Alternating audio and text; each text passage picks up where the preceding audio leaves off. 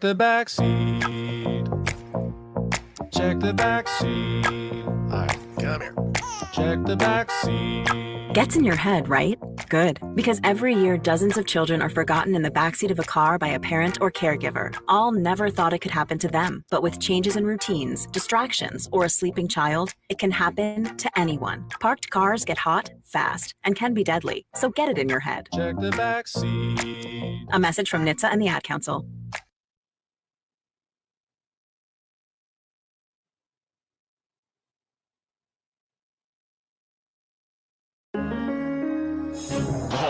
Crossover. Oh, killer crossover. Just crossover. It just crossed him over. Absolutely. Another victim to the crossovers. Cross him up and sit him down.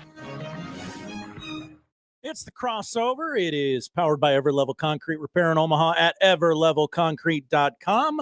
Nick Grimm, Josh Peterson, and Michael Severe here. Josh, you need to take the trash out. And when you're done taking the trash out, I need you to go outside and reline all the parking lot.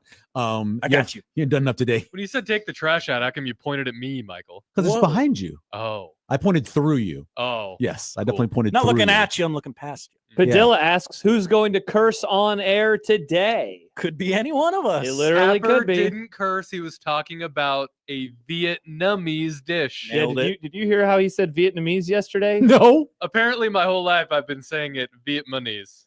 really? Yeah. I don't know why, because I say Vietnam. Like, That's I interesting. know Does how he call it's it spelled. Vietmon?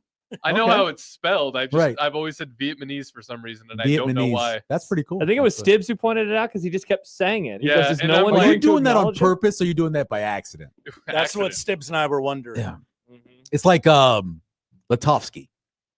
Oh, how Jack Mitchell calls him Latovsky. Latufsky. And I thought that was on purpose because he's tough. It does That's sound what like I a thought he bit. was going for. Good nickname. Yeah, it's solid nickname. Yeah, no problem with that at all. I do need to put, just as a baseball fan, I need to, I'm sorry, Michael. I won't watch it. Don't worry about it. One correction. Oh, I believe I said something interesting was happening at Shea Stadium in the last Oh, City I- Field. It's still there segment. in memory. Nothing interesting is happening at Shea Stadium this At afternoon. May. Something interesting is happening at City Field. Yes, there's still the home plate. It's still over there. Okay. Yeah, when you get off the 7 train, you get off there, you're walking across the street, and there's where Shea was, and the parking lot. And there's a home plate there. It's just a parking lot now? Yep, just a parking lot. Yeah, Kind of like part the it. zoo, I guess? A little bit, but they actually have that little mini field there Mhm. with the old foul poles. Yeah. So, but they don't have that. But yeah, Every time I fly into New York, I feel like I see City Field, whereas I never see Yankee Stadium. well, when I go because to you're New York. flying into LaGuardia. Mm. If you're flying to Kennedy, you wouldn't see it. Oh, really? Yeah, because one's in different Oh, places. I don't know. One's I in don't- Queens. I know it's a big city. Yeah, I've it's been there huge. before. Well, it's a lot of boroughs. A lot of them. Yeah, and so you're flying Seven into boroughs? LaGuardia. Seven or boroughs? five Five boroughs. What? 5 boroughs plus Well, Long yeah, Island. there's plus now. Plus Long Island. What is a borough exactly? My It's- I would small call town it- brain can't comprehend. I think small town would be a good way to call it. Yeah. The way it worked was Try that in a if- small town. There's a Oh, great no. there's a great book called Downtown. Mhm. It's actually a sports book, but it's about the history of the area from the brewery all the way down to the river. Mhm. So the Bowery boys were there, and they talk about how they had to divide up the areas because they were different groups of people. The Jewish people had a certain part of the area. they were and then segregated. yes, the kind of a segregation, and the boroughs were then kind of named based off of where people were. Interesting. Yeah. Now Long Island, I have no idea how that came about. Yeah. Strong Island's fine, but the boroughs like from the Bronx. What's your favorite borough? The Bronx is where I Joe. lived as a kid. Yeah. I lived in the Bronx. If I was going to live anywhere, it'd be Brooklyn. Brooklyn's got really cool houses, all of those little walk-up brownstones, Mhm. great food. I was going to say, I heard the food's really good. Modern Love, which is here, is also there in Brooklyn. Oh. Yeah, the vegan joint. I would live in Brooklyn. Brooklyn's awesome. But if I did live in New York, I would really have to change my opinion on baseball because if I was living Look at there, that, the if I was Mets. living there, I would have season tickets to the Mets. Wow, so you'd have to get back into If I baseball. was living there, Why would, wouldn't yeah. you want to live in Queens then to be closer? Because Queens is not a place I'd ever want to live. It's not. So you want to live in a place that's not really, really expensive. Mhm. You want to live in a place with a little bit of culture. And I would say there's more culture in Brooklyn and the Bronx than there is in Queens. Queens, Queens is mostly a lot just of like whites. suburbs. Yeah, Yeah, and then I've New seen York King is of Queens, very, yeah. and then Manhattan, of course, is very expensive. I've also seen I've seen Spider-Man. And he's like, I'm just a kid from Queens. Is He's a that kid from Queens, yes. Mostly just suburbs. And houses Captain stuff? America's from Queens? Brooklyn. Brooklyn. Oh, Brooklyn. Brooklyn. Yeah, that's Yeah. right. Yeah. Interesting. That was the funny thing about being a kid, growing and living in New York, is that you had all these superheroes that were around you. Yeah, Like, it's you- interesting you how knew these things exact- always happened in New York and nowhere else. A lot of it was in New York, right? Daredevil, Hell's Kitchen. Yeah, exactly. So Where you is had so Hell's many- Kitchen? Which So borough Hell's is that? That's in Manhattan. That's in So Manhattan. literally, if you were in Manhattan and you're along where Times Square is and coming back this way, Mhm. there's an area of Hell's Kitchen. It's like a neighborhood Why is it called Hell's Kitchen? because it was a bad neighborhood, Oh, like literally a really bad neighborhood. You had all the. Did you ever watch season 3 of Fargo? no. Oh. That's not in New York, but they do a great example of showing you how each culture that came into a city then became the first manipulated and then the people who were actually doing the manipulating. Okay. So, you had Italians, the Polish. And so that's how Hell's Kitchen was. Is They it had all fine the now, local- though? Is it fine now? Well, there's nice stuff over in Hell's Kitchen. The restaurant that Gordon Ramsay Yeah. owns is over there in Hell's Kitchen. It's actually So, called Hell's Kitchen, I believe. It is. Yeah. So just for me to try to understand this. Yeah. Small town brain. And It's like- Harlem is also a part of Manhattan. So it's like in Iowa, there's small towns. Some have Danish roots, some have German roots. Yeah. Boroughs are essentially just if those towns were right next to each other. Yeah, it'd instead be of like miles Omaha apart. used to be, where South Omaha was all the Polish people or Czech. Mhm. That kind of way. It'd be like that. Okay. Hmm. Yeah. Look at this. This Yeah. is fun. The But the- Borough but- Boy. What an educational crossover. Thank New you York- for New explaining York is boroughs. funny because Harlem is thought of its own area. It's obviously not its own borough. It's thought of its own area, and that was an example where black people. Well, long before black people were in Harlem, the poorest of white people were in Harlem. Mm. And then when the poorest of white people got money and moved, then the poorest of black people ended up. in Generally, Harlem. how that That's generally worked. how it works. Yeah, the white flight stuff. Is that still what Harlem is now? Yeah. Yeah. Harlem's literally from where Yankee Stadium was. When you had the touchdown by the guy from Harlem last year, Mm. Ramir Johnson. Literally from where it was to where he lived, it was only like 10 minutes. Really? Wow. I couldn't believe it. I've only been to New York City, not just flying in and out, one time. Yeah. And I remember we went over to Yankee Stadium. We didn't go to a game, but I just was blown away by like how there's just like a store across the street. Yeah, and that's you And went a to the old McDonald's. one or the No, new one? I went to the new one. The new one in the Bronx. Yeah, it was Yeah. 10 years ago. I've been to the old one. I've never been to the new one. Yeah. 'Cause when And it's we went- basically next door, right? For Yeah. where the old one was? The next time we went to the last 3 times I've been to New York, I've gone to Mets games. I haven't been to Yankee Stadium. Yeah, I'd love to go to City Field sometime. It's nice and it's It really looks awesome. convenient to have the train right there. Oh, yeah. It's so convenient. No matter where we were living, we were staying in the Upper East Side at a little Hampton Inn because we are a Hilton family. We were Nice. staying at a little Hampton Inn, and we literally walked across the street, got on the subway, 2 trains, boom. Not 2 chains, but 2 trains. 2 trains. And got there. Jordan writes, nice to have an educational, family-friendly crossover without Connor Happer cursing up a storm. I know. Many people have been reaching out saying he got suspended, and I say, yeah. Sure, yeah. What are you talking I about? had to draw a hard line. I Yeah. can't have my talent putting themselves in positions that are going to make us look bad. Exactly. What if the FCC find us? Mhm. Yeah. So he needs to learn a lesson. Getting to football season, a lot of people are, we have a lot of listeners that kind of come back. Was there This a time dump of button year? involved? Yes.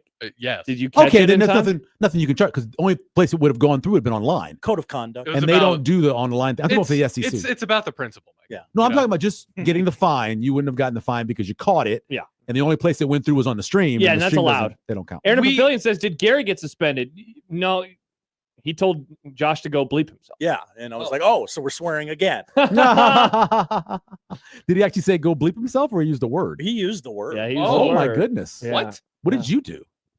He told him he was suspended. I turned Oh, tail. okay. I turned tail and ran. So it's- I meant, what did you do to have him say that to you? Oh, no, he said he's suspended because Yeah. Gary said, what did Gary say recently? Also the F Gary word. also? Also a word. Lot of curse words Yeah. on the zone these days. Listen, man, And that's why I had to draw the line. eventually, hopefully, God willing, we will move on from worrying about whether or not curse words should be said over the air. I know, isn't it? I mean, wild it's that just we- so stupid. that we still have to deal with. Because this? after 8:00 at night, it's no longer what it was when we were growing up. There's curse words constantly dude, you watch. Any channel. on any TV you're watching. I love it when I watch shows now on FX. It's like anything goes now. Yeah. It's like HBO, and if you have Hulu or whatever without commercials, you don't even have to worry about the commercials. Yeah. I remember when, I think the first time I recognized it was South Park. I used to watch South Park at like 11 p.m. on Comedy Central reruns when I was a middle school teenager. I'm like, oh my, they're swearing. Yeah. And then I started noticing it more with like Breaking Bad, and then The Cable. Walking Dead started Yeah. to do it. Yeah. Like yeah. cable Listen, was. let me go back in the Wayback Machine. All right. Oh,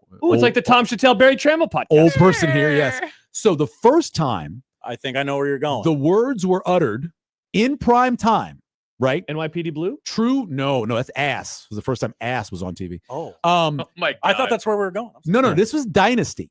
This was the television show Dynasty. Okay. And you had the two main female characters, and they're having this argument next to the Seamont pond or the pool, and they are having this argument, and she calls her the B word. She calls her a bitch. Whoa. On primetime This would've been TV. in the 70s? It was no, this would have been like 81. 81. Oh Okay. my 80, pearls. 81, yes. Yeah. And then she grabs her and they throw each other into the pool. Well, And they're fighting in the pool. And these Classic are older women. women. no, that feels like a fair response to being called that. yeah, and it was good, but that was a huge moment. I believe it was on the cover of TV Guide Wow. after it happened. Yeah. But it was a huge moment in TV. And then NYPD Blue, they showed the butt. I've always been surprised that bitch has been a word that is fine.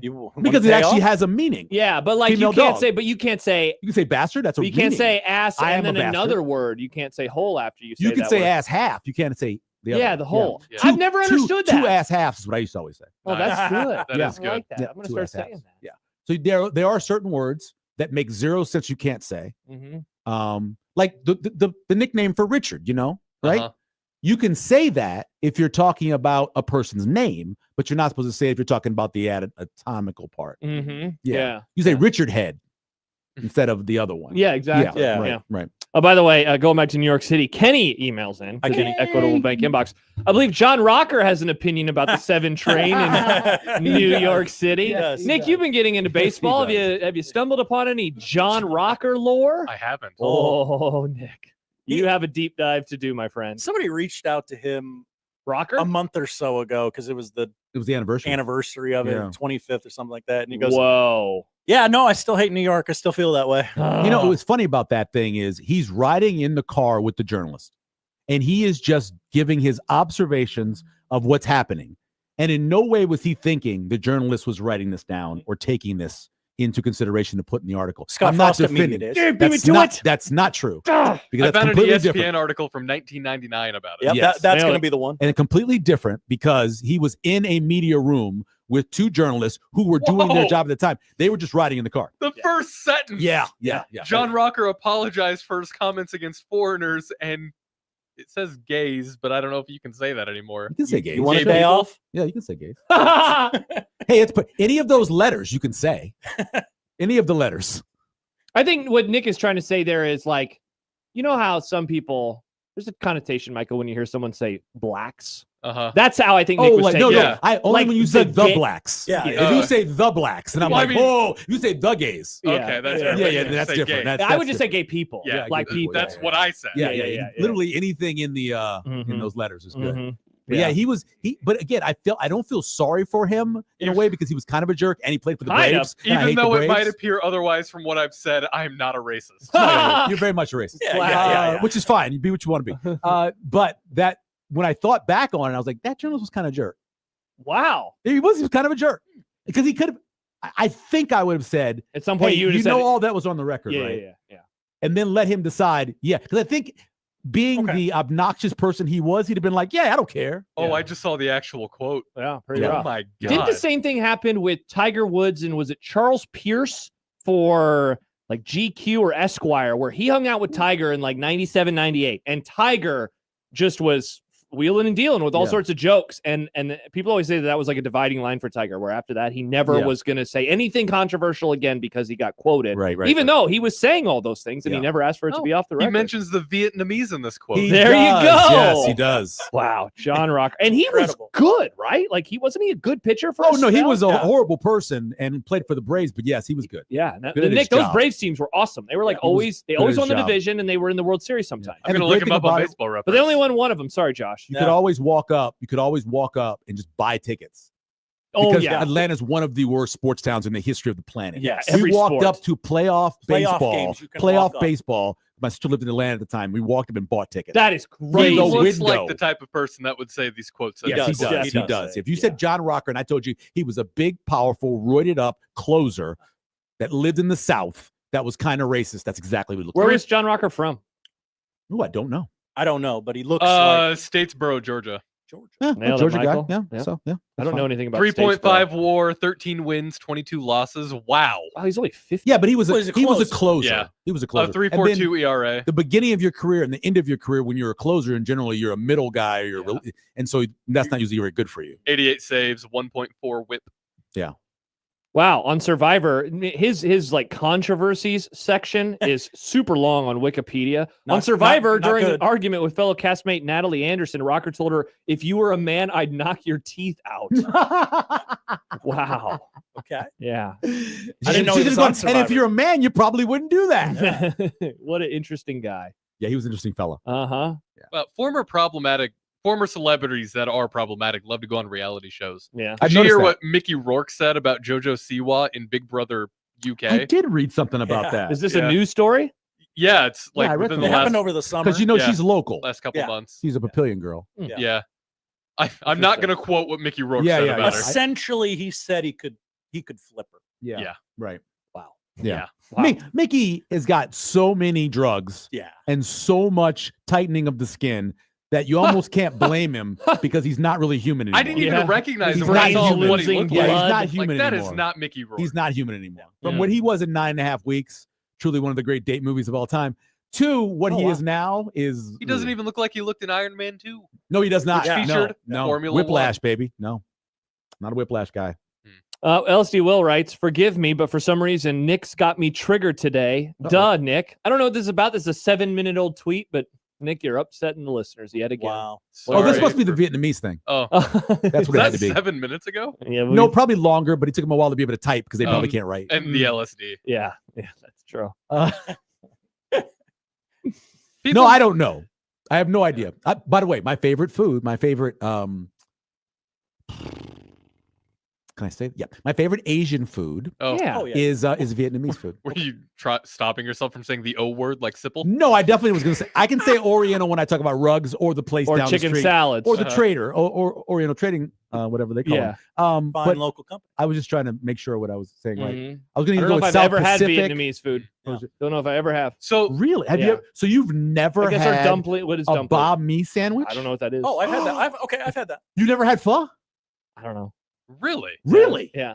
Oh You know, my goodness. So me and my at Pho one point scares in my life, me. I don't Beef- like ramen. I was scared. You don't like oh, ramen? wait, ramen? Well, ramen's similar. Well, not really, It's because different noodles. yeah, it's a different type of Okay. noodles. I like yeah. ramen. It's more of a rice noodle, right? Yeah, it is. Yeah, the thing about pho is it's the broth. Mm-hmm. So I'll be safe here. It's the broth, That makes not as it- much what's in it. It's the broth. Oh, okay. You're talking about pho takes approximately 48 hours to make. Whoa. You've got to boil down whatever you're using, whether you're using oxtail, if you're using chicken or whatever else. You Okay. got to boil that stuff down for a good day and a half. Then put it in the refrigerator, let it cool before then you finish making the broth. Then with it, you serve like a rare beef or a meatball, and then the noodles don't matter as much. Wow. The great thing about pho, this is a great story about pho. Okay. So, Vietnam was a fairly poor country. Mhm. So people would go in the morning. It's a breakfast food. You go in and you get your pho in the morning, right? Because it fills you up for the day. Oh, okay. Okay. You go up there, you eat your pho, and then you leave what was ever left in the bowl. And the way you make the pho is you add sauces to the meat, dip the meat in there, and you leave this small amount of broth that is completely flavorful. Mhm. Then the little kids who were homeless, who were outside the window, would come in and drink the rest of that broth that was left behind. Okay. Wow. That's a real story. The Wow. first time I had pho, I went to Warped Tour in 2018 with a couple of friends, and we'd gotten to Denver kind of late, and before our hotel room, we're like, we need some food. The closest place to our hotel room was this Vietnamese I got it. Vietnamese place. Right. That's awesome. You remind me of a kid from the Cosby Show. Congrats, Nick. Not the real Cosby Show, the cartoon. This is gonna bug me for the rest of my life. Mm-hmm. But I'm like, I've never had pho before. Yeah. I pronounced it pho. Pho? That's Yeah. what everybody does. It's not your fault. Yeah. I had it and it was delicious. It is Josh, delicious. you should try The it. pho's very good. I'd be happy to. A banh mi sandwich is incredible. You know, for a while I was Yeah. afraid to try new food. Now I'm okay with trying new food. Where? In Lincoln, Okay. off of 27th Street, Banh Mi Cafe. If you're in Lincoln, that's my favorite one. And then here in Omaha, there is one in Bellevue that is very good. Okay. It's also Banh Mi something.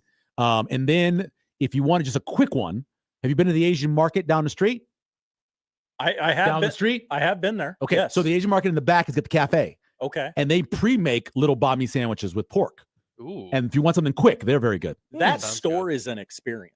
It is incredible. Every time I want to go, it's always impossible to find parking, and I just give up. Yes, the amount of brains of different animals that are sold there in the meat department are incredible. Oh wow. People eat Lots of brains, whether Yeah. it's whether it's pig or hog, beef, whatever. A lot of brains, but the place is awesome. Mhm. And another crazy thing about that is when you look at the banh mi sandwich, Vietnamese food, right? It's a baguette.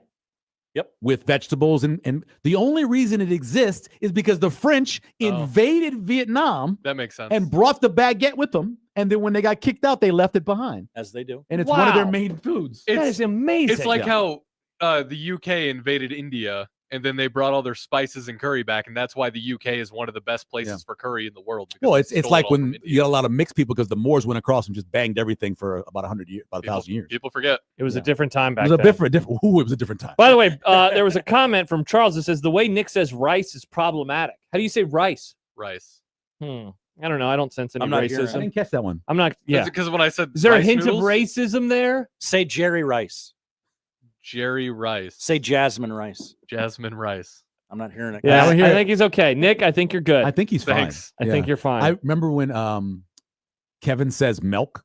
Milk. Milk. John says enning, not inning.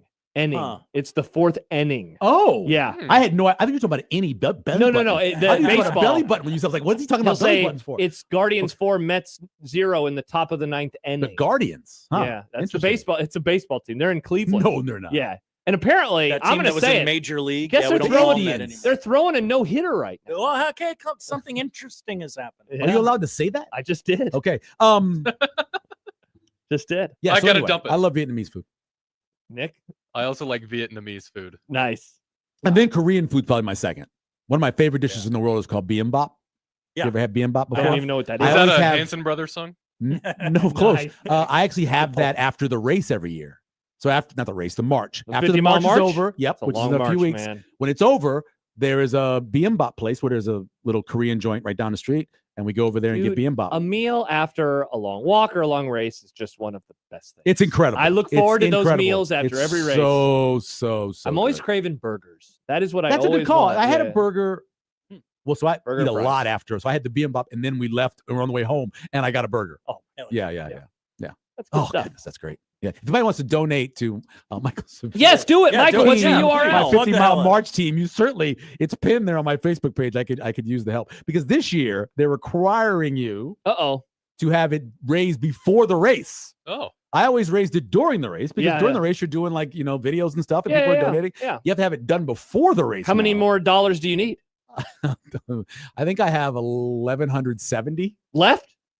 I have no more than I have 2,500 I got to get to. Oh, no. Yeah. and so Everyone I'm donate. I'm at Hurry. 1170 right now. And so I know I'll get a couple of donations for some businesses. Yeah. So I think that'll help me out a lot. But yeah, it's rough If you right have now. ever thought I miss Kevin and Michael doing Unsportsmanlike conduct that was better, then you should be obligated to donate.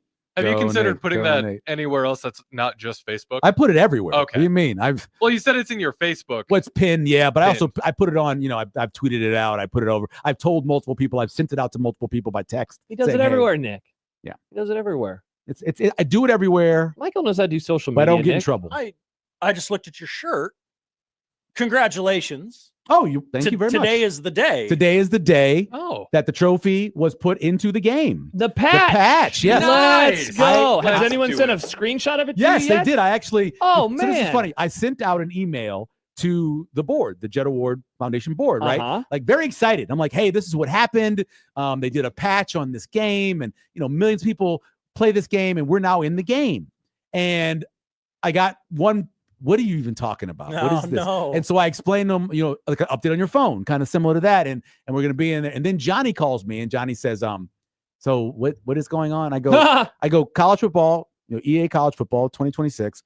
They put the game out this summer, and they have done an update on the game. And in the update, we are now one of the trophies. There it is. Right. And he Nice. says, he goes, so what does that mean?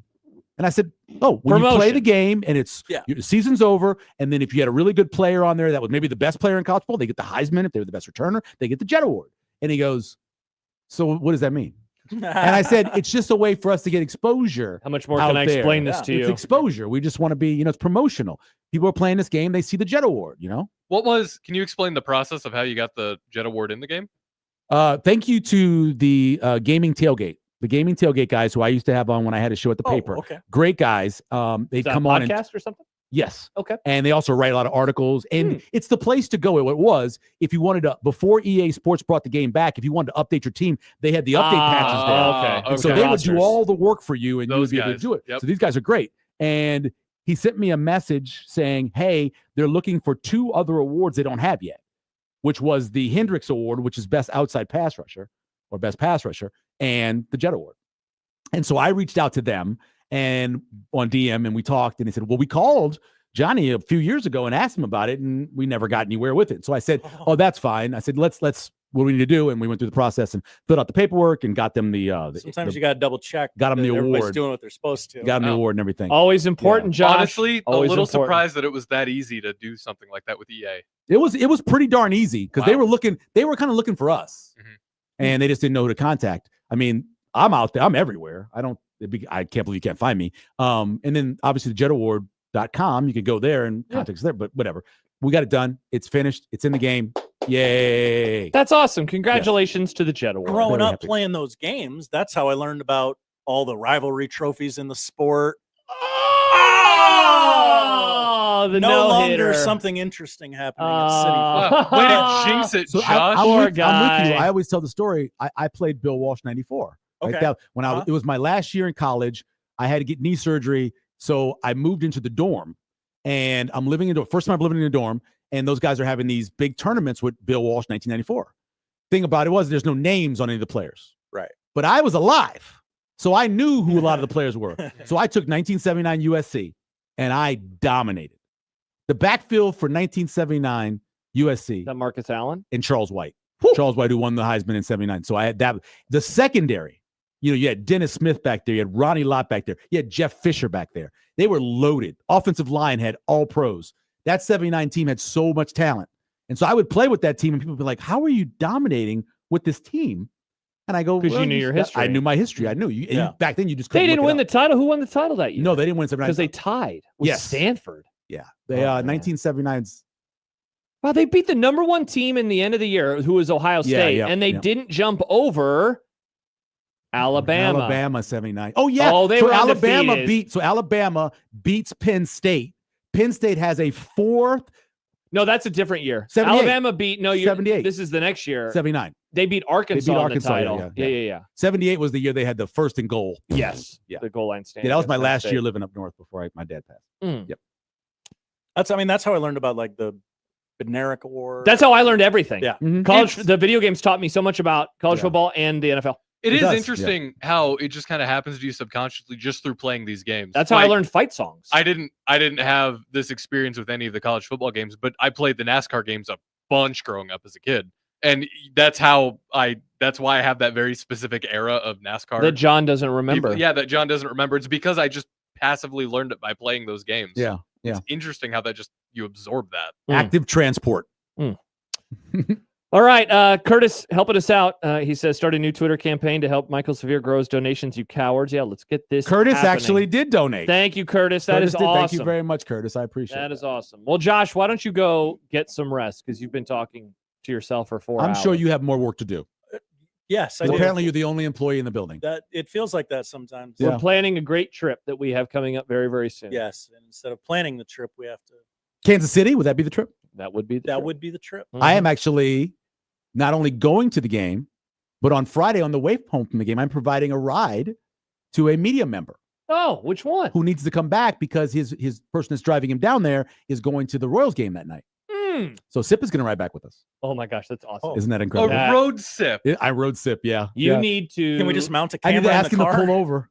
Please, I need some kind of video Yes, content. stream of that. live in was 1620 The Zone's incredible. YouTube page? That was incredible. I bet sip on a road trip is great. I think, well, he's going to want you to pull over, and you're going to have to say, Sip, if you need to pull over, just I say thought that it. was I incredible. thought that was incredible.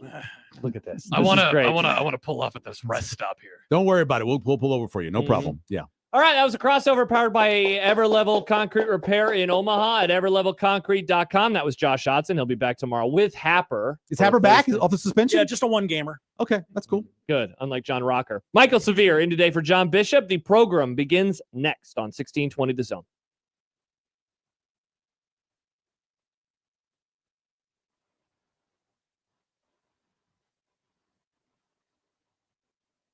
Now, as storms have moved through here on your Wednesday afternoon, we'll see clearing skies, a lot more sunshine here with high temperatures getting into the mid and upper 80s out there. Temperatures eventually descending back into the 70s out there after sunset overnight. A low chance of storms. It looks like it'll favor areas in western Iowa. I'm meteorologist Luke Vickery, KETV Newswatch 7.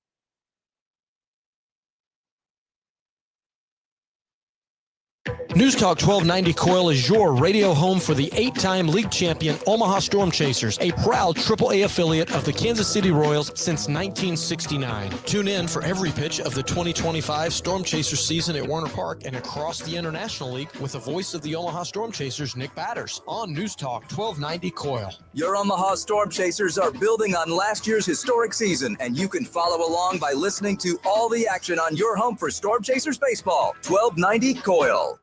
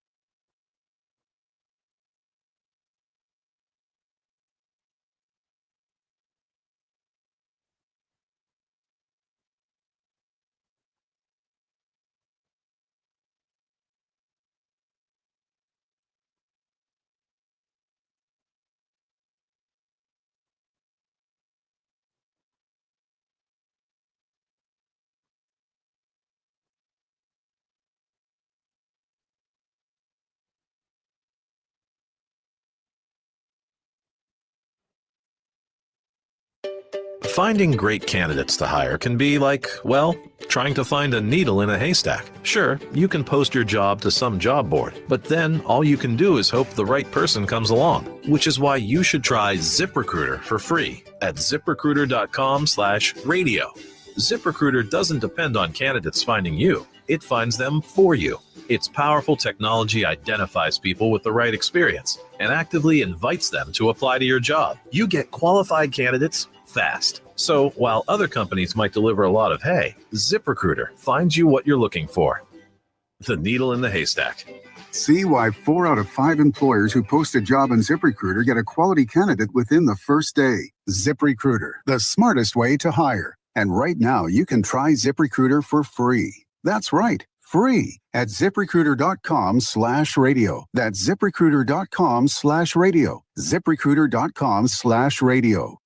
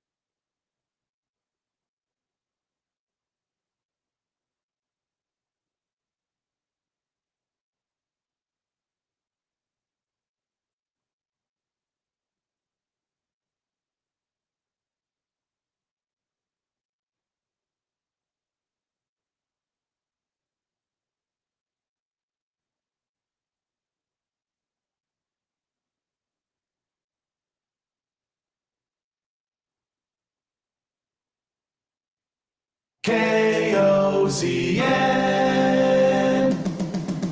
Unsportsmanlike conduct on 1620 The Zone. Husker Athletics, Creighton, and yes, UNO. Don't miss a moment, they'll give you your fix. They're on every day from 2 until 6. Spend your afternoons with John, Josh, and Nick.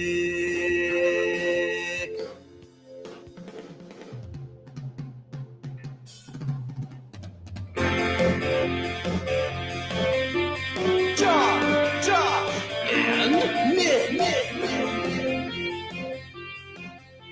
They'll show you what sports talk really is. Michael Severe is in the building again. Hi, Michael. He's typing. He's raising money. He's making moves. He's looking at special team stuff. I'm putting together questions for Troy Dannon tomorrow. Sportsmanlike conduct on 1620 The Zone. Husker Athletics, Creighton, and yes, UNO. Troy Dannon. You talking to him for a wrap-up? Tomorrow is Big Red Brunch, first one. Troy Dannon. Big Red Brunch out at Tiburon. It's the 10th year for Big Red Brunch. Wow. Yep. That's awesome. Troy Dannon's kicking it off like he did last year. Dannon. And then September 5th, My birthday. 30th anniversary of Big Red Brunch of 1995's national champion. Wow. So we're gonna have on a bunch of players from Nebraska's team. Wow. That is crazy. Can you believe it's been that many 30 years? years. Crazy. Dude, I remember the 10-year anniversary. I do and then too. I remember the 20-year anniversary. I do too. And now it's the 30-year anniversary. Now it's the 30-year anniversary. I actually wrote Wow. in a tweet, I put 20, and then I went home. I was like, wait a minute. Yeah. I did the math real quick. It's like, wait a minute, that's 30 years. It's been So, 30 years. What are you 30 asking years. Dannon? What are you going to ask him? What's Well, a you know, question for Dannon? What's your the big favorite stuff. yogurt? Is Rule on the hot seat? I think the main stuff we're going to get into is changes in college football financially. Nice. Dealing with that. Why is the band not going to Kansas City? The things important question. Are you wanna going to know. ask him why he's getting rid of seats that people have had, that families have had for decades? Well, I'm going to talk to him about the difficulty of coming out with the plan. Yeah, why don't we still don't know anything about this plan? I'm telling you, the plan's coming out the day after they beat Michigan. And I'm going to confirm that with him. But that's kind of stuff we're going to talk about. All right, cool. Well, that's exciting. 11:30 out at Tiburon. If you haven't already bought tickets for the Big Red Brunch, you can do that. Nice. Although I know they've sold 150, so that's pretty. But that room's pretty. We'll see. And when does Big Red Wrap-Up premiere? 26, 2 days before the game. And is this the last year with all the cuts coming to public television? No, see, is it so, dead? So nationally funded is different than what a locally funded Okay, so place we're like good. we are. We're still So good. we're good. Yes, I was going to be sad. we do fine. Okay, good. All right. Yeah, Nebraska Public Media does fine. All There's right. there's things that are probably going to change. Yeah. The national level and some of that, but everything's the same. Big Red Wrap-Up. Big Red back, Wrap is the same. folks. We're back starting on the 26th. We'll have shows all the way through. And it's on the regular public media again. And it's back on Let's go. number one. Number one. Number one. That's awesome. Yeah, Channel Nebraska Public Media, number 13, I one. think, in Omaha. I always forget. Is it 13, 26? 12. 12. I Yeah. believe. See, I 12, don't even 1, 2, have 3, yeah. cable. I have Yeah, YouTube. well, TV. I watch it over the air. Yeah, so we have the antenna on there, and I actually upgraded the antenna so my wife could watch on World, which was 3. Okay. Because for some reason that wouldn't come in as well. Interesting. Yes, and that was at 7:00 live. Okay. Yeah. Cool. Mhm. All right. Nice. That's what's going on coming up, moving forward. Speaking of what's coming up, it's time to get to the Grum Down. Brought to you by the Rooferees at John Dickens Weather Guard. Michael is here. Will he say the F word on the air? Oh, That's the question. Fornication unified by the certification of the king. Nice. All right. Well, that's one F word. Let's see which others we can come up with throughout the day. Yes. Nice. You know, F word he will say today, Nick? Football. Football. But gosh, it's good to have Mike. Right. You know what topics I don't have Football. on my prep sheet? Baseball, basketball, horse racing, car racing. Hold on. There's no dildos on there? What are you doing? There are no What are dildos. we not talking about that? It's the biggest story in sports. Is it the biggest story It's in the sports? well, it's not a very big story, but it's a medium-sized story. Okay. in I can sports. put it in content. Green Nick, is the answer to the question. Nick, put that in content. Ask a It question green about It is it. the triggers answer. me that it's a thing that's happening. It's a huge thing. Well, again, it's not a huge thing. Well, They got the it's a medium-sized medium-sized Yeah, thing, thing or in a small sports. thing. Yeah, All it right. actually hit her in the leg. All right, so maybe we'll talk. So this keeps happening. I haven't watched Sports Center. 3, it would have been 4, but the guy short-armed it and hit a kid in the back of the head. Oh, I Oh thought my this was the gosh. second time. No, 3rd to make the actual court, 4th to have thrown but didn't make it. This is actually starting to piss me off. Why? They're betting on this in Vegas now. What color it is? The No next one's going to way. be. Yes. In Vegas? It was Not like on, plus like, 260. Not off. It was like plus 260. But there's bet online for what color it was. There's not a little part of you that thinks it's gross that this is happening. I'm not getting in into little women's parts of sports. anything, but I'm saying that it's funny. I watch a lot of WNBA now. I'm into the sport. I watch it more than I watch anything else during this time of year. It's hilarious. Yeah, there was a no-hitter going on, and you didn't even look up to acknowledge the television. I don't care about that. But I do watch WNBA, especially with teams that I know players on. So the Liberty, Indiana, Chicago, and a handful of other ones I watch. But yeah. Is this Bishop calling off vacation? Huge story.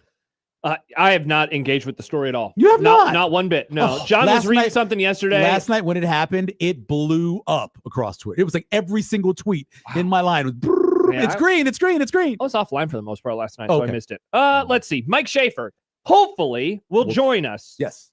He's busy right now. He's packing. I think he has movers coming today. Yes, that's true. He's That's getting true. ready. He's moving to leave. Omaha. Yeah, thank God, because he's a good person. Yes. And this is where good And he people belongs live. in Omaha. Yeah, John, stay in Lincoln, please. Let's see. Can Nebraska lose the opener and still have a good season? A question we tackled yesterday, and one that I would like to tackle with Michael. So we'll do that after Mike Schaefer. A question we tackled yesterday that you can now watch on our YouTube 1620 page. The Zone's YouTube channel. Wow. That is Okay, awesome. Good job by you, Nick. Push to YouTube. 25 teams and 25 grums. Nick is 12 for 20. Perfect 13 for 13 today. I laughed so hard. You know, we had a huge falling out. Chip. You talking about with Chip Brown? Yeah, we don't. Really? We Wait, had are a you saying you huge personally or falling the out. show did? Kevin and I. Yeah. Huge falling out with him. Yeah. Okay. We. So you're not going to ask him questions? No, I got questions for him. I don't Okay, care. okay. Listen, I feel no one has suffered more over the last 15 years than old Chip. I mean, think his so? daughter and his partner die. He literally had a host die. Oh, no, I didn't. Yeah. Oh, a co-host. I think A you meant co-host like died. like a I significant- believe his daughter got cancer. Oh, But anyway, he's man. had some serious issues. But we got into it. This is big. Right. I was going to say this is the Big 12 This is Pac-12 stuff? 2010, 2011. Yeah. Yep. Was it about conference realignment? It was about conference Like, alignment, did you yep. say that you were wrong? Is that what started it? Well, no, we basically said who was wrong as we were saying who was right. Yeah. And he got upset about that. Yeah. We've had him on for the last 2-3 years. Oh, good. I Good. don't think That's he great. remembers it I anymore. I'm sure he doesn't. He's had lots going Until on. he sees you, then he gets red in his eyes. Well, but back Michael. then, Nick, you know what it was? That's Phone true. calls. He It was doesn't all know what you phones, look yeah. like. Well, I'd see him at Big 12. I'd see him at Big 12 media days. Gosh. I'd always say, Remember I those days? was always very friendly with Yeah, him. Tom Chip Brown. Chip will join us at 3:50 right today, Nick? Is that the Yes. call for Chip Brown? Chip Brown will join us at 3:50. Michael is back, which means things that he irrationally hates. I always forget about this until you text me, hey, I have another list of things that I hate. I always have a list. Can't wait to find out what it is. I mean, this Alrighty. has given us such things as a various mute list of words and phrases and sports that Yeah. always surprises me. Yeah. I can't wait to find out what you 4:30. irrationally hate. 4:30 for Chip Brown. Oh, so after Mitch Holtis. Yes. Oh, that part I'm not going to take part in. Yeah, nice. That's even better, Nick, because then we can move can Nebraska lose the opener? We'll move that discussion to the 3:50 slot. Speaking of a 50 slot, dumb debates in the happy hour. Have you ever been here for a dumb debates? I don't recall you and I I've ever never been here doing for one. I've never been here for dumb debates. Wow, interesting. Never been here for that. I've right. listened to it. Yeah, okay. Do you like the segment? Yeah, it's fine. Okay, cool. I can't wait to find out what happens with us today. Well, I rant about the Cowboys today. Find out. I almost had it on my list of things I'm going to rationally hate is Jerry Jones? the amount of memes I receive about the Cowboys. Thank you, Michael. You know what? And I Handshake send them meme. to you. Yes, you do every I time. send them to you. But I get so many of them. I could not believe. There's And- so many of them. and It's he, incredible. He didn't respond when I responded to him. But Kent Walgamon, a Raiders fan, talk trash. Like, of all the lists of teams that should be allowed to talk trash to me, a Cowboys fan, I don't think Raiders fans have a leg to stand on. The Raiders were They at one suck. time more popular than Dallas Cowboys Yeah. and have a better run in general of getting the Super Bowl than the Cowboys. What? Mhm. What? 60s, 70s, 80s, 90s, 100s. 80s to 90s? 90s? They got a whole bunch of getting to Super Bowls. How many getting Super to Bowls have they been to? Like 5? I think 5. The Cowboys have been to With 8. championships. Well, you guys haven't been in 30 years, right? I know. The Raiders And haven't they been went in 01. They haven't been in 23 They years. went 01, right? Let's so that's see. since before you. All right. So they went to the Super Bowl. AFL championship in 67. So that Yes. was Super Bowl dose, Yep. right? Yep. Then they won the Super Bowl in 76, 80, and 83. And Wait, is that it? Like, do they not have any Super Bowl No, losses? they haven't won anymore. Oh, Yeah, they lost in there it is, 01. there it is. 76, 80, and 83, and then in 02. Yep. So, 02. yeah, that's less than the Cowboys. But that's better than you guys because you haven't been 02. That's 20 years ago. That's not more success. What year? They've had more consistent success since 95. More consistent success than you guys have had. What? No, Yes. they have not. Yes. The last 25 years, they have been garbage. It's not true. They went to a Super Bowl. Okay, the last 22 years, they've they've garbage. won playoff games. Not You since won then. one. No. One playoff game. Cowboys have won like 4 in the last 20 years. Thank you One very much, playoff Mike. game. I think the Raiders, I don't think that they have won a playoff game since they went to the Super Bowl. I think that they are 0 that for right? like one. They're like 0-1. I believe. Just saying, of all the teams, you can talk Out trash. of You're a Saints all fan. the You have a teams- Super Bowl. Out of all the teams, Garbage. Triggered. that if I was going to compare them in popularity, the Oakland, and they're cooler just because of the whole Compton thing. Yeah. I mean, think about it. Yeah. Those days People are over, though. wore They're in all Vegas the, now. no, people still wear Raiders gear. That's true. You still see Raiders gear a lot of places, and nobody really makes fun of the Raiders. Everybody makes fun of the Cowboys. That's true. It's The amount of memes I get just going through reels, And then you it's send shocking. them to me. I do send them to you. So you get Only when annoyed- they're funny. You get annoyed by them, and I then you get say, 3 I times want- as much as I send to you. Yeah, I don't see it. But only when they're funny. You I know send why? to you. It's because you're engaging and sending. I know them. it's the if you algorithm Stop, if you gets stop me. engaging with I them, know it's the algorithm. Yeah, I know. All right, let's see. Is War of the Worlds woted? A new phrase that I have coined because everyone is saying goated, but I've not heard woted. Worst of all time? Worst of all time. Yep, I've created it, Nick. Put it can't- on the internet can't that be I created the worst it. of all time. Like the new movie? Because Battleship Earth speaking exists. of the Raiders. Yes. Bingo. Right. Battleship Earth exists. As long as Battleship Earth exists, there's nothing that can be worse than that. Okay. All right. Well, we'll talk about Have this you movie. seen Battleship Earth? No. And I never will. I am not a You person. should watch it See, just for the experience of watching the worst movie ever made. You know, there are some people who love that crap, I do, I right? like that, who are like, I'm going to watch the bad thing. But I'm like, I want to watch good things. I like engaging in good movies or good television shows or good books, you know? Sometimes you've got to just deal with and watch something that's horrible. But doesn't I the watched the bad make you Cowboys. appreciate the good more? But I don't seek it out. That's the difference. If I go to a movie and it sucks, I'm disappointed, but it's like, well, okay. It does it makes you appreciate great movies for sure. I would definitely agree with that. But I don't search them out. If I see a bad movie, it is what it is. I love a good bad movie. I'm seeing a movie on Friday that I hope kicks ass. I'm seeing Weapons. I cannot wait to see that. Have you seen the trailer for that? I've seen Those the trailer. kids running like little I've freaks. I've seen it. It reminds me of a movie that came out in the mid 80s about hell being full. Oh. And the kids at the beginning, hell gets full, and all of a sudden, all Whoa. these, What's that called? I have no idea. Remember the name? Hell I had to is look it up. Full? Hell is full. Honestly, if hell was full, That why was- wouldn't you just want to try to keep cramming people in there? Because that also sounds like hell. I don't know that they weren't. It wasn't open anymore. We watched Sinners for the first time. Yeah, a couple nights ago. Great movie. I So good. love that movie. Yeah, that was a good movie. Oh my god! I watched that Should've with saw it on my the big mom, screen, Nick. my 88-year-old mom, Whoa. and my sisters and the kids. And halfway Wow. through, my wife's like, "What are you picking? What are you picking this?" I'm going, "It's great." She goes, "There's sex and there's violence." I go, Dude. "Yeah." That movie was horny. It is a lot going on. Spits in his It has mouth. got- yeah, there's a lot going on. Hello, and now she's I had married to Josh I had Allen. to fast forward parts of You it. just fast forward through the I fast spitting forward- scene. I fast forward through the sexy. Yeah. The sexy Oh. When sex. I went on Reddit after the movie, as I do when I watch a movie. Yeah. and- Drinking game. You saying you went on Reddit after the movie is a new drinking game, I think. Nice. Yeah. There was a lot of people talking about how Haley Steinfeld awoke something in them. What is that? What did it wake? The spitting in the mouth thing. Wow, interesting. Yeah. I love that she plays somebody, no spoilers, who's mixed, because I always thought she was. Really? I always thought Really? she says it's something that people have said to her. I watched an interview with her. I would never say that to She anybody. said her about it. She, Are you mixed? No, I'm not asking that question. oh, no, the question is always, what are you? yeah, I'm not asking. God, as a question, That's even worse. A million times I've gotten that question. But a million times. What are God, you? A that is human? so weird. A Why would human? someone ask that? Oh, tier list. human? What's the worst way to ask somebody? I human. think what are you is So Yeah. it was Dawn of the Dead. That was the one where the hell was full. initially. really. Yeah. I never Yeah, would have it guessed was- Dawn that's of the when it was- Dead. There's Yeah. also a Need to movie watch called Dawn. Hell is Full from 2010, but I don't think I saw that one. Okay. Yeah. All right. So that's the Grum Down brought to you by the Rooferys at John Higgins Weather Guard. You can get in touch with the show 402-951-1620. You can also text us at that number as well. That is the Prairie Flower Casino Zone hotline. And don't forget, each week we give out a $100 gift card to Sky Bar and Grill at the Prairie Flower Casino. Enter to win now at 1620thezone.com. You can also find us on the J-Tech Construction Zone Twitter feed. Hopefully, Michael doesn't have you muted there at Michael Severe, because you might. It's a possibility. You definitely might. At USC 1620 as well if you want to hit up the show. At Josh Tweederson. There was a at long Grim and exchange M. today like that. Oh, really? It's Where like it's just muted. Yeah. Yeah. I've had a lot of people ask me, about the Chronicles, like, oh man, what's the pushback been like? I'm like, I don't know. Those people I probably have muted, so I don't even see anything. Most people that are tweeting me are saying, great. I like it. It's fun. I like it. It's fun. I like it. It's fun. I like it. It's fun. And of course, the Equitable Bank inbox. Josh at 1620thezone.com, but not Michael or MS Zone at 1620thezone.com. No. Did you read the document article? The one that just got sent out that he just tweeted out?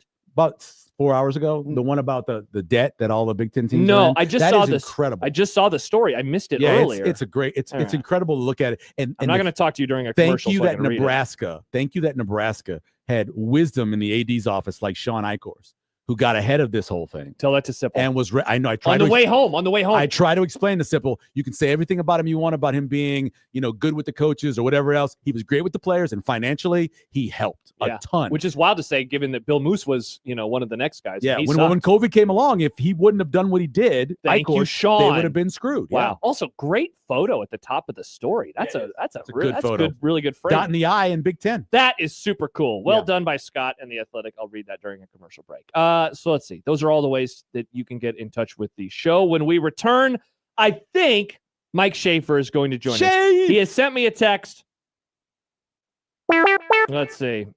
Yeah, he says he might need to miss his usual time. All right. Well, thankfully we have other topics. I'm hoping because I had this horrible 3:30. dream about him about 2 weeks ago, and I've not spoken to him since because it was so emotional. Whoa. Yeah. Are you going to talk about the dream with him? I don't think I thought about should I tell him about the dream, but I don't think I should. Yeah, talking about dreams is weird. Yeah, and I never. Nobody cares. I'm not a dream rememberer. Yeah, I'm not that. But that was so vivid and so horrible that I remembered it waking up. Wow. Okay. Well, Yeah. I think. And then I saw him on Saturday night. And I didn't say anything to him because of the dream. Wow. Did you see him and just turned around and walked away? I was sitting at the stadium and he walked by me. Wow. Was the dream him asking you what you were? No, you can do that. Shafe, come on. I got no problem with that. I've answered the question enough. Mike Schaefer will join us at 3:30. All right. When we return, a couple of questions for you about Nebraska football, including one that Matt McMaster asked me. It's got to be a horrible question. All right. Well, I'll ask it of you, and we'll see how bad it is. He is Michael Severe, and today for John Bishop, I am Josh Peterson. Nick Grimm producing at Unsportsmanlike. 1620 The Zone.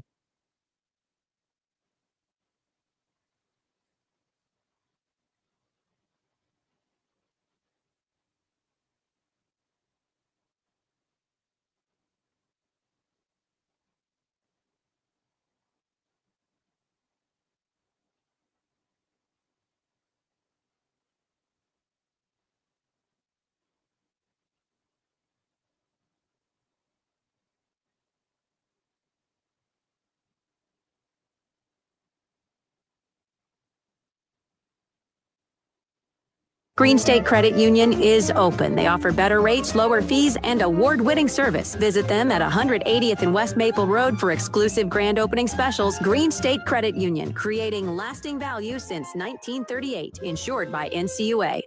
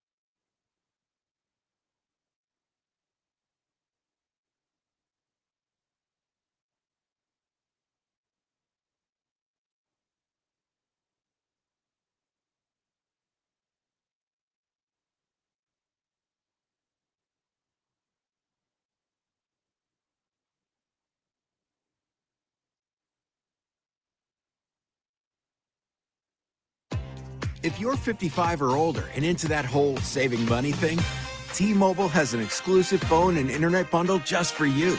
Right now, get 2 unlimited phone lines.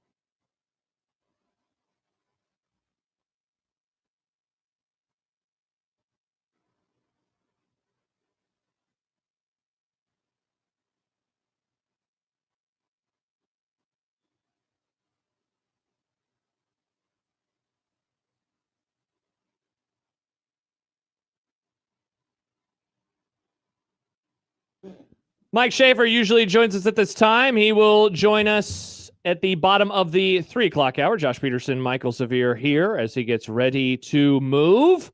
Not me, Schaefer. Yeah, Schaefer's moving, not you. I'm not moving. D'Lo asked this or says this, and perhaps this can be a launching. You know what? Let's just talk about the Cincinnati prompt now, because he says we are way underselling Cincinnati. Not surprising with this fan base. They have a ton of returning, including a 3-year starter at quarterback, potential first-round draft picks at defensive line and tight end. Yes. Would wager many Husker fans predicting a 20-point win. Couldn't name any of those players. A 1-point win on a 55-yard field goal in 8 overtimes.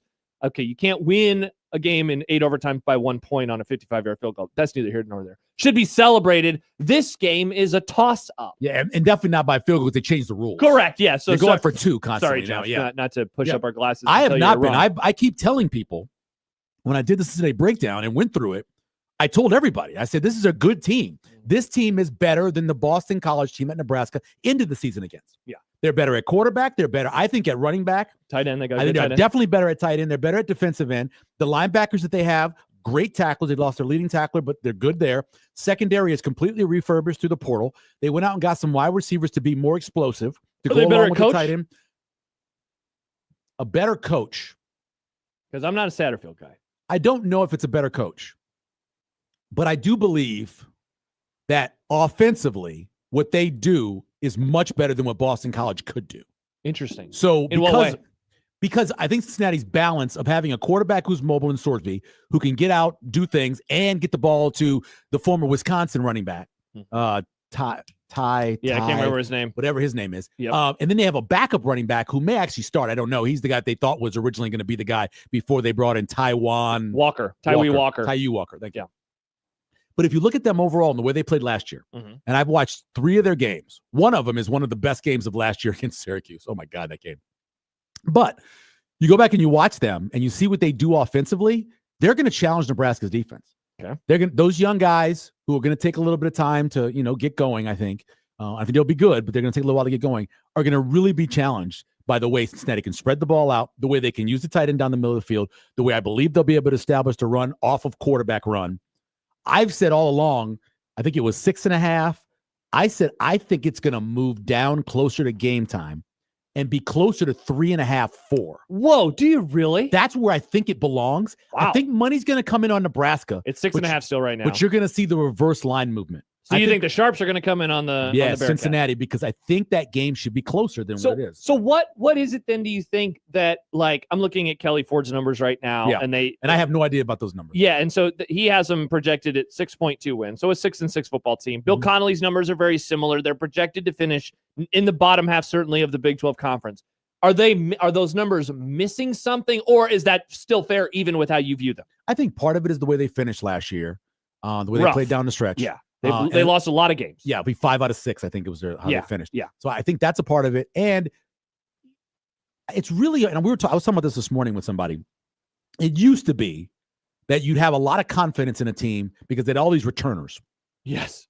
Sometimes those returners weren't great. Correct. Not all returning production is equal. Right. Yeah.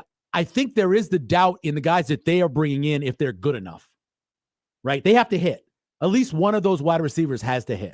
At least one of those, or probably 2 of the defensive backs have to hit. 2 of the offensive linemen have to hit. But I think they brought in guys who were accomplished at the other places. That's why I like them better. I think it's more about Nebraska and people's feelings about how they're going to take a big jump. And doesn't mean it's going to happen right away. That's true. They haven't been. So overall, Matt Rule has not been great to start seasons. Yeah. Right. And jump at the openers. In general, yes. Openers. September football games. Right.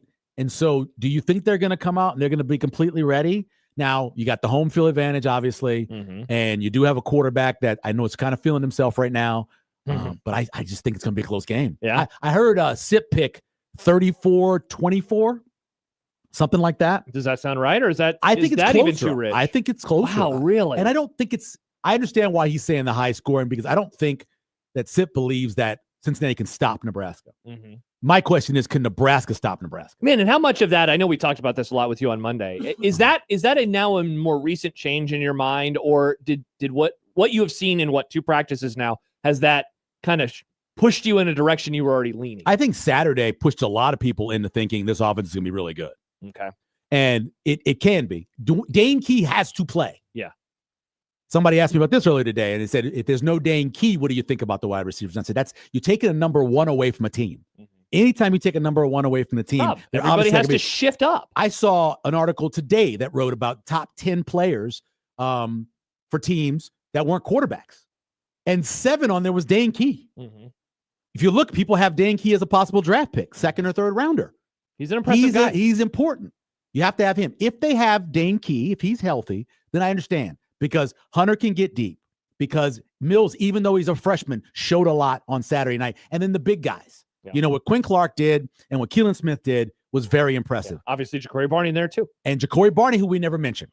But in terms of the guys who they look at to be outside, they do look like they're better. Yeah. And everybody believes Emmett Johnson's going to take a big step. The offensive line's going to be better. So I understand a belief that the offense is going to take a big step. Here's what's not happened. Here's what's not happened in years. Nebraska, a top 20 yards per play team. It's been a long time. It's been a long time. I have them written out. I was going to say, isn't that 2012? I can go back and look at them. The last time they were a top 20 yards per play. I believe it's like the Taylor Martinez era. And I think you need to be somewhere in there. That is a massive jump. In the Big Ten, you need to be there if you're actually going to contend for the Big Ten. And do you have the number? I mean, you could find it. Yeah, I could look it up real fast too. If you're talking about top 20, last year, Nebraska yards per play was ranked 104. 104. Yeah. You're talking about 84 spot jump. I mean, that is a massive move. And it's possible because, and I know it wasn't a huge difference when Holgorsen took over. Looking at some of the numbers, I know it was a huge. They ran the ball better than they did. The passing was about the same. But a full year under Holgorsen, it's legitimate that a guy who's never had below a top 30 is going to move him up. Yeah. So it's legitimate. So the question is just how far up does he how move far them, can they go and up? how far does the defense fall? So to go back then to the question that defense falling, by the way, also Nebraska wasn't in the top 40 of yards per play defense either. And if you look at what they did of 4 of the last 5 games or whatever, and the way they played defense, it wasn't overly impressive. Yeah. They had teams that moved the ball at will at them for at least parts of time, like UCLA did. Yeah, heck, even Wisconsin was able to move the ball up and down the field. Yeah, and sometimes that's a little bit of that last part of the game. Yeah. Nebraska was up big. But definitely. So I asked this question yesterday, and I will ask it of you then now, given what you just said about Cincinnati. Can Nebraska lose the opener and still have a good season? I don't think so. Now, so John pushed back. For the record, I am with you on this. Is the reason that you think that because you think that there's a tailspin mentally, or that it says, wow, if you are unable to beat Cincinnati, then why should I expect you to beat Minnesota and Iowa and USC and UCLA, let alone Michigan and Penn State, et cetera, et cetera, et cetera? Why would the loss for you change that thought of they can still have a good season? Because we haven't seen yet a mental toughness from this team. It So may it is be about the there. mental It may side. be ready and may be able to deal with if they lost that game. We've not seen it yet. And so I think it would completely ravage them based off of what they're thinking in this offseason. We're getting better, year 3 jump, all of this stuff. And then to go to Kansas City again for the 4th time in the last 4 times that Nebraska has brought 3/4 of the crowd, and it happened that many times, and lose again, I think it'd be devastating. It really would be. Devastating. It really would. By the way, just learned, Michael, that Venmo Chris is I like it, it's fun guy from Chicken Egg. Is he really? I've officially been quoted. I'm the I like it, it's fun. I love did not know that. Wait, wasn't that? Wait, so Venmo Chris is intern Chris? Yeah. Oh my gosh. Wow, we're learning so much here. I ran into intern Jacob at an event. Which one was intern Jacob? Was big, tall guy, taller guy. I don't remember if I remember Yeah, Jacob was there for a while. Okay. He was with Sasha. Okay. No, I thought that was Jared. Okay, I'm sorry. His name is Jared. Yes. Okay, Jared. so you saw Jared. I saw Jared. Wow, I haven't seen He Jared. was in at a the long Mustache time. Awards. Wow, congrats to him. Yeah, he was part of it. Caleb writes the negative boys. I'm not being negative. I think Nebraska wins. The negative boys. I think Nebraska wins the game against Cincinnati. I just think it's closer than people think. But I do believe they'd be devastated. Yeah. If they lost. I don't know why anyone would argue with that or even say it's negative. It's just pointing out a fact. They do have the chance, obviously, to bounce back against Akron and Houston Christian. But do you feel Yikes, you're not going to learn anything? how from good do you those. feel today?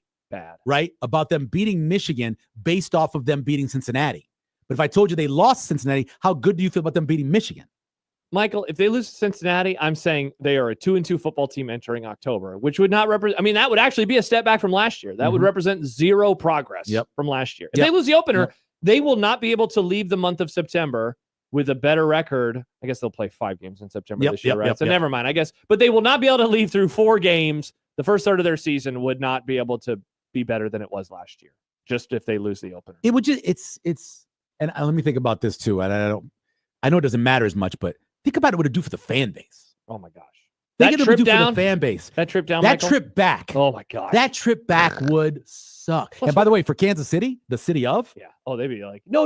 Yeah, please don't stay. Go, don't go. Please stay. We still have Exactly. food. It's open tomorrow. When it happened in Boulder, oh my gosh, everybody was on the road coming back. Dude, John and I talked about that a million times. How like we thought we were gonna have a party, and I remember the show finished, and we're like, well, I guess let's go eat, and then you just want to go to bed, and we did. We went to sleep, and then we woke up and flew out of there. Yeah, we had zero desire to do anything fun that night. It was brutal, and I know that everybody else felt the same way.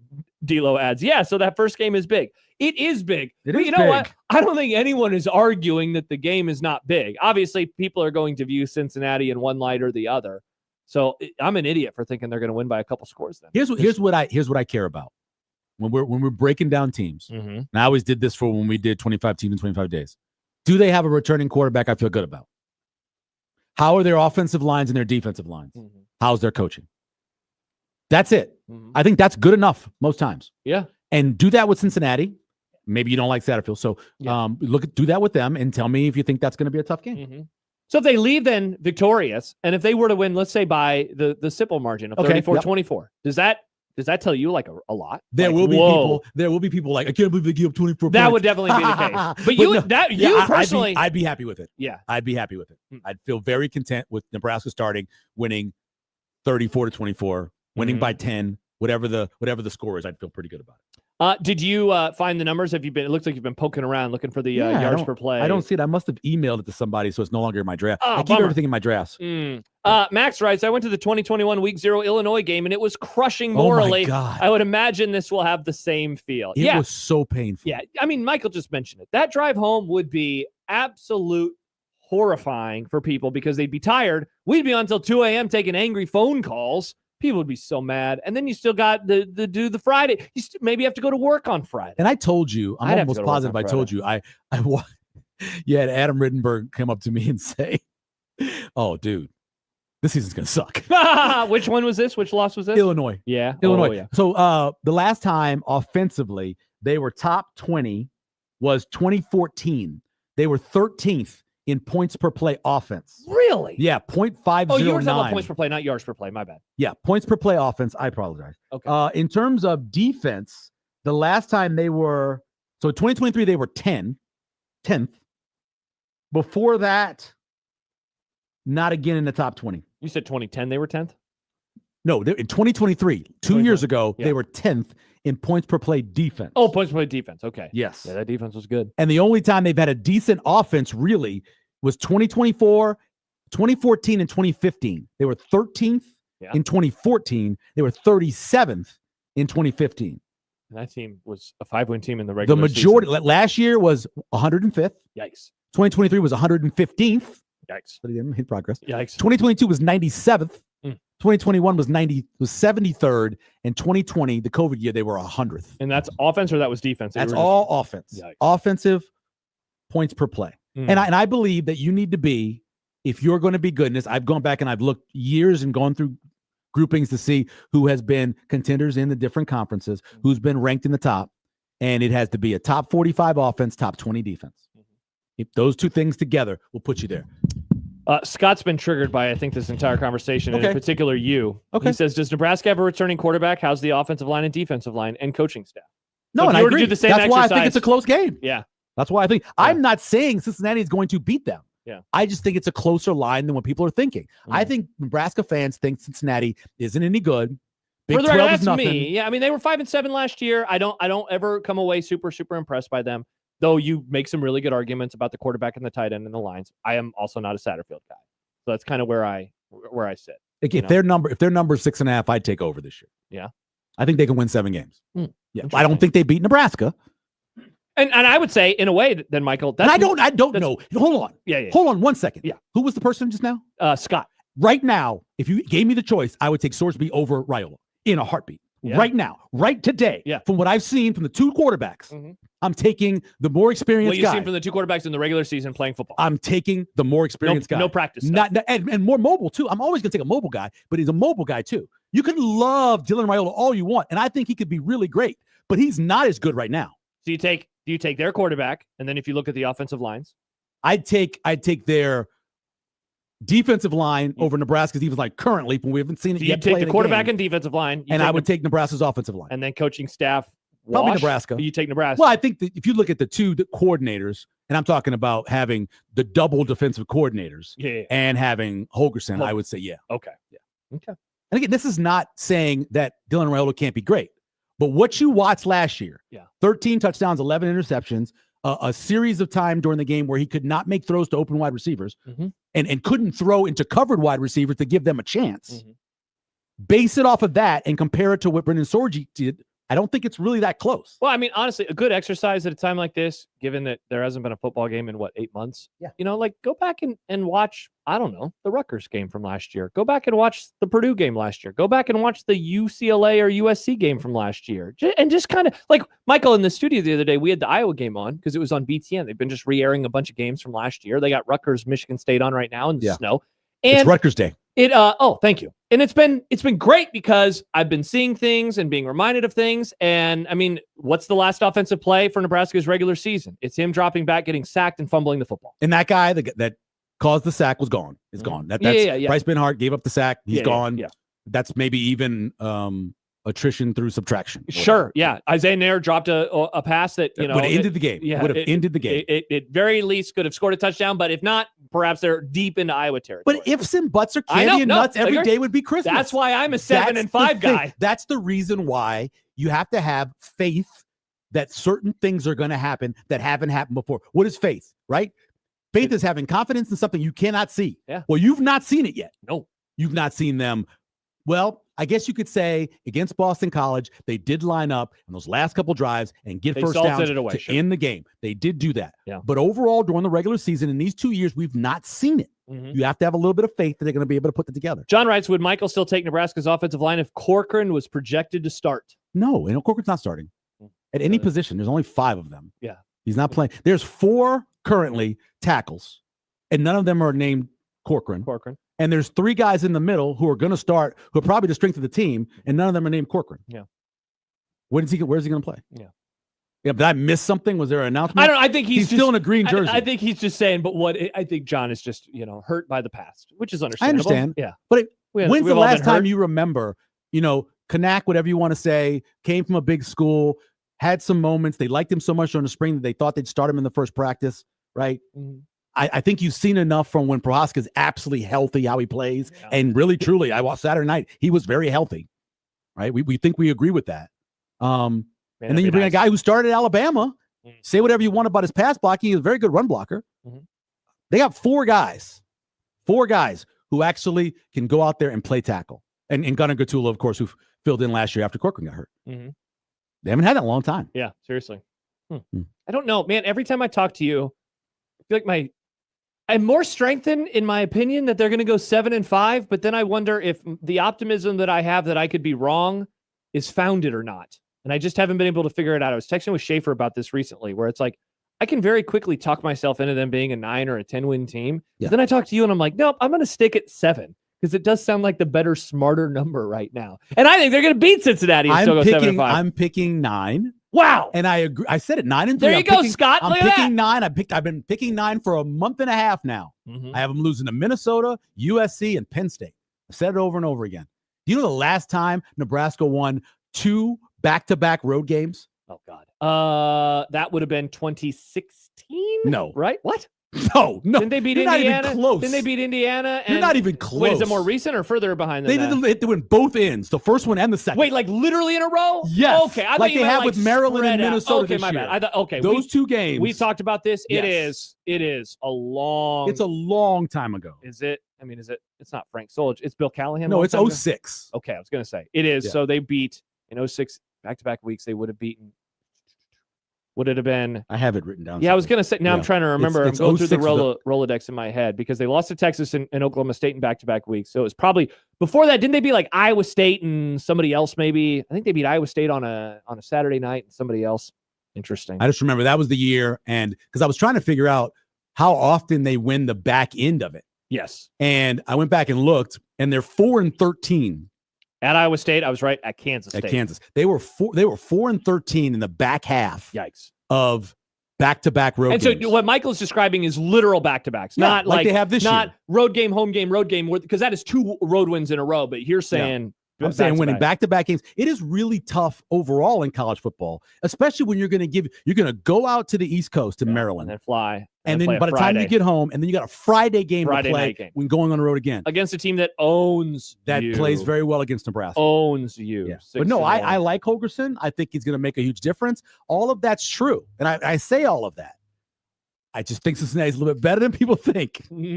That's all my point is. Hokey Skir says, and then we'll go to break. Michael 9-3, Ravi 10-2, Brunsey 9-3. And all 3 have been to the practices. They have boots on the ground. So the boots on the ground boys are the more positive boys. What was your prediction for last year again, Michael? 7-5. Okay. Yeah, that was my prediction last year. 7-5. That was only up by 1. That was my initial prediction, but then I knew Nebraska would lose a goofy game. You applied the Nebraska tax. So then I went 6-6. It's a smart thing to do. There's a heavy word that runs around here. They probably should have won more than that. Yeah. So that probably Iowa, it carries so much weight in Nebraska. Iowa was one among others. The Iowa game is horrifying. You guys, let's get into the Chronicles. Yeah. It hasn't even showed up yet. That game is as improbable a loss as you'll ever see. Leading 10-0. Don't forget, 20-5. Sean Callahan walked over to me and said to me, "Oh, how you feel now about your pick of Iowa?" And I'm like, "You just jinxed him. Why would you do that? Did he put that in his book? He should have included that in his the new book was written a long time before that. Sad. Should have included that in the book. Not in his book. No, it's not in his 20 first downs to 5. That game counts. 0 conversions on third down. Game comes down to 4 plays. The muffed punt, the Caleb Johnson touchdown run, the Nair pass, the fumble by 5 if you count the field goal. Those are the plays. It's 5 plays. And they all went for Iowa. And they all went for Iowa starting when, Michael? In the fourth quarter. Yeah. Right? All those plays. Into the third quarter. Into the third quarter is the muff punt. Right and then, the third quarter. And then the Caleb Johnson play is the first play of the fourth quarter. And then everybody knew they were going to lose after that. I remember that. Oh, good. I was watching. Good memory, Nick. I'm always going to watch the Nebraska-Iowa game. When you're doing the when it comes to that, I know you probably recorded already, but so there's the moment that they lost 7 yards. Oh, so they get Iowa? They lose 7 yards, take a longer field goal. Yeah, and the camera doesn't realize that the camera like pans up because it's like, why would they make the field goal? Why would Sam? I knew he was going to make it because he made it the whole pregame. Sam McEwen, the way he talks about that field goal is so funny because he's just like, it's so cold and it's a brick and he kicks this thing and how did he make it? How did he make it? Yeah. That's how I feel about Mason Crosby's field goal against Cowboys. He made them all during pregame. Yeah, I tweeted about him. He was kicking into the wind and he was making 50-yarders.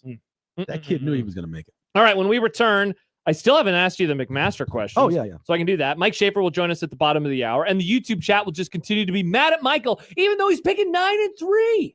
9-3 and a win over Cincinnati. Man, the YouTube chat, the jackals as John calls them, they'll never be satisfied. You need to challenge your priors, listeners. Yeah. Is what I would say. All right, more to come. It is so great to have Michael Severe in here. Hopefully it will be great to have Mike Schaefer in here because hopefully the movers will be done. That'd be good. We'll find out in a few minutes. It's Unsportsmanlike Iconic 1620 The Zone.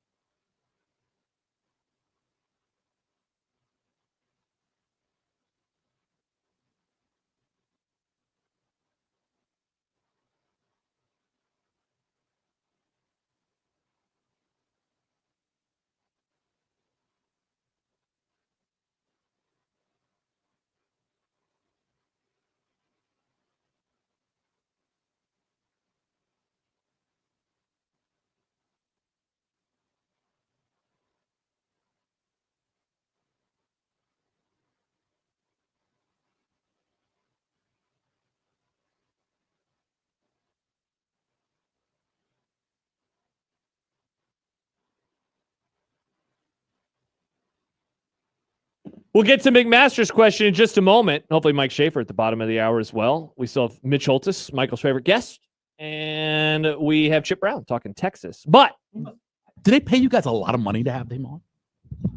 I mean, what is above my pay Stacy? grade. What is the amount that they pay us? It's above my pay grade to have him on. Doc writes, Severe picked 9-3 on a team that's coached by a 500 head coach, brand new defensive coordinator, new special teams coordinator, plus kind of offensive coordinator who's clearly going to run an air raid attack, which we all know isn't going to work in the Big Ten. Run air raid. I'm disappointed. He doesn't run air raid. Hasn't run air raid in a while. Doc's not mad. He's disappointed. He hasn't run air raid in a while. I would say this. Doc is like the most negative listener we have. Doc, bro, you can't talk trash on Foley last year, which you did, and then be like, but they have a new special teams coordinator. You're not allowed to make fun of the special teams when coordinator. When are we doing the special team stats? We're going to do that towards the 5 o'clock hour. Okay. Yeah. They'll be better. They'll be better. Yeah, like you can't view that as a negative. They're going to be better. Yeah. and Hogerson all season is better. Come on. Is like better. I understand, right? Brain drain is very much a thing. There's not brain drain with losing Satterfield and Foley at those two spots. No. That's not brain drain. That is replacing them with better coaches. I think you bring in a guy that's been extremely successful at his job. You expect him to continue to be successful. If you bring in a guy who's not been successful, Cosgrove, you bring in a guy who hasn't been successful and you expect him to be successful, that's on you. Mm-hmm. Cats Are Funny says, Doc might have just sent the stupidest take I've heard on your station. Wow. Yeah. Special teams will be better. We'll have that. Well, let's put a pin in that. We'll save that for later. Okay. This is hilarious because we just spent an entire segment wondering if Nebraska can be good. But Matt McMaster texted me yesterday. And I will say this, first of all. I've loved working with Matt. It's been awesome. And I love, no, there's no butt coming. I love, it did kind of sound like it. Feels like there's a butt coming. But that mother. He has terrible takes. Hey. I love hearing from someone who hasn't been around for everything because everyone else in the media has, right? That's like true. You and I know all sorts of stories. He's and a fresh face. He asked me questions about this game or this game or this game. And I'm like, I'm happy to answer this I can try to give some color to it. So he asked me, how much of this year do you think feels like 2019? And he added in his text, he says, I feel like the stories are pretty similar, but I wasn't here. The second-year quarterback. Yeah. So I responded, and I wonder if you agree with me. I don't really think the comparisons are similar at all beyond the second-year quarterback. Mm-mm. I thought the 2019 offseason, people were way more excited than they are right now. They were. Way more excited. Well, they were picked to win the division. East, the West, yes. They were picked. I was at Media Day for that, and it was pretty unanimous. Everyone you talked to, they thought Nebraska was going to be the best team in the West. Yes, like by far. By far. We thought that the program was on a rocket ship, and they were about to have a huge jump.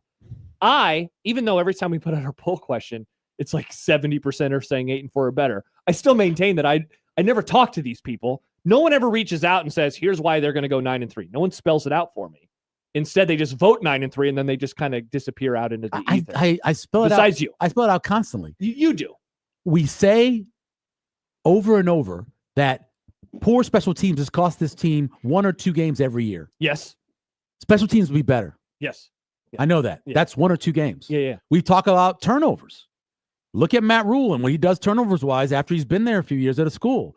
Turnovers are going to be better. Mm-hmm. They're going to have more havoc. Mm-hmm. Those 2 things alone, that's 2.5 to 3 games. Yeah. That's it. And That's the end. They won 6. I got 9. But do you feel at all is the similarities there? Would if someone said this reminds me of 2019? Would no. Yeah. Only because of the fact that there are people, not just in this thread, us, who believe that we don't know. There's a lot of question marks still. A lot of question marks. In 2019, I don't think people remember how good the offense was at moments. Correct. At moments. How good Adrian was at moments. What's his name? Mo Washington. Mo Washington. Oh, my gosh. At one point had 6 20-plus yard plays in a few weeks. Yeah. Just electric. Screens, runs. He looked incredible.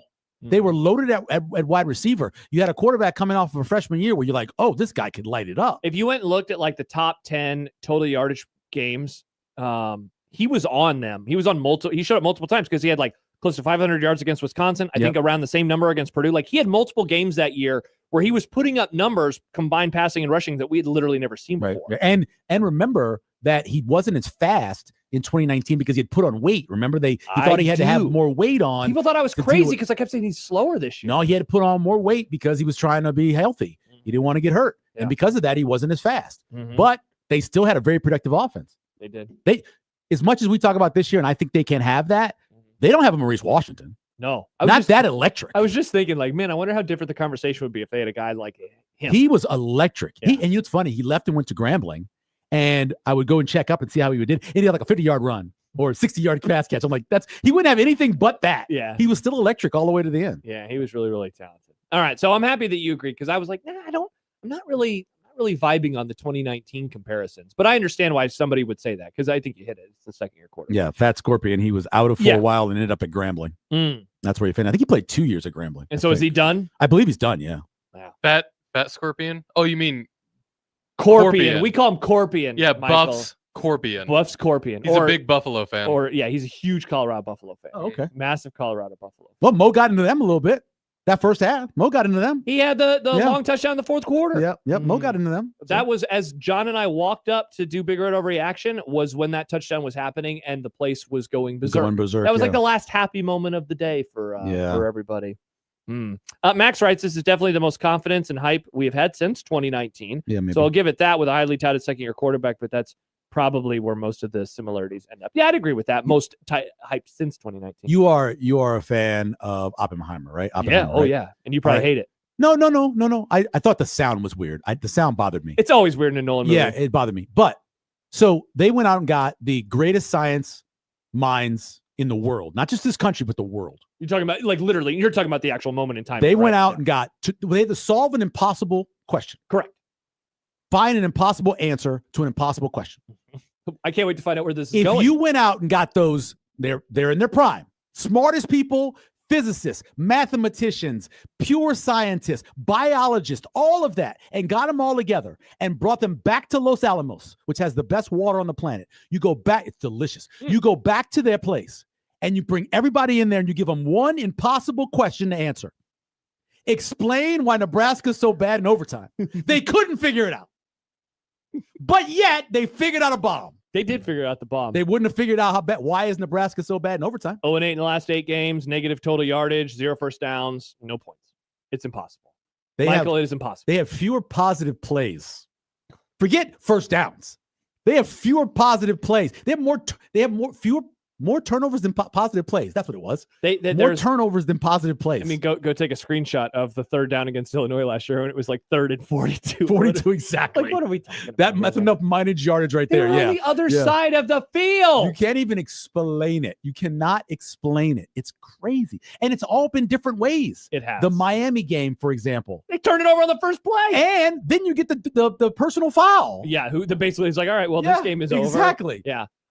My bad snap on a field goal. My favorite, and I put that in quotes, is the game against Michigan State where the defense had 3 and outs on every drive in the second half, and then in overtime they get a long touchdown run or a long run, and then they kick a field goal a couple plays later. Wow! All right, well, this has been a super positive, uplifting. It's just incredible how incredibly so inept they've been in overtime. All right, when we return, and you know why? Because they're Nebraska. No. Oh. It's the Boakhurst. Oh, yeah. Well, he got fired, and John and I called for his head, and now look at the Boakhurst. Look at what we did. Look at what the media did. I have that picture in my house. The picture of what? Kenny Bell catching that ball on the sideline to win in overtime. Do you really? He signed it. Oh, that's nice of him. Yep. Wow. All right. It's a great catch. When we return, Mike Schaefer will join us. We'll see what he has seen at practice so far. John Butler, a lot has been said about his appearance yesterday in front of the Scribes. We can ask him about that, and also, of course, how's packing going? Those questions and a whole lot more when we return with Mike Schaefer here on 1620 The Zone.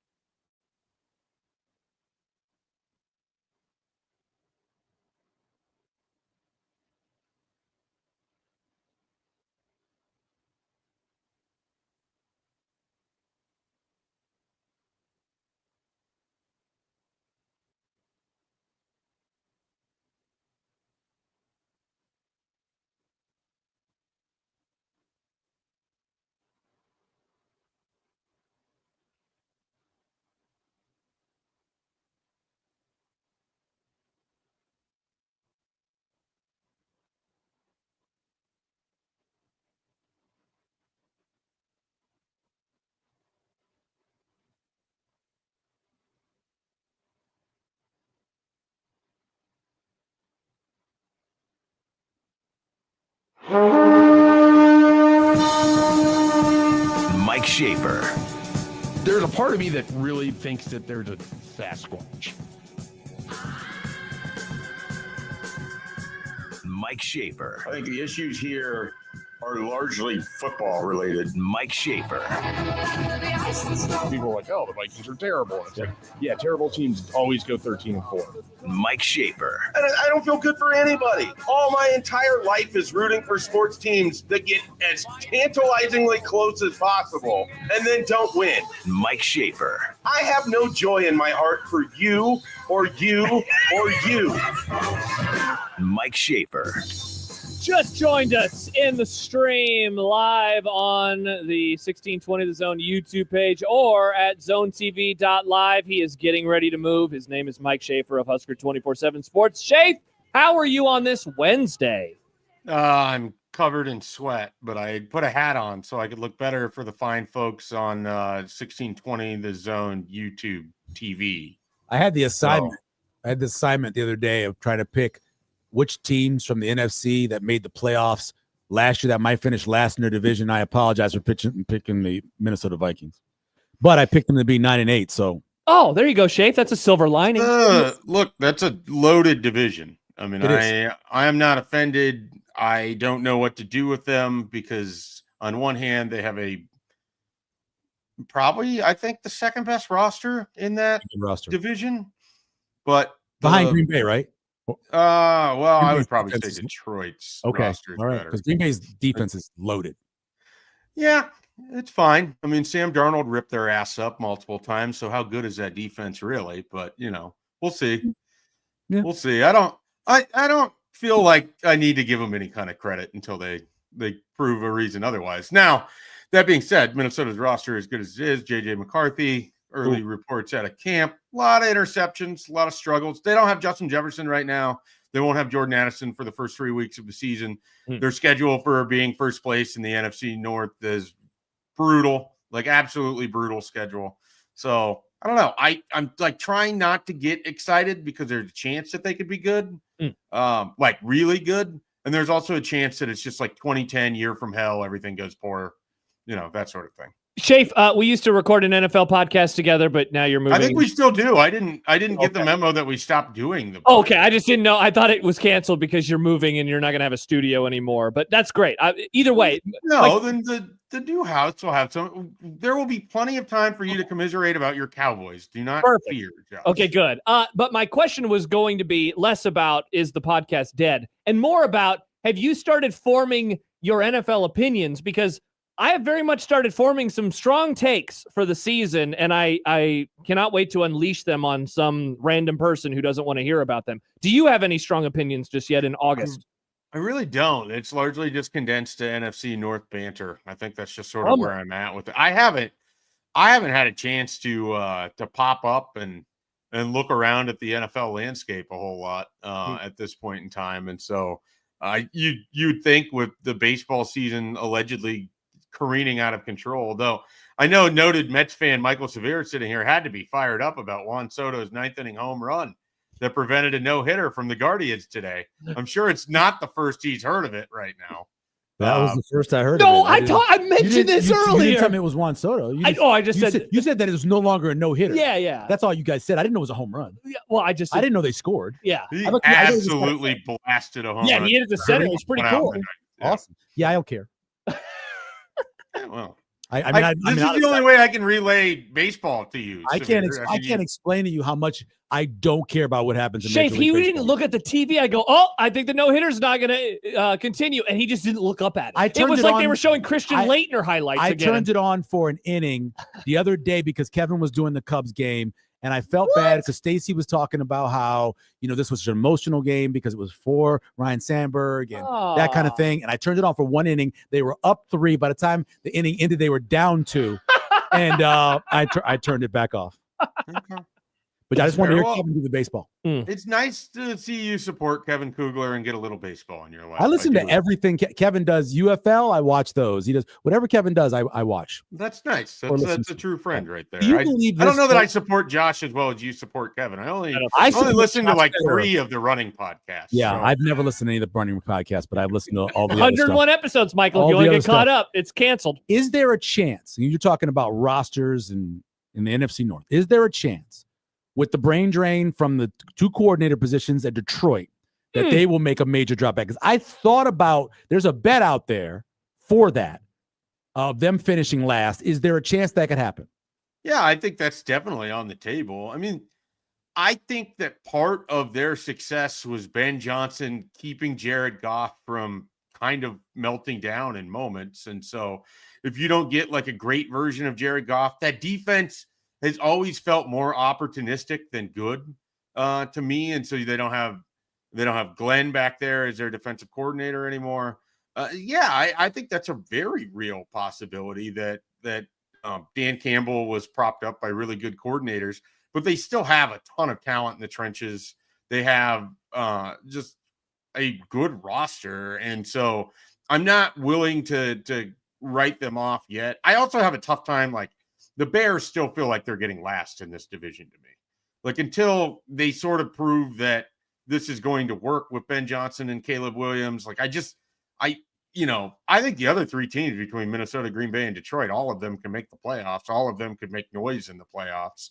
I think to varying degrees. I think the only one that really has like true Super Bowl contender is probably still the Lions. But we'll see. We'll see how that all plays out. I don't know that any of them are the favorites in the NFC, if that matters. Their schedule is very playable. That's why I think that the Bears won't finish last. That's my. But it's still the Bears. I know. I'm not saying it's not the Bears, but the schedule fits. They have the whole belief of when you're going from where they were last year to the second year because they fixed the offensive line, all that. Hey, listen to this. All I know is that my level of like for Jared Goff because of the quarterback series is 100,000 times more than it was before that watching that because series. of his wife? No, that's actually kind of painful. She was a little annoying. So I had a friend send me a message asking if I was watching, and I was like, no, not really. I kind of hit like a wall. Such a good show. Such a good show, Safer. God, it's such a good show. And to watch Cousins melt down for the Falcons. There's reasons for me to watch. I have no doubt on that. It's part of it is I have hit a wall with like the Netflix docuseries sports thing because it's kind of formulaic in a way of how it operates, and I just don't. I would say this, Shave. This is not, and I'm also someone who's not watched the Urban Meyer or the Johnny Manziel. Like this is just quality NFL film. This is, and I hate to say this. This hurts me to my heart. Ooh. But everything the Mannings do is great. And dude, it's the Mannings group. They're just great. The on-field mic stuff that they have during games is incredible. That would be great. Yeah, that would truly be great. This is, and I used to like Hard Knocks. I don't watch Hard Knocks anymore. This puts Hard Knocks. I will watch some Buffalo because I like Buffalo. Really? I'll watch some Buffalo. Yeah, I forgot that it was premiering. I'll watch some Buffalo. Yeah, but you watch it, and the home stuff is kind of difficult a little bit for me. Burrow's such a weirdo. But overall, Goff is a tough son of a. He really is. He is a tough dude. Man. Yeah, I'm with you. I came away liking him more than I did going into the project. Put through Right, but he wasn't. So my friend just said that he was like boring. That compared to Burrow and Cousins, it wasn't as interesting. I want you to watch it to give me. I want you to watch it. I will text you this question. I want you to watch it and answer a question for me. Ooh, I want to know about one of the quarterbacks. I will say this: like Kirk Cousins, there's a really interesting moment where he is driving home, and first of all, his brother is in the car. Yeah, and his brother's everywhere. He is. Peyton Manning, Shave taught him this thing where it's like instead of texting your coach, just do a voice message and send it to him, a voice memo. Mm-hmm. He's unloading on how bad he was that game. And meanwhile, his brother is in the car next to him. And then he's like, all right, so, let's go over this stuff. And it's really raw. It's really like good. You never see really something good. like that. And then Burrow is just a weirdo. I thought Cousins was great in the first quarterbacks when they did it. I mean, obviously biased there because that was Minnesota's season and it was a wild one at that. But I didn't watch. Even just the end of the season when he's making that drive home after they lose the game to the Giants, and you get this visceral, raw reaction to their season is over. Terrible. I mean, that footage in itself made the entire show for me. Yeah. So like I said, the full swing, all of that stuff. Like I've watched some of those, and I just kind of hit this like wall with like the Netflix style of it. But I will give quarterback season 2 a chance. I did not expect to like it as much as I did, and I watched almost the whole thing all the way straight through. And I wouldn't say golf is boring. I think you learn more about what he has gone through and how he has dealt with it. And it's a miracle that he's dealt with it the way he did. Because this is a guy who received a ton of criticism. The way the trade happens, they walk you through those moments of the way the trade happened and the way he found out about it. You're like, oh, devastating. It's okay. And then there's his wife at home. And Shafe, I know you're not a Dan Campbell guy, but the episode that focuses on the Thursday night Packers game when they go for it on 4th down a million times is like some of the most riveting sports TV that I've ever seen. Do they focus on the NFC Championship game when they could have had a 3-score lead and just neglected to kick a 45-yard field goal? Or they did mention that at the beginning of the series. Oh, from 2 years ago. Yeah. They do mention that. Mike Schaefer joining us. Schaefer, I realize we haven't talked any Husker football. I was thinking about this. So do we often talk Husker football? Yeah, from time to time. Yesterday, John Butler spoke, and I know that there were a lot of takeaways that people had. I wanted to ask you this question, though. How much pressure do you think that side of the ball feels? Because I've gathered recently, and maybe Michael's comments aside from Monday, that there's like this built-in expectation of they're going to be fine. It's a Matt Rule defense. Why would you expect anything less? And so I wonder, in theory, if that puts the onus on them even more, especially if like the offense is like depending on what type of jump that they're going to make on that side of the ball, if that makes sense. Yeah, I mean, I definitely think there's pressure on it. I do think I think there's conversations inside that conversation, though. Like they still have a lot of reps that were played from defensive backs. I mean, they have guys that are coming back. I mean, 4 of their 5 expected starters from the defensive backfield are guys that have already played for them and started for them in their career. Sierra Wright and Malcolm Hartzog and Singleton and Buford. And they have talented guys behind that. Andrew Marshall, someone they're really excited about and comes from the FCS level and played very well Idaho. And so they're excited there. At linebacker, again, they have experience where you're going to have, Watson Trent comes from the Sun Belt. I still think he's going to be helpful in terms of, helping guys prepare. And I think he's going to be a pretty good tackler. He's so small. We'll see he is small. I mean, he's not big, but I think he makes up for it with his pre-snap instincts. I think he's that kind of player. We'll see if Wright's able to stay healthy. We'll see if Shavers cashes in on year 2. There's a lot of excitement there. I mean, if you're looking for an arrow up breakout guy on defense, Vincent Shavers seems to be the choice of a lot of people. So I think really when we're talking about Nebraska's defense and the pressure, it's up front in the trenches, right? Like it's the defensive line. It's whether they can replace all of those snaps, all of those reps with a group of guys that upside is high, but there's not a ton of experience across the board when you're talking about Riley Van Poppel, Keona Davis, Elijah Judy. Even Cam Lenhart kind of took a little bit of a step back as a sophomore and didn't play as much as we might have expected. And then you have Williams Winery and the people behind him. So I think a lot of the defensive consternation is centered on what happens up front with that group. And so Severe's shaking his head. He disagrees. I'm concerned about the secondary. I'm extremely watching them Saturday. And I know it's only a practice. They did not have a great day Saturday. They did not. And I also worry about the safety position because I think Buford's a good tackler, but I don't think he's a great coverage person. I think Singletary's same exact thing. I think they got to figure something out back there. Who's the nickel back going to be? I have more concern about that secondary because I actually believe if they can get George healthy on a defensive line, I actually think the defensive line's gonna be really good. Yeah, well, the front 6, I should say, not just the defensive line, but I think those 2 pass rushers that they're going to have in the game. I tend to think the defensive line will be fine because I think it's going to be a repeat of 2023 where a lot of the offseason was spent on what's going to happen up front. And then it turns out Matt Rule, and you're just sort of relying on it, but it happens every year for him.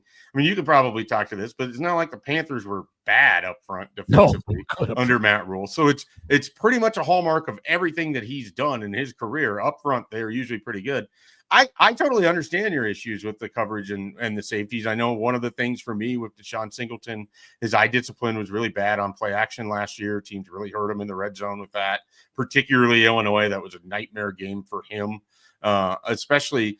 But they have enough bodies back there. I am willing to feel like this defense will be better at the end of the year. They might struggle early, have to kind of find themselves a little bit. Yep. But I think by the end of the year, when we get to November, I don't think we're going to be talking about it like it's this catastrophic failure on defense. They may not be at the level they were the previous 2 years, but I do think that they're going to provide complementary football with an offense that should theoretically be better, should be able to score more points than what they did in conference play the last couple seasons. And so, will the defense be great? No, I don't think they're going to be great in 2025. But do I think that they can play complementary football? Do I think it's going to take them a little bit? Maybe you get through Maryland, Michigan State, and we start to see things kind of turn in that direction. Obviously, there's tough games at the back end of the schedule. But I feel like Nebraska's defense by November, we're going to think a lot differently than where we do in September. What's great? Was last year great? Last year very good? What was last year? Last year was probably more good than great. I would say 2023 was largely great, even though there's stuff in there that wasn't great. Yeah. I mean, but they gave you a chance to win literally every game. Yeah. Much better to go score in 3 2028. No. So I think they'll be better than they were last year in terms of the numbers. In terms of like points allowed, yards, yards. I'm going points per play, which is my big thing. I think overall points allowed, yes. But you think they'll be a more efficient defense? I think they'll be a better defense overall numbers wise. Can I sell you on that? I think they're going to be more of a boom bust defense. Like I could see them allowing. I could see them allowing more big plays, but also taking the ball away more, or having more havoc plays, more sacks, more that kind of thing. Like that's what I anticipate. Like I don't think they're going to play the same sort of shell defense that they did at times last year. And because of that, I think they're going to force more, takeaways, but I also think they're going to allow more 20, 25-yard plus plays. Their Havoc Plus is going to go up by a lot. The Havoc Plus will go up a lot because that adds in the hurries and getting the quarterback and moving him off his spot. All that added in, they'll be much better than they were last year. Yeah, I agree with that entirely. Mike Schaefer, Husker 24/7 Sports. Shave, how's the packing? How's that going? How close are you to being done with the packing? I am almost officially done with the items that were put on Facebook Marketplace, which is my least favorite place in the entirety of the planet. Just haggling over, stuff. Yeah. I hate bartering. Just like, this is the number. If you don't want it, there's 17 people in line behind you. I'm not going to take $5 off because you're up, whatever, that sort of thing. And then it's still like, I'm pretty timely with my responses. And just waiting around for hours for people to get back to you. Yeah. And then it's like they're interested, but they don't tell you at the beginning that they need to know the dimensions or they have these other questions. And then as soon as it's their turn, they have a question, you give an answer, you wait another 8 hours, and then they're like, have a second question, you give an answer, wait another 8, and then they're done. Then they're out. They're like, no, I don't need it. So also the people who don't know, like it tells you where the item is located. The amount of people that are in different parts of the Midwest that were like, hey, where are you at? And it's like, well, it says right there, the zip code. It says I'm in Southeast Lincoln. Like, oh, I'm in Kansas City. Well, okay. See you later. Do you want to drive 2.5 hours for $10 of a garage tool that I'm selling? I mean, that's up to you. I don't know what to tell you. What's the best item that you sold in terms of ROI for yourself? Oh, none of it's been a good ROI. I mean, when you're selling used stuff, like it's the goal for me is to just get stuff out. I mean, we've taken losses on pretty much everything. Well, yeah. I meant percentage of the original cost. You don't have to move the thing though, so that's I mean, part of why I wasn't on at the original time is the treadmill was taken out of my basement. Not having to take apart the treadmill. Oh, that is clutch. They could have taken it for free. Now, my wife would probably disagree with this. They could have taken it for free, and I would have just been fired up. Because I wouldn't have had to mess with the tiny little screws that are right next to the side of the treadmill where my hands can't fit because furniture is designed by little gremlins and not for real people with real hands. Dang, I wish that I would have known you were selling a treadmill. I might have.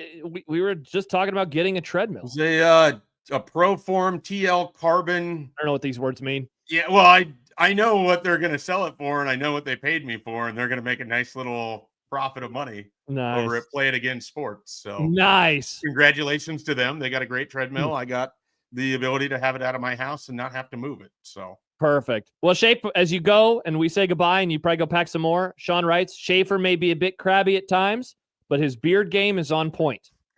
And Theo says Schaefer doesn't miss. Wow, look at this. People love Mike Theo is the ultimate hype man when it comes to 1620 The Zone. I mean, whenever I am on, Theo is there to encourage, and I appreciate it. So shout out to Theo. Shout out to Theo indeed. Shafe, we'll talk to you next week. Thank you for joining us. All right, guys. Take care. Michael, good to see you again. Good to see you too, Shay. Bye. That is Mike Schaefer joining us here on The Grum. All right, coming up in the 4 o'clock hour, we have Mitch Holtis. We have Chip Brown. But coming up next, along those lines, Michael, things you irrationally hate. Jordan Ochoa, by the way, the answer to the Husker Skur guy, he's coming. He's coming. He might be if they don't get George back, Ochoa might be the person that can help. People are talking a lot about Ochoa right now. Jordan Ochoa. A lot about Ochoa. Yep. By the way, apparently there's a rumor going around that Garrett Nussmeier is hurt. Bruce Feldman just texted an LSU source who says, yeah, he's fine. These people are unreal. Well, that is true. People are unreal. All right. People are unreal. Be on the lookout for a Garrett Nussmeier injury. That is not true, says Bruce Feldman. All right. The things that Michael irrationally hates. Woo! When we return, Mitch Holtis and Chip Brown. Good call. Also, dumb debates. Get your questions in now with the hashtag dumb debates, and we will hit on those an hour from now in the happy hour. You're on 1620 The Zone.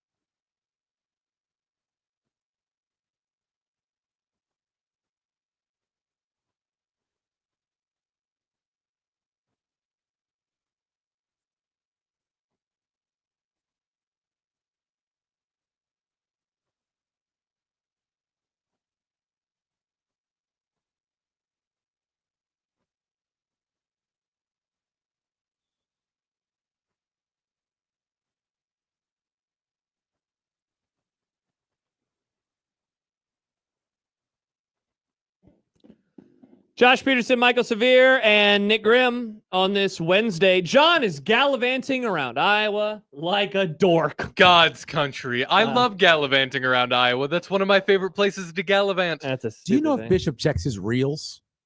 Like No. people sending him reels? He doesn't know what a reel Okay, is. 'cause I You're talking send about on him- Instagram? Yeah. he doesn't use Instagram. He doesn't. I send him stuff all the time. It's usually always wrestling stuff. And I sent him a thing yesterday, an event I was at in Municipal Auditorium where JYD, the Junkyard Dog, was acting like he was blinded by the Fabulous Freebirds. and people in New Orleans believed it was real. And so when the Freebirds went to go attack this blind man, a guy came out of the stands with a gun and was going to shoot the Freebirds. Jeez.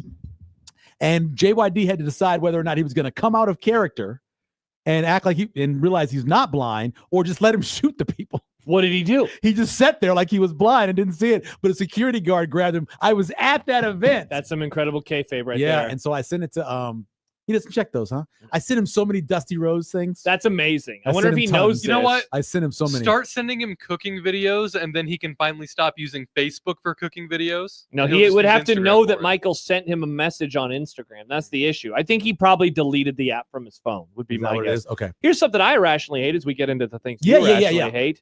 John Bishop's response style. It's too. Very short. A lot of K's. Just a lot of K. Are you mad at me, John? Yeah. Why are you just typing out the letter He K? doesn't, I don't think, he obviously doesn't care about how he comes across, but I could be like, John, I appreciate what you have meant to me. And he would respond, okay. Yeah. I sent him one of those once. Yes, It's exactly. unreal. Yes. Yeah. My personal favorite is if you ask him a question and he'll just reply, Why? The first Or time yes. that I It's like, I'm not did that, DOS, John. I thought he was asking me like, why? I'm like, what do you mean why? Because we want this guest. He's like, no, it meant yes. Why is he talking to us like we're computers from the 80s? I don't know. very I don't strange. know. All right. John's a unique fellow. When Michael is in, he usually has a list. It's usually 10. Is it 10 again? I only have 5. Only 5. So he's a list of 5 things. This has been a great Actually, I have segment. 6. I'm so sorry. This is one of my favorite bits of It is really good. And I said it at the start of the show. I always forget about this. And so then when we get to it, or when I say, hey, here's the guest list or the show, Michael always is like, by the way, I have a list of things that I hate. And I say, yes. I can't wait to find out what it is this time. Michael, take it away. Are we going in reverse order? Should I go 6 to 1? Yeah, let's go reverse order. All right, 6 to 1. Number 6, bad restaurant apps. Oh, this isn't hard. Or do you so appetizer or app like The app on your phone Okay. that allows you to order. It's not hard. People have shown you how to do it well. McDonald's has perfected it. All you have to do is copy McDonald's. Popeyes is good. Wendy's is good. Taco Bell's is pretty good. Taco Bell's is incredible. The fact that they will tell you where you are and not let you accidentally order from the wrong place. Taco Bell is great. Being able to customize in the Taco Bell. Customizing I is have made some outstanding. then you can save the things that And you you save it customize. as a favorite. Yes. Yes, I do that during Lent when I'm vegetarian. I don't eat any meat. I make my own stuff. There are a couple of places locally. You want to call them out? Oh, locally though? No. There are a couple places locally. Their apps are disgusting. They have added steps that weren't necessary. Their rewards program is brutal. And then once you earn the reward, you try to redeem it. It makes it hard as hell to redeem. That's tough. So all you have to do, and this will help you business-wise. Yes. People will buy more from you if you have a good ordering app. 100%. Especially when you close your dining room at 8. And for 2 hours, people only can go through the drive-thru. It makes it much more efficient. That'll allow us to limit the choices on which restaurant he's talking about. It makes it really simple. Okay? Fix your app. Spend a little bit of money on app development. Okay. Drives me nuts. I like this. All right. 5. I don't give a damn if you have superhero fatigue. I don't care. I really don't. Don't go see the damn movie. I don't care. Just don't go. Fantastic Four was a great movie. They actually told the story of a family, opposed to 90 different people and all these different bad guys. They told the story of a family. It was really well done. I don't want to hear about, well, in the second weekend they dropped. I don't care. I went the first weekend and it was packed. And it was great. We were going to go see it last Thursday, and then some stuff happened and we ended up not seeing it. And now I think we're just going to see it when it's on Disney+. Yeah, I would say see it in the theater because it needs that. There are parts of it, especially the Galactus stuff. Yeah, I've heard it's a real IMAX. It is. You need to see it. I love the motif, like the look. Like I love retro futuristic. whatever that's Yeah, called. me I think too. that stuff's bad. It looks great. There's actually a office building that is built like that off of 84th and F. Oh, okay. So you turn, if you're coming off the interstate, you turn right onto F Street and go all the way. It's on the right-hand side. It's really cool. But yeah, I don't care. Just don't. People get all, I just want to tell you why. I don't care. I don't. Just move on with it. Adam, isn't I don't care tomorrow? No, well, Michael won't be here tomorrow. I apologize. So he gets to do I don't care today. But he does care. I saw Fantastic Four. I thought it was great. Mm-hmm. I thought Superman, I remember the first thing I thought walking out of there was, okay, we're back. We're back with Superman. I enjoyed actually Superman. Be a good movie. Did you ever talk about it with D. Marinas and why he hated it so much? No. Because it was so funny because Nick was like, yeah, the culture wars. And I go, Matt's not on that side of the culture war, so it's definitely not that. That's another thing. I don't even know. I know. It took me a good 3 days to figure out one of the ones I have coming up here for things that I irrationally hate, because I just don't get that whole stuff about what about the cultural war. People were mad. People were mad about the way the Fantastic Four won. They were mad about it.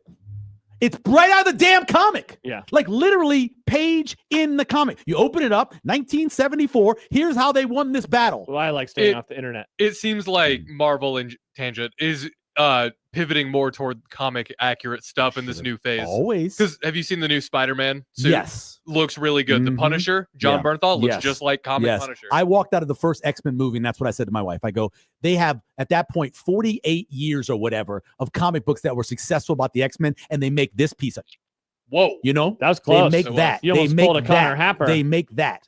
Anyway, so yeah, I don't care about superhero fatigue. Get over it. All right, so that was number 5? That was number 5. Number 4. Number 4. Why are you watering your grass when it's raining? Great What take. are you doing? That's fair. Every morning? I leave the house anywhere from 5, depending on what day it is, when I got to do 5 to 6:15.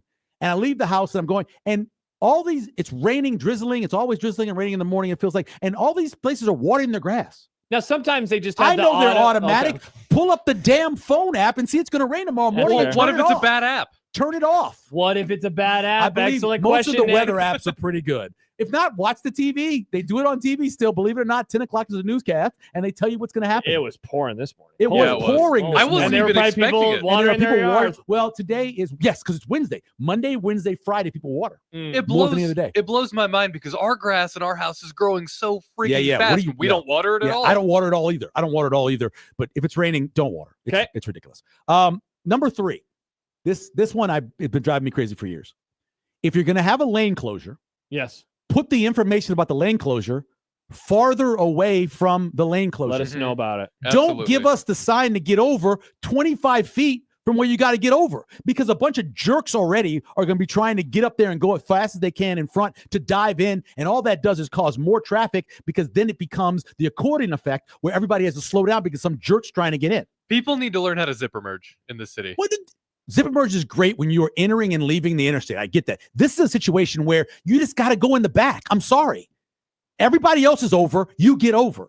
But what would help is if they put signs up earlier saying right lane closed. Like on the interstate, they give you 3 miles worth. They of give you right so lane much information. closed. Get ready. It's you go coming. on It's center, coming. It doesn't give you anything until right there.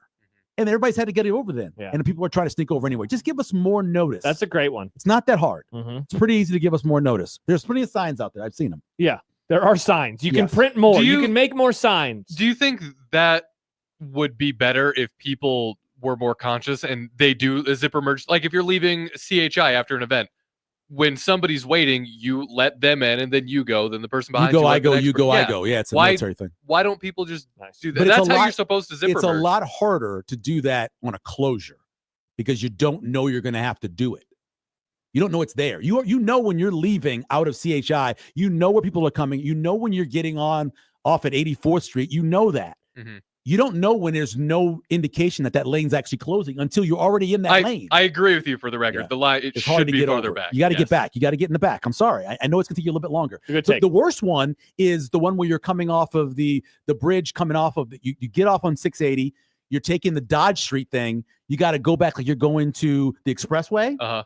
And people are in the wrong lane. And they're trying to get over and they're diving back over. That's the worst by far. It's horrible. All right, so that's number 3. That's number 3. Number 2. Number 2. This goes back to Culture Wars. Culture Wars. Is number 2 Culture Wars? Listen, fake rage. Yes. Mm-hmm. Fake rage. She's fine. She had on some jeans. They did a play on words in jeans. I'm so happy that I'm not engaged with this stuff. Oh, the Sydney Sweeney thing. J and G. Listen, just because you say someone has good genes, that doesn't mean that you're being Aryan or have to say they're white. I know a lot of people. Zendaya's got good genes, right? She's got good genes. The ones she wears and the ones that are in her body. The fact that everybody or so many people got mad, and I think it was a small group that they blew up. instituted this faux rage throughout the world. They're like, oh, she's got blonde hair and blue eyes. Yeah, Talk so they're about saying jeans. share jeans. It's not about that. We've had play on words in commercials since commercials started. That's the idea behind getting someone into the commercial. You take a very pretty person who's an actress, you put her in some jeans that fit her pretty well, and you do the thing about, hey, I have great jeans. So who cares? Getting mad, there are other things to be concentrating on. Yes, we are in a fight. And every time you get distracted from the fight you're in, you get knocked down. Yeah, the actual things that matter. Don't stop getting distracted. Focus on what the mission is and stop letting them get you distracted. Because all that did was make it worse. Mm-hmm. All that made it worse. It didn't help you at all. People don't want to be on your side anymore. It did. So stupid. And the last one is very irrational. I hate expiration dates. They drive me nuts. Wow. The actual, I hate expiration dates with a passion because expiration dates for the most stuff don't matter. Right. Expiration dates on hot sauce does not matter. It's there because it legally has to be. It has to be there legally. Yes. It drives me nuts. The other day, and I don't do ranch dressing. I hate ranch dressing, but people in my house eat ranch dressing. We had a huge bottle. Good take. We had a huge bottle of this ranch dressing, which is some of the gross stuff on the planet. And my wife's like, do we have any ranch dressing? I go, yeah, the bottle's in the refrigerator. She gets it. She goes, oh, expired. It's expired.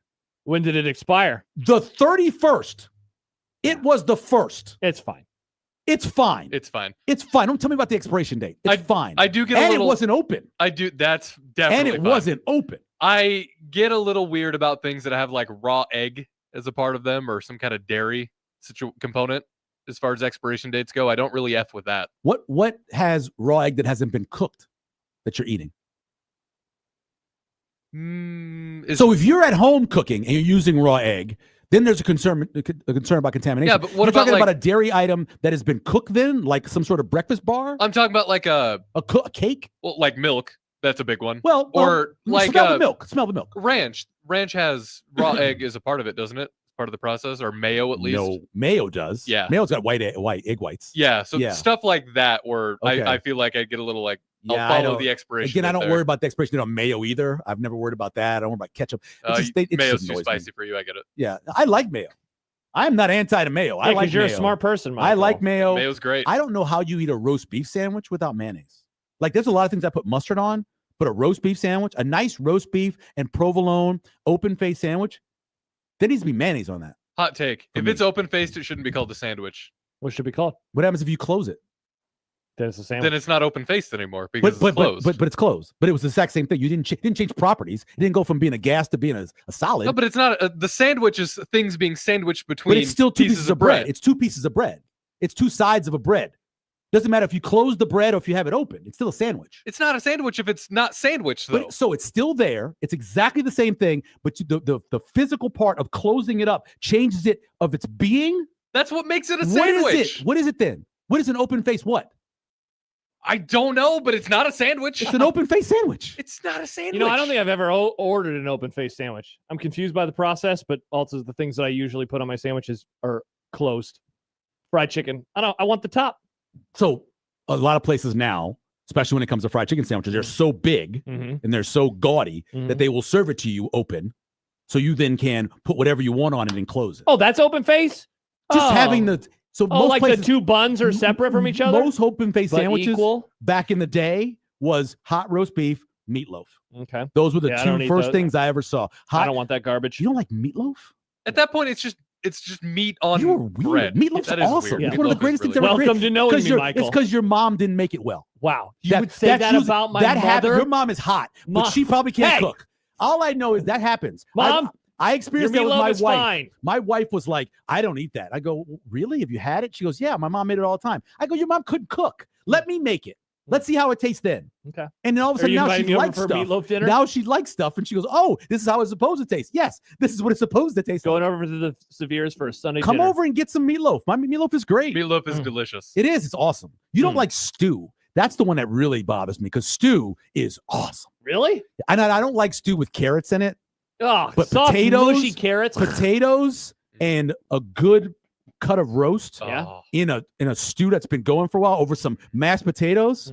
Yeah. That is dreamy. That always makes me think of a Sunday getting home from church and just being like, all right, well, I guess I'm going to have a huge bag of Doritos later because this isn't going to make me. It just doesn't satisfy me in the way that it satisfies A other stew people. is just it. It's the most filling, sticking to your ribs food in the Don't world. feel like it's satisfying. The How is it flavors, not I don't like the satisfying? flavors. This again, and your mom can't cook. No, I'm sorry to say no, this. This she's is obviously what it great- is because the flavors. It's a flavorful dish. I'm Onions, bell peppers, jalapenos. I'm seeing her on Saturday, and I'm gonna say, Mom, if you heard what Michael said, don't listen to him. Well, this is the reason you're a why. great- Obviously, you're a great cook. This is the reason why you have a poor palate because you didn't like the stuff she cooked. What, Nick? Kina Sorry, hot mom. says if you have to eat it with a fork, it's not a sandwich. I agree with that. An open-faced sandwich isn't a sandwich. I see people eat those chicken sandwiches with forks all the Yeah, I time wouldn't because agree. they're so big. I That's wouldn't agree. ridiculous. Kina you usually- can't even bite into them anymore. Keeney usually doesn't miss, but I'd say that was, Peja Stojakovic in Game 7 of the 2002 Western Conference Finals. It was an air ball. I think they invented the name open-faced sandwich because they were too lazy to come up with calling it a new thing. No, because it's still physically a sandwich. It's not a sandwich. No, it's physically a sandwich. It's the same thing. Text from the 402 writes, on the expiration date take, I used to work logistics and a customer we moved canned goods for,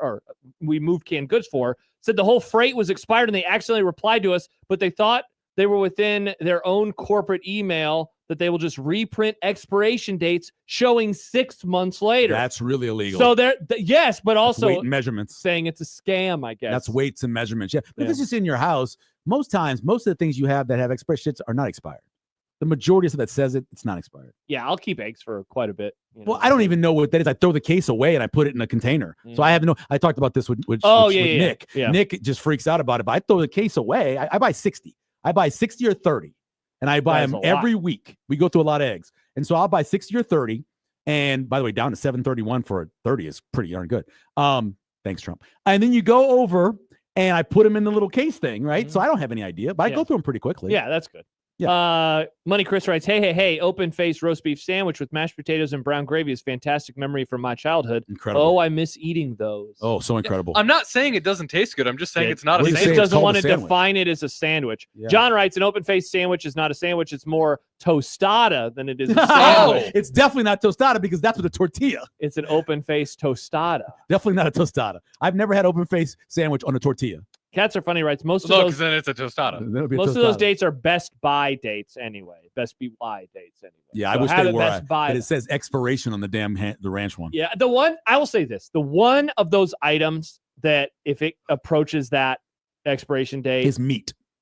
yes, so two things. I get squeamish when milk. Meat. Oh, yeah, milk? Milk. You I don't smell like. I just. Yeah, I know. It's just. But then You I have smell to. it. But then what if it's bad? Then it Smell smells bad. I don't like that though. I don't want to smell God, nasty you're a wuss. milk. My God. My God, what are you? I don't have milk. Are you though. 36 yet? I'll be 37 in a Oh month. my God. I don't have milk very much though. I'm Oh, not. I heard you guys talking about that. We go through a gallon of milk a week. Yeah, I don't like. Sometimes 2 gallons of milk a week. 2%, 1% skim whole. I've now gone with 2% because my wife was concerned about my youngest having regular. But since he came back from Europe, he lost all this weight walking around Europe. So he nice. I moved back to whole milk. I hear love that whole happens milk. a lot. If you eat the food in Europe and it's the same kind of thing you would eat here, you actually lose weight because of there's less of the same stuff. And Yeah, that was the your reason why they version of food. walked. They 15 days of walking then you around walk Europe. around And Europe. they That'll walked do up it. a mountain in Austria. So, and down a mountain in Austria. Nick.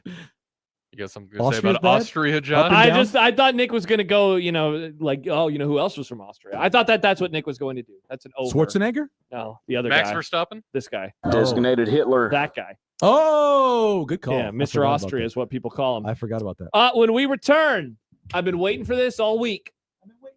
Michael Severe and Mitch Holtis talking to each other. Just kidding. It will just be me. I have ain't talking prepared. about- By the way, smoked meatloaf? Yes. Go to Finicky Frank's, which is the best hidden restaurant in the city. It's in Go to Finicky Frank's. off 30th North, Off right? Fontenelle going off. Yeah. yeah. Go to Finicky Frank's. She makes a smoked meatloaf. It's incredible. Finicky Frank's is delicious. And she made it by accident. She was going to make ribs. The ribs didn't get shipped. What? So she already had the smoker going, so she put the meatloaf in there. That's like an invention. Some It of was. the best pasta I've ever had. Yeah? From Finicky. Yeah, I they're lived in homemade North Omaha. pasta. I never Everything's went good. there. Sad. So good. All right, Mitch Holtis joins us next. And then we have Chip Brown talking Ooh, Texas yay. here on 1620 The Zone.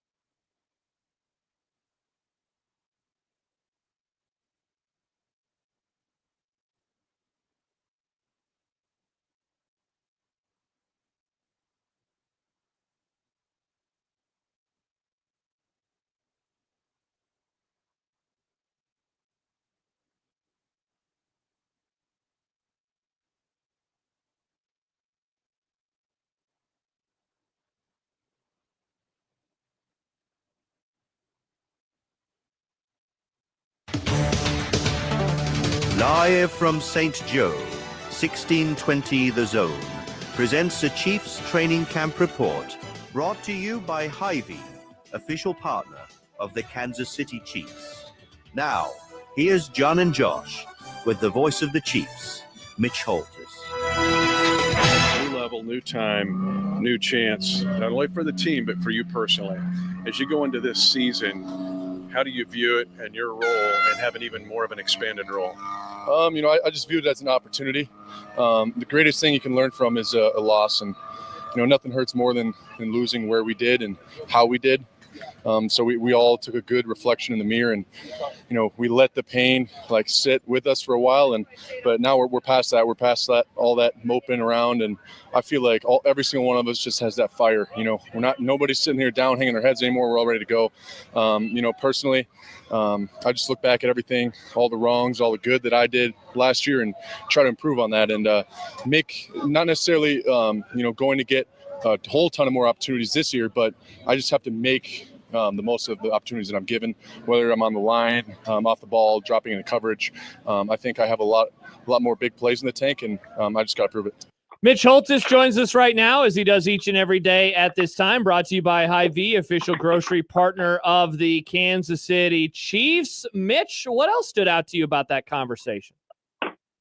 Well, before I get to that, I really want to thank you guys for having Sir Walter Riley do the opening for me for this segment. That's so cool.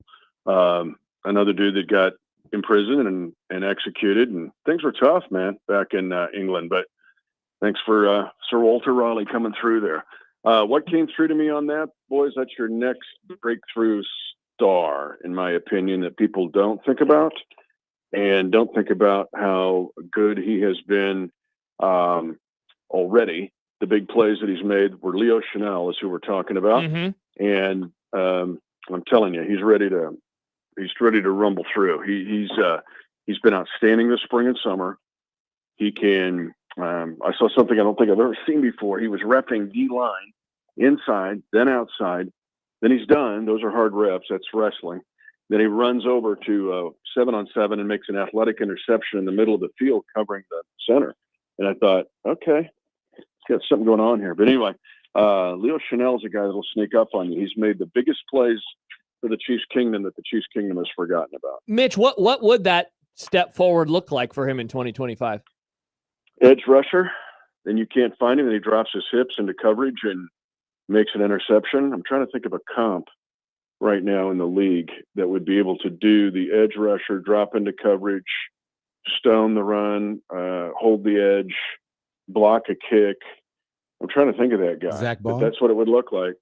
Yeah. But that guy, I mean, the Chiefs have got to get him on the field. Last year he had 448 snaps, I think, and Tranquil he's good, but he had 783. They got to figure out a way to get Leo Chanel involved more and more, because the team will not be disappointed when that happens. So, Mitch, the first preseason game of the year for the Chiefs is coming up Saturday night down in Arizona versus the Cardinals. So that means they'll travel on Friday. What does the rest of the day, what does tomorrow look like for the team as they prepare? Okay, so tomorrow's just go for it. It's a third day in pads. Arizona doesn't exist. You just have at it to get ready for, just like today and yesterday. That's what's unique about this week. Now, Friday, we get on a plane. We fly to Phoenix to play Saturday night, and then there will be meetings and have a little bit of a mostly organizational, but a little bit of a game plan, but not much. But tomorrow's more of Arizona doesn't exist. It's about the Chargers and the remaining weeks. Mitch Holtis. And guys, don't be jealous. Don't be jealous, you guys. It'll only eat at you. Because I know, Josh, you're not as jealous as John, but don't be jealous of me. Jealous? I'll be at Scott Auditorium tomorrow night with the Fonz, Henry Winkler, for the Team Jack Foundation and the Carsons of Fat Brain Toys. I'll be in your city tomorrow night for a brief time, but I'll be there. And you're not going to stop by? Might, but I might not. But, I'll think about it. I'll see. I might run out of time. So many things to do. But I'm just so mad at that series. As a little kid, but I thought if I'm ever going to broadcast, I think the perfect air name would have been Ralph Mouth. But they stole it in that. And that, of course, was, the Fonz had to keep Ralph in check. But anyway, Henry Winkler tomorrow night in Omaha for the Team Jack Foundation, the great people at Fat Brain Toys. My brother works for them. And so you got to remember, we'll Josh is not old enough to understand anything you're saying. Mitch, I feel bad. When so John's not here, this stuff just goes all over my head. Well, I don't know if that's a positive or a negative. Josh. Good point. Think about that. Yeah. So if you were around Henry Winkler, who's a huge Patrick, I do know who Henry Winkler is. I know who that is. The Fonz. I know Happy Days. Yeah, and he's on Barry, and he was on Arrested Development. So I've seen him. Yeah, you never watched that show. Come on. Now, help me here, John. When somebody plays a certain role, they can't do any other thing. They're so tied into that role that anytime can't see him in anything else. You go, he's the Fonz. No, I know it's true. John's not here today, but I'm older than John, and so yes, I agree with John. you. Who is this? This is Michael. This is Michael. Ralph? Hi, Michael. Yeah, I'm actually older than John, so yeah, I watched it live when it was on TV. So, yes. And little known fact, Josh, St. Michael, the school, is named after this Michael. Oh, wow. Michael, congratulations. Michael the Archangel, baby. I defended heaven. I beat Lucifer and kicked him out. That's what Michael did. Take that, Satan. Yeah. All right. Well, that's a whole show in itself. It would be. Maybe on Netflix. Mitch, we will chat with you tomorrow on your busy day as you get ready to go down to Arizona. Thanks for joining us. Brought to you by Hy-Vee, official grocery partner of the Kansas City Chiefs. Thank you. Leo Chanel, write it down right now, boys. Whole kingdom. Leo Chanel, get ready for a big year. All righty. Take care, Mitch. We'll talk tomorrow. All right. See you, boys. Yep. Hey, we watched the Big Ten. Yeah. Wisconsin. Yeah, for sure. Wisconsin. Yeah. I thought he was a very good player in Wisconsin. Man, But Zach Bond is, I think, the best example of a guy that can do all those things. Yeah.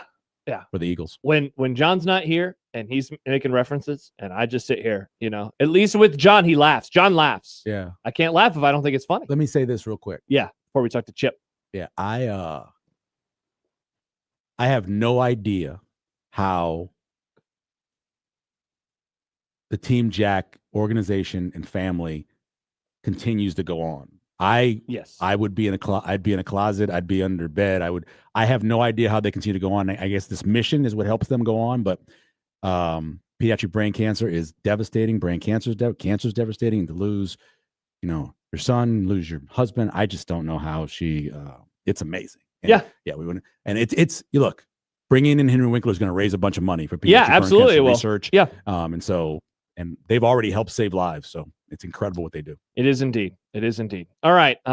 We will take a pause. When we return, Chip Brown joins us. We continue the countdown. Nick is 12 for 12. Will he make it 13 for 13 in 25 teams in 25 grums? The Texas Longhorns, the number one team in the coaches poll. We'll preview them next here on 1620 The Zone.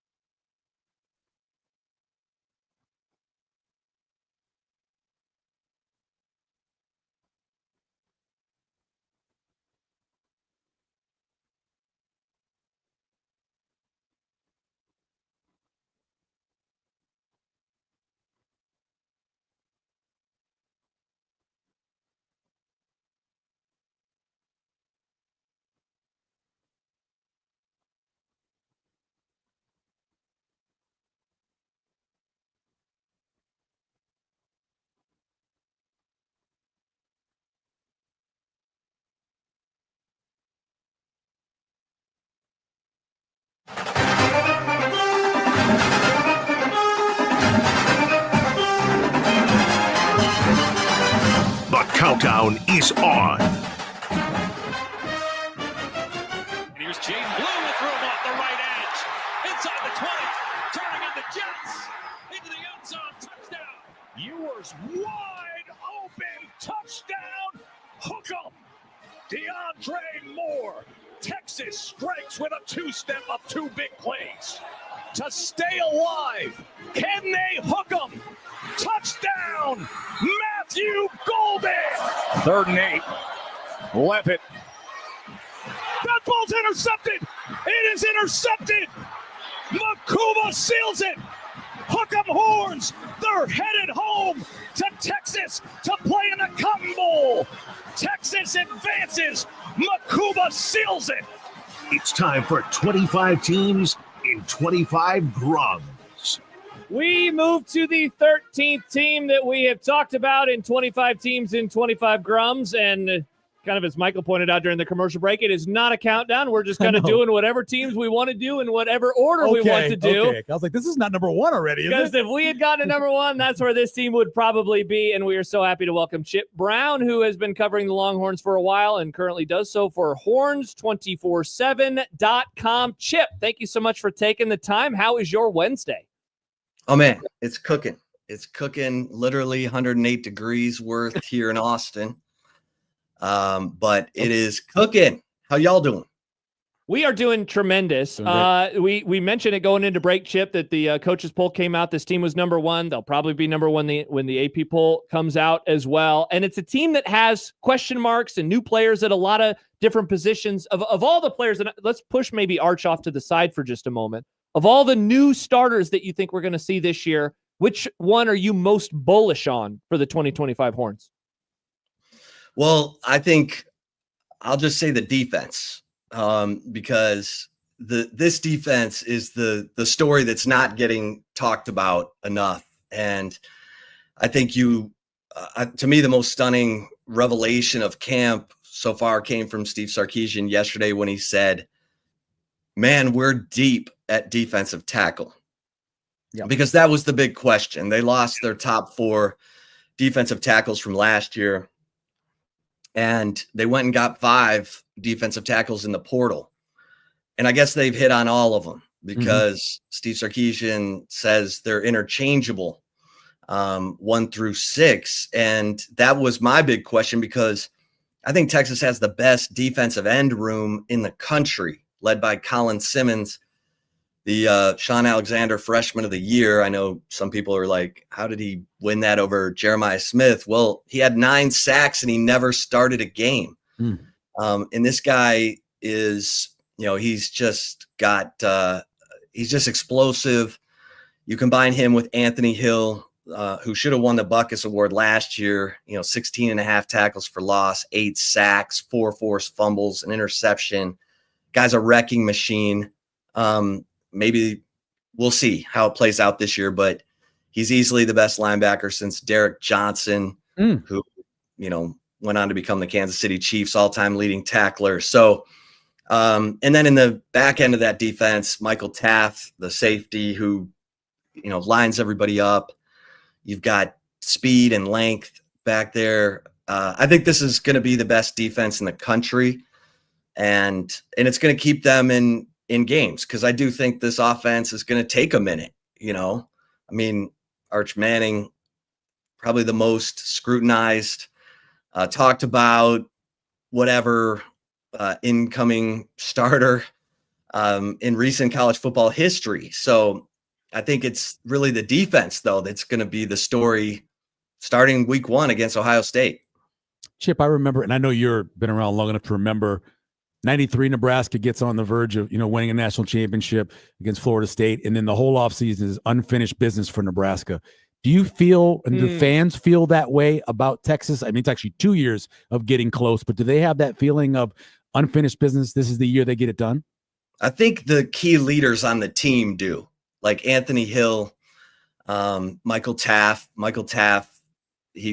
don't know, there was a video that went viral of him, just screaming in the tunnel after the loss to Ohio State because he wanted to go out with his, 2 best friends from growing up in Austin, Jade Barron and Andrew Makuba. And those guys are now in the NFL. He decided to come back to try to help get Texas over the hump, to get them into that championship game and win it. So I think there is that sense from the key leaders on the team, Quintravian Wisner, the running back.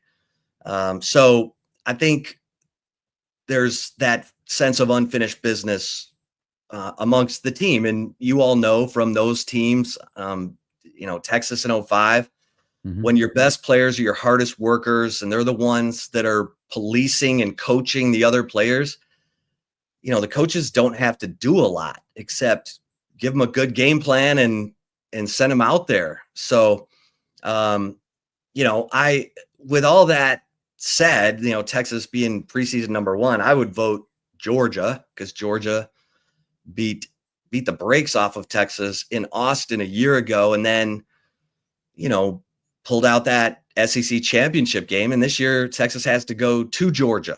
So I think Clemson's really good. I mean, I think Clemson has a right to, they got guys on the interior. They got Cade Klubnik. They got some playmakers on the outside. So I think it's going to be a really interesting year. And of course, my guy, Matt Rule, he might be ready to break out there in Lincoln. Loved covering Matt Rule when he was at Baylor. The guy worked a minor miracle there, and he can get it done. So for all those Nebraska fans who might be on the fence about Matt Rule, I think that was a great hire. Chip Brown, Horns 24/7, joining us here on Unsportsmanlike Conduct. We've mentioned Arch in passing a couple of times. I'm curious, Chip, what do you think we know, or what do you know definitively about him as a player right now? And what are you still wondering about with a couple of starts under his belt and a heck of a 2025 opener coming in the shoe in 3.5 weeks? Well, I think he's a really good teammate. I think his teammates love him. He's very demanding of himself. You hope it's not too demanding, because we don't know who his go-to receiver is yet. We don't know, their tight end is a transfer from Cal, Jack Endries, who I think he and Arch have really hit it off and have had a really good offseason. But there's, Arch is going to step up when things go haywire, if there's a turnover or pick six or something. But you're looking at some of those guys on that offense and you don't know.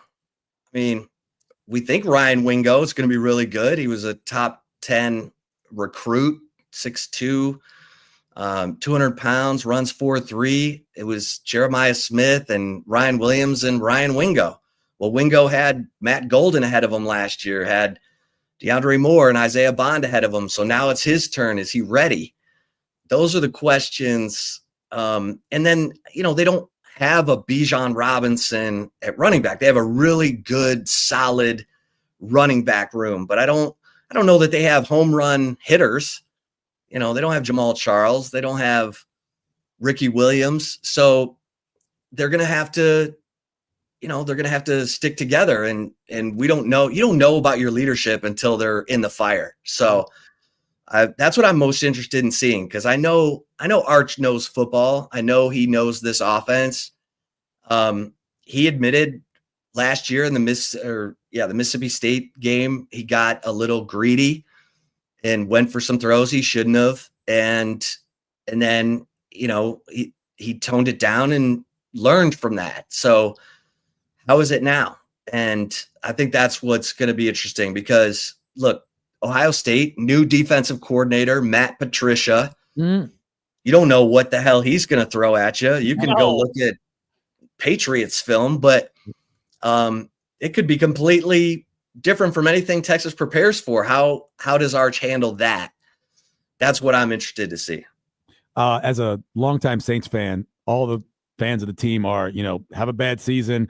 Arch comes out, you get Arch Manning. But in your opinion, he stays, right? Like his two uncles did. He stays for another year after this.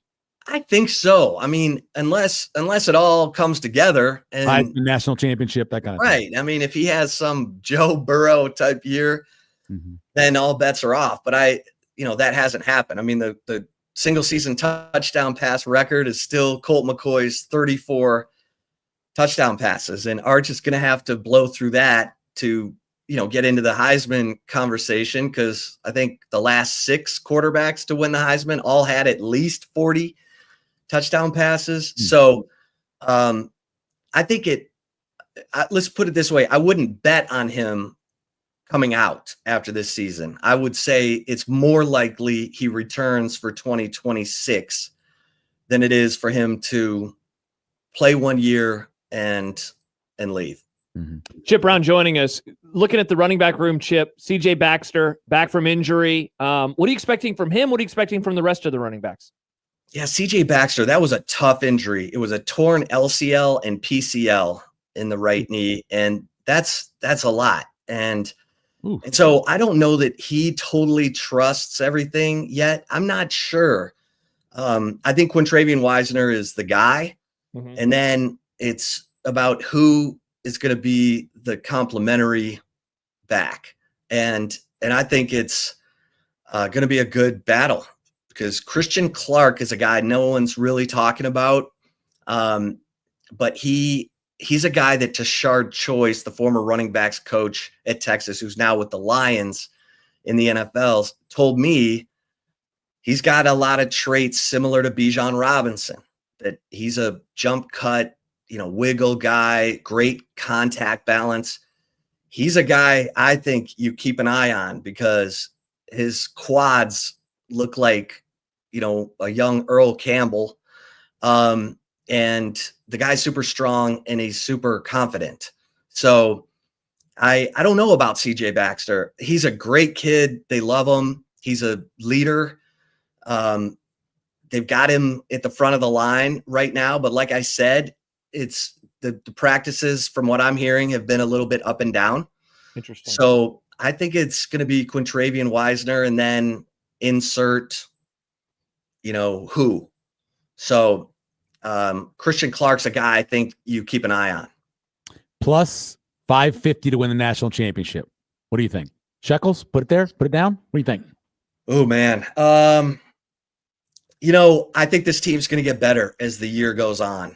And so, they may lose to Ohio State. And I think they'll get better. That's one thing that was not happening under Charlie Strong and Tom Herman that has been happening under Steve Sarkisian. The teams, the sign of a well-coached team is week-to-week improvement. And we've seen that from Texas under Steve Sarkisian. So, man, I wouldn't bet against it. I do think Texas will get in the playoff. And then if they get the right draw, if they get hot, I mean, I could see them winning it. I don't think they're the number one team right now, though, if that makes sense. I think they're going to have to play their way into it.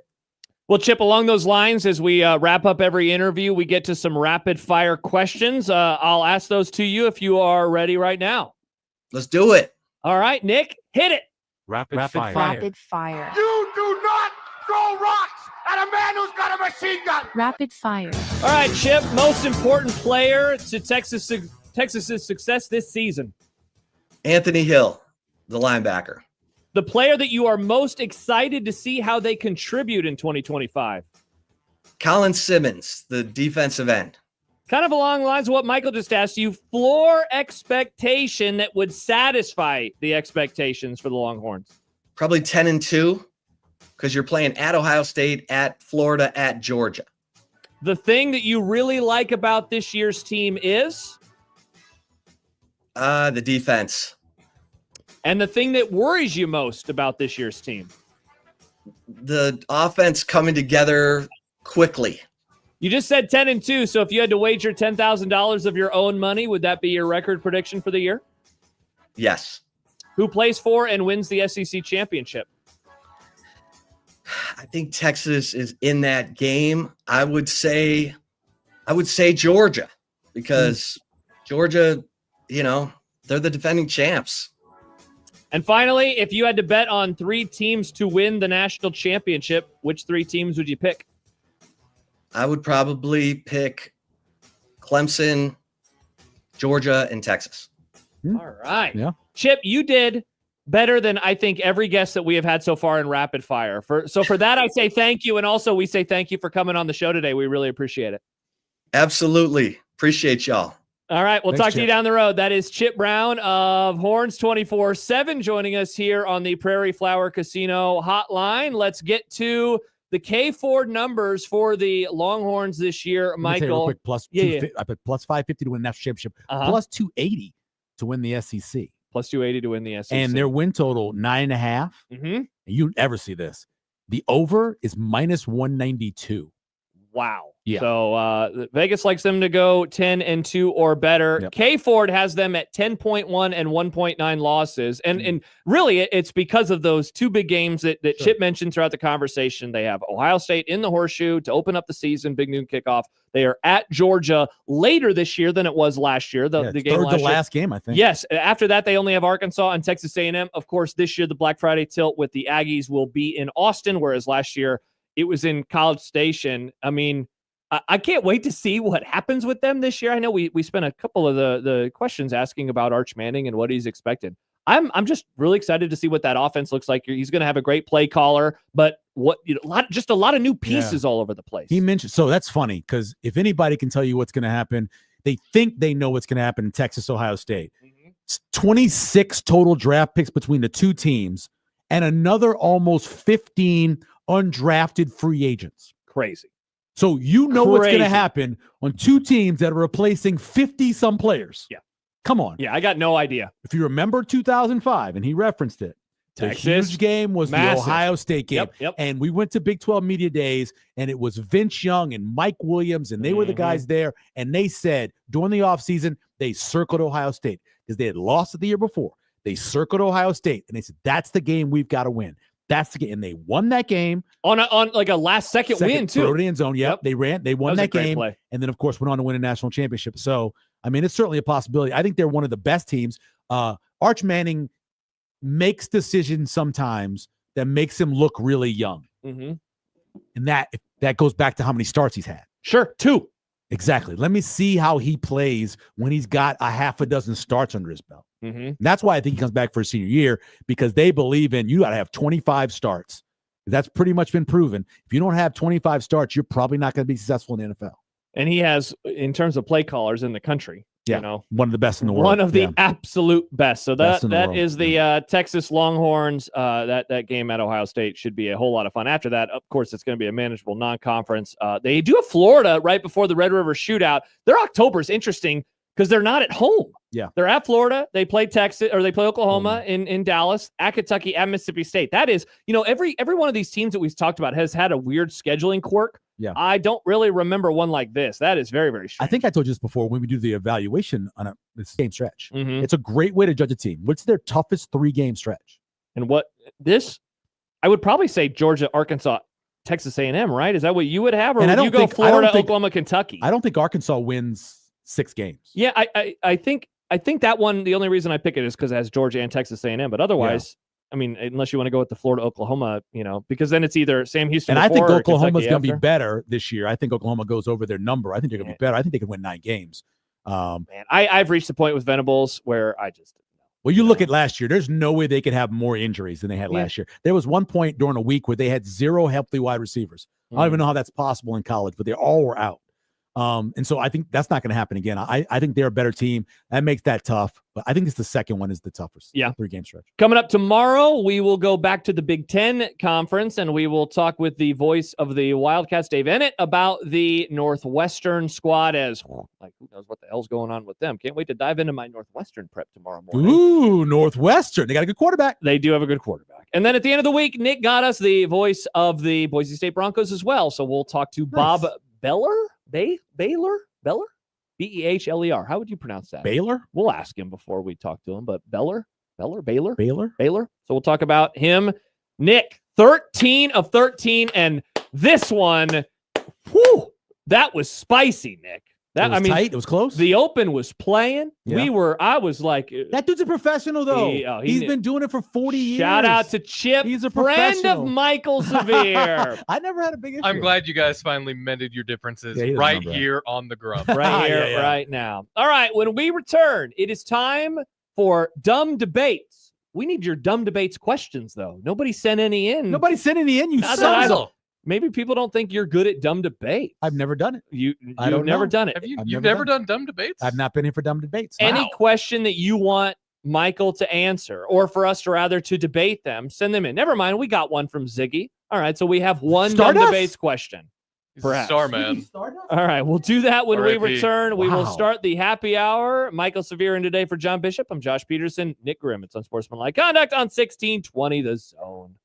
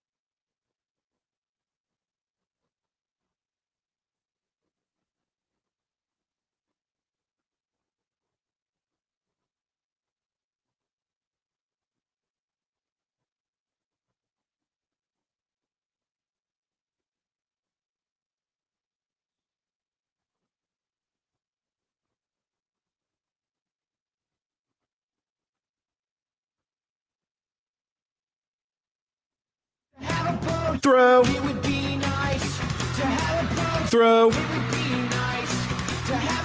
Throw. Throw.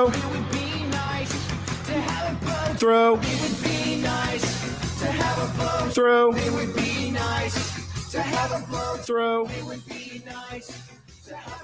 Throw. Throw.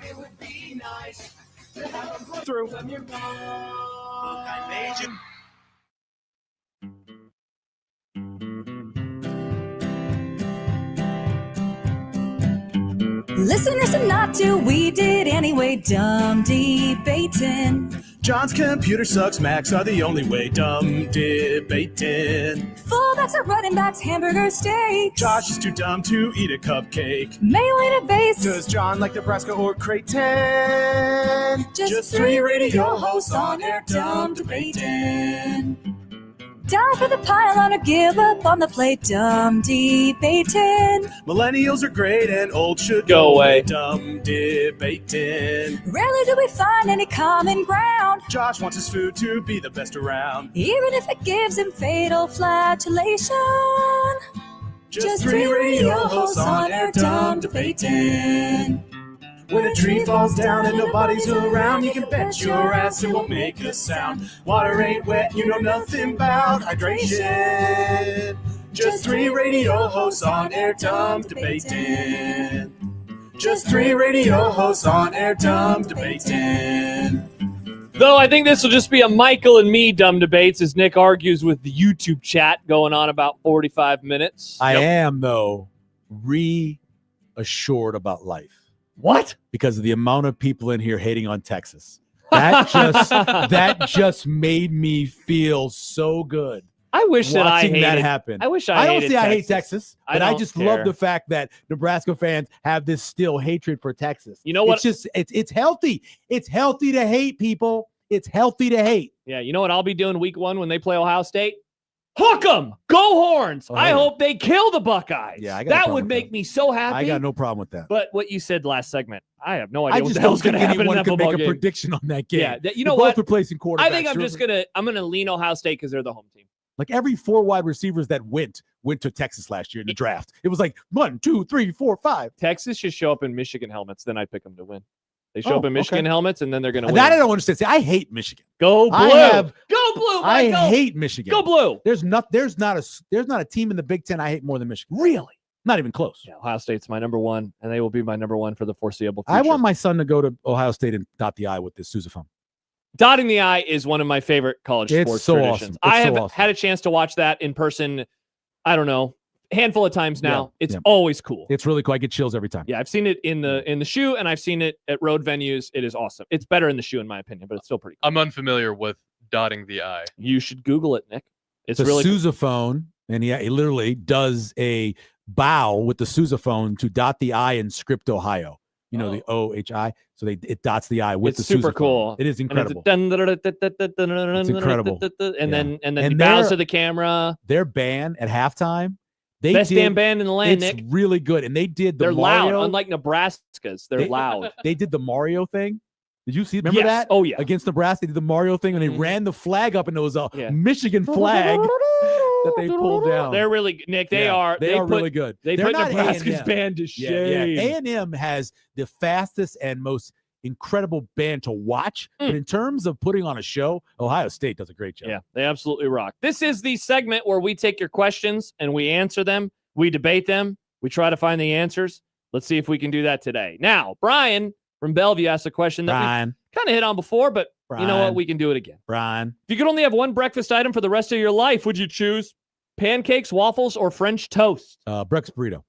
You had to choose one of one these. of the three, Michael. That's how dumb debates goes, Michael. That's a good pick, though. Breakfast burritos. It would be breakfast burritos. Waffle. It's not even close. Waffle. I don't like French toast because I don't eat cinnamon, and I'm not a fan of pancakes. Pancakes are overrated. I always forget if I like waffles or French toast more. It kind of depends on the day. Today, I think I'm a French toast guy. Yeah, French toast it is. Really? You don't have to have cinnamon, right? Do you have to have cinnamon in French toast? I think part of it is cinnamon. I make it for the powdered kids. sugar instead of I cinnamon. make No, it, he's talking about in the batter. In the batter. In the batter, you dip it in the I flour. Make both. Yeah. You got it. I make that for the kids. I just don't eat it. I'm I make waffles probably once a week in our waffle maker, and it's great. I'm a pancake guy.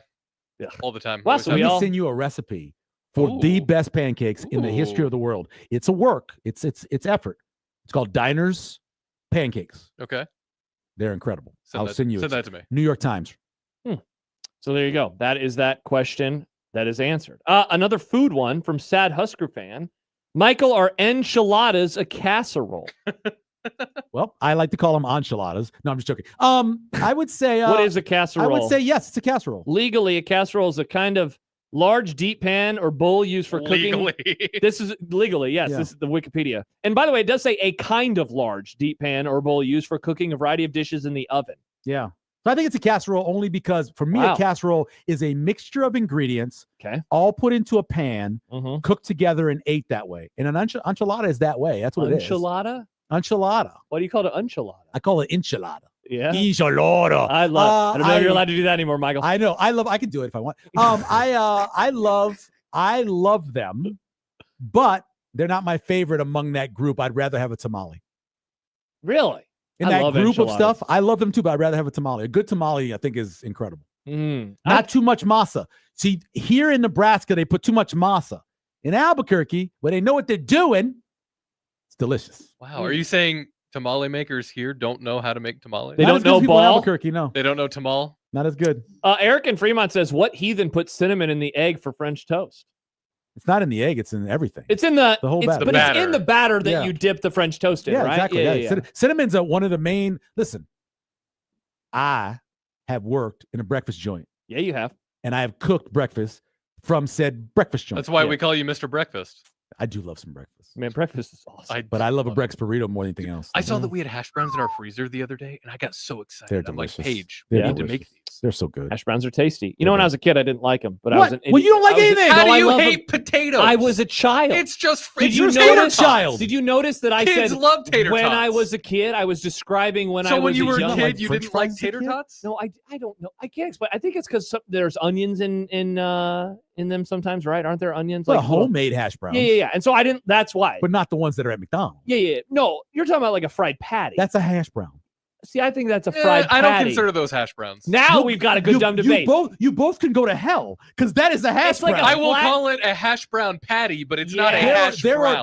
There are things, okay? You have home fries, you have hash browns, right? Yeah. One's a hash brown, one's a home fry. That's a So hash I guess brown. I was describing home fries. You were describing home fries. I was I've describing never home heard fries. anybody call it home fry Is before. this Go a- and work at a It sounds like restaurant. a wait, nickname you give to a home friend. fries are not what I was talking. What's up, is this, home fry? Is that what you were talking about? Okay. But you can also chop them up. I'll show You you. can chop them up more like you do a hash brown. I'm talking about those. Those are hash browns. That's a hash That's brown. not what they have at McDonald's. That's That's a it. hash brown. That's It's a not what they have at patty. It's a McDonald's. hash brown. Patty. No, it's not. It's a hash brown patty. Go to the damn store. Walk to the freezer aisle. Yeah. Go to where they have the potatoes. On the top shelf in Baker's, they have hash browns. It says it on the package. All right, Michael.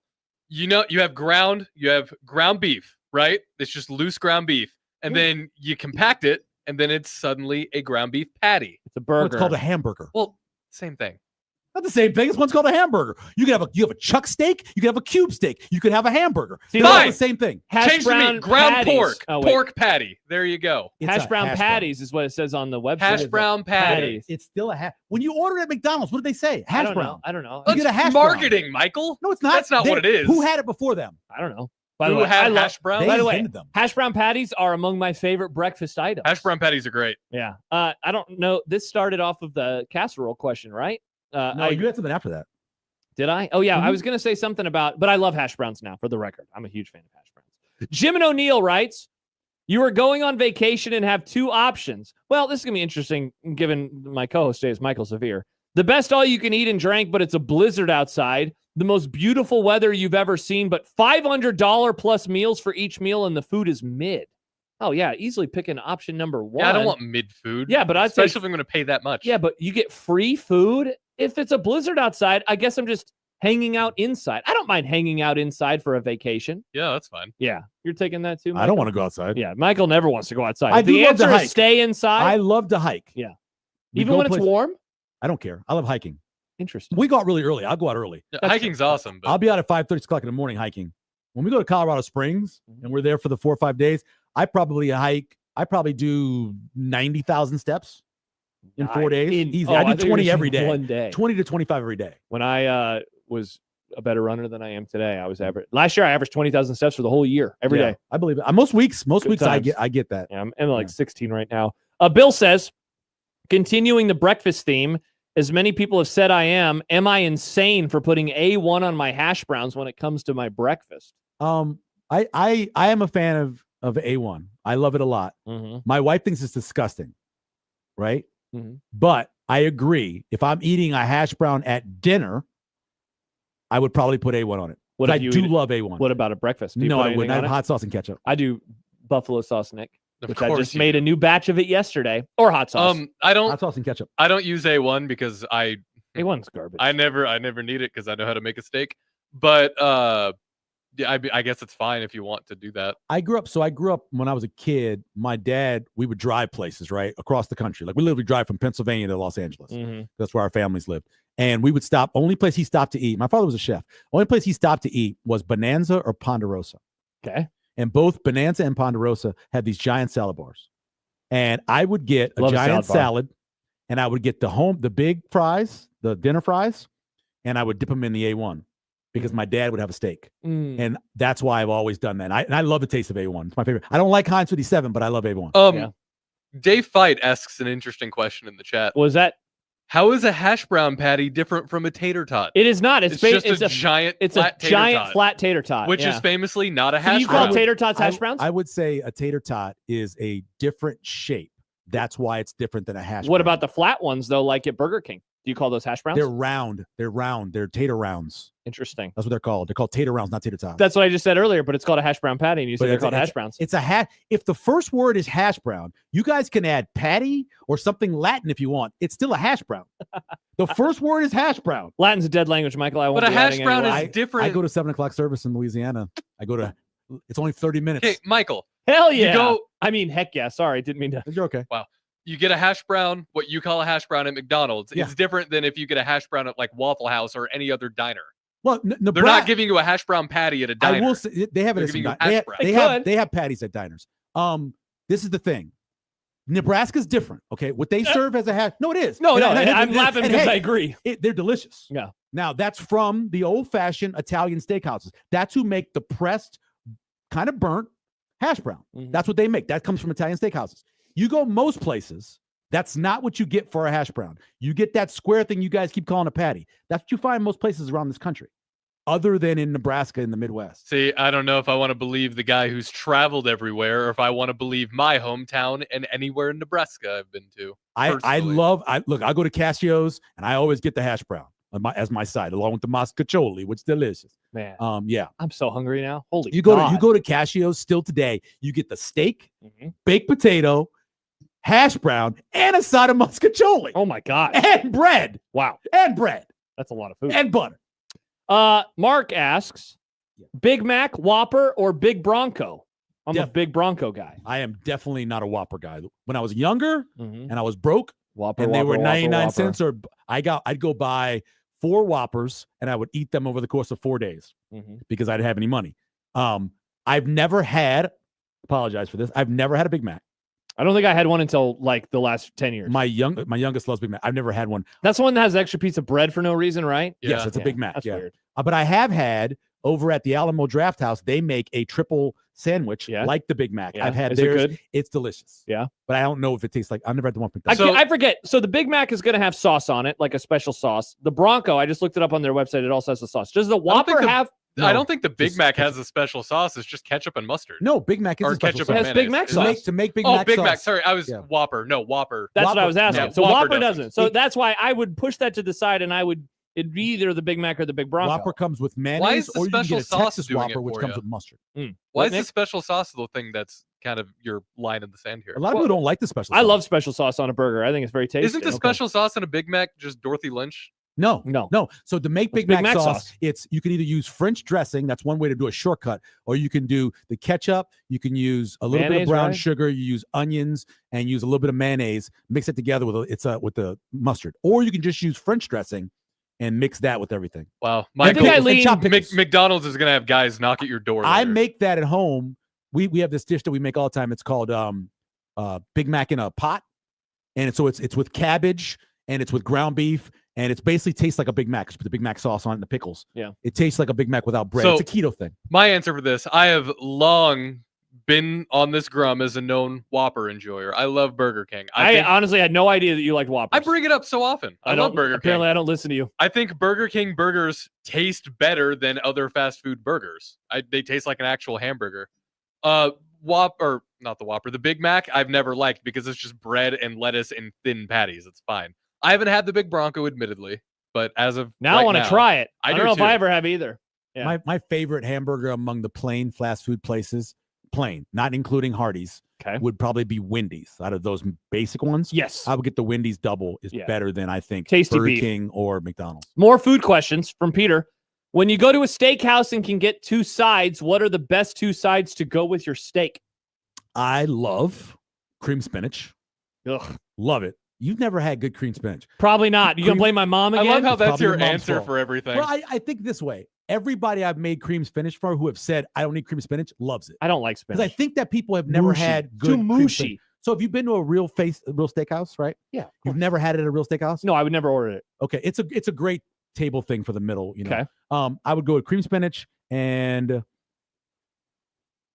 depends on where I am. Probably if it's a really good like lobster mac, I would get lobster mac and cheese. Lobster mac's a great choice. I think of the things I consistently order are trying to decide if I want mashed potatoes or a loaded baked potato because I'm fine with either. I think I lean mashed potatoes and then Brussels sprouts. So for me, I also lean mashed potato, but if I'm feeling saucy, I'd get a baked potato. But my Feeling saucy, interesting. My veg is asparagus. I love asparagus. I also am a big fan of asparagus. And then I always I'm wake up black. the next morning.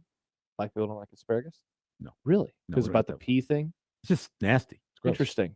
It's grown in poop. Well, I mean, isn't everything? Not as much as they are. I've Really? never seen so much. There's nothing in the produce department that I had to deal with that had more poop on it than asparagus. No way. Really? Most poop. Wow. Yeah, it was that giant case that had the 2 pieces of wood and the whole bottom was just poop. It was gross. Baymon says, some firecracker Brussels sprouts is a good call, I love Brussels Josh. sprouts. I Man, do Brussels love- sprouts are the bomb. I love Brussels sprouts. My wife hates them. The smell. Really? She hates the smell. My dad of them. hates them too. She doesn't like going to restaurants that specialize in it. There's a place in Papillion, Talus. Mhm. You been to Talus? They specialize in them, and she doesn't like going there because of the smell. Strigoi says, Josh has a track record of sketchy food history and lots of bad Midwest cooking ruins dishes. My food takes are very normal and good. Not your cream spinach. I don't think you've had. Have you ever eaten it? Yes. And I don't like it. Like, where'd you have it? Boston Market or something? I have no idea. Okay. It's been, it's like a one and done situation. I was okay. like Kevin Durant at Texas, one and done. Yeah, I get it. All right. Now, when I come over to eat, so what are we having now? So we're having meatloaf and cream spinach. What else do I need to try that you will cook for me? Well, you eat mashed potatoes. I love mashed potatoes or because you'd I'm have- normal now. Or you'd have corn. He's that would go finally a along with it. gravy guy now too. So Yeah, I like he's gravy in on because I like biscuits and gravy. I used to say biscuits Oh, and so gravy white gross. gravy. Do you not eat brown Oh, gravy? interesting. You only like the white gravy. I didn't even Josh. say that. I I'm just said I asking. don't know. Yeah. Do you eat- So here's the thing. Are you You too say scared to I try the never brown put gravy? on meat or my mashed potatoes. I like the mashed potatoes Have you to load up experienced with. Thanksgiving? Yes, but see, And here's there's what no I gravy? I like taking the butter and adding more butter and then salt and pepper. That's No how I gravy. like. No. So you get turkey. Yeah. And you eat turkey without gravy. Is on that it. why I hate turkey so much? Because it's just I hate nasty, you too dry. You gotta I- put something on that turkey. I like turkey without Turkey's gravy. gross. I love turkey. Turkey's the worst Turkey's- protein in the planet. Turkey's probably my second Andy favorite says, meat. I bet Michael makes bomb mashed potatoes. Oh, ask Stacy. Stacy, whenever I make them, I get a Oh, little yeah, you've container. told me that. Do Yeah, you, yeah. Stacy mashed do you potatoes. load them or are you a garlic guy? I call them severe potatoes. Nice. Here's how they start. Even this guy who hates man's meat food splaining stuff. I take a whole onion, chop the onion up, and a whole thing of bacon, and I cook that in the pan. And I get that all the way it's brown and caramelized. Put that on the side. Then I boil my potatoes with the skin on, not skin off. Yep. Get them all boiled. Take them out. Mix cream, butter. Then I take that onion thing that I made with the bacon. I put that in there, and then a thing of cream cheese. Boom, boom, and you got it. Can you add me to that Michael potato distribution list? You could. You should start charging people for this. And I make meatballs for people too.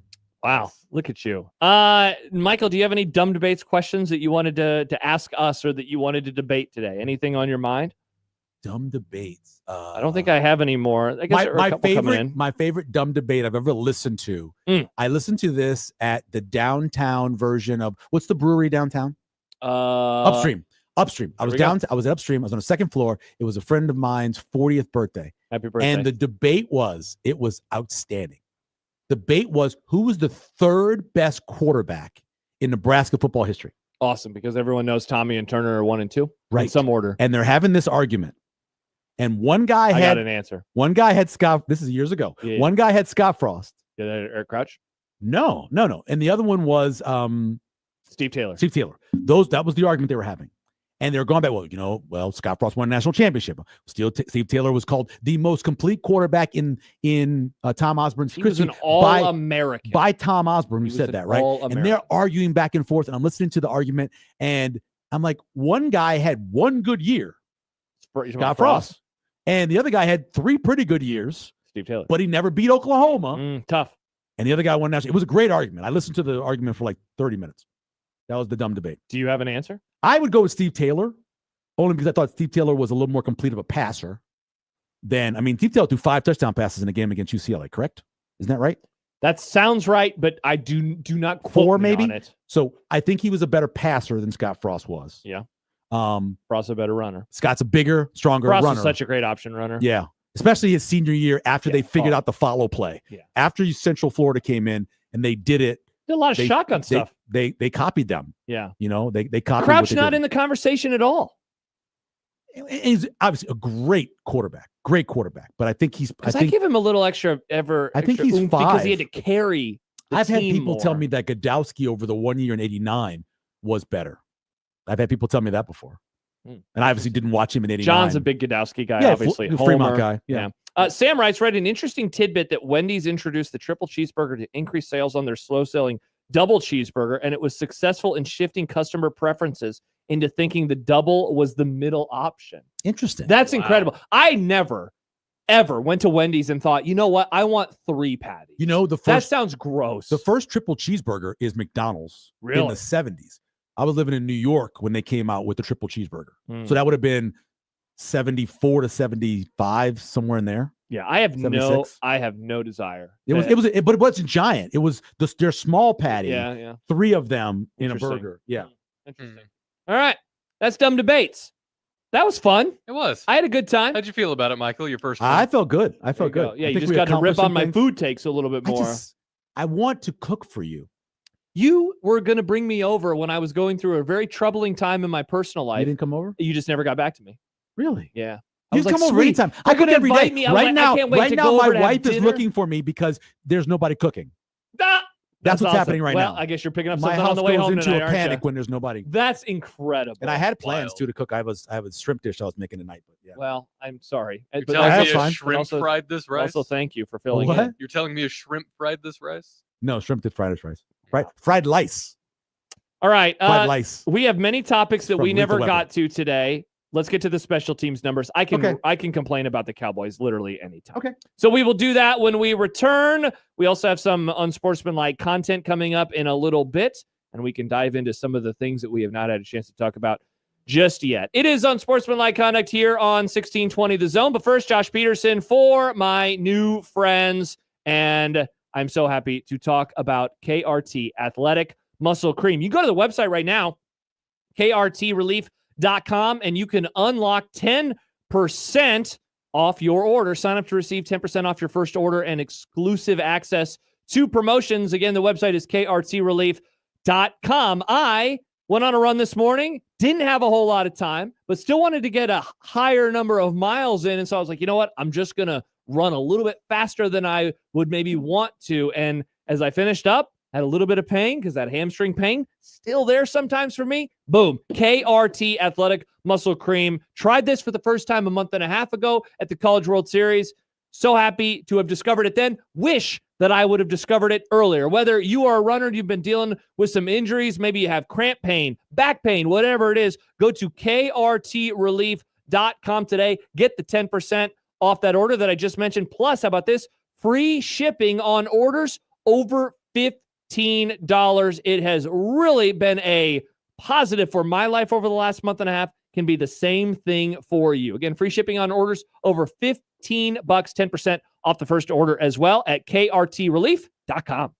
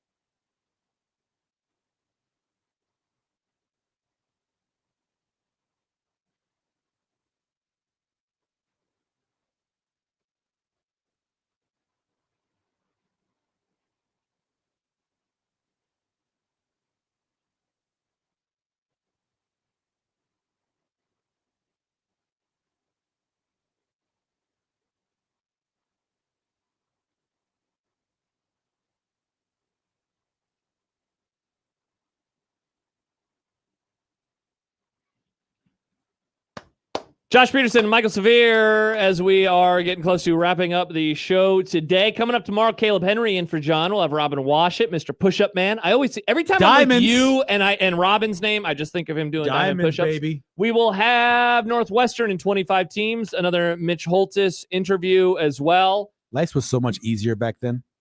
When we were doing diamond pitch-ups in Ohio State and Columbus. Yeah, it was in the corner of the Brothers Bar. It was a different time. It was a different time. It was a different time. Nobody thought that Nebraska would lose more than, 4 games. Wow. It was a way different time. Yep. Different time. And then coming up Friday, Stibbs is in. A reminder, Salton Sea. Watch that on YouTube of all places. I signed up. I told this to John yesterday. I signed up for the YouTube membership so I can watch it without commercials. So I'm doing that tomorrow. Is that the only reason you signed up for the membership, specifically for this? Yeah, because it's a month free. Oh. So I was like, Salton Sea. SALTONC.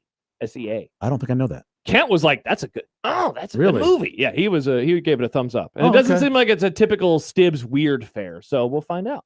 So that'll be the movie for Friday. Okay. But yeah, they had a month membership for free. I was like, I'll sign up for this so I can watch a movie without trailers or without commercials. There was one time years ago I had accidentally signed up for YouTube Premium and I completely I didn't realize it. And then I keep getting notifications and pop up from YouTube. And I was like, hey, you want to renew this? Like, no.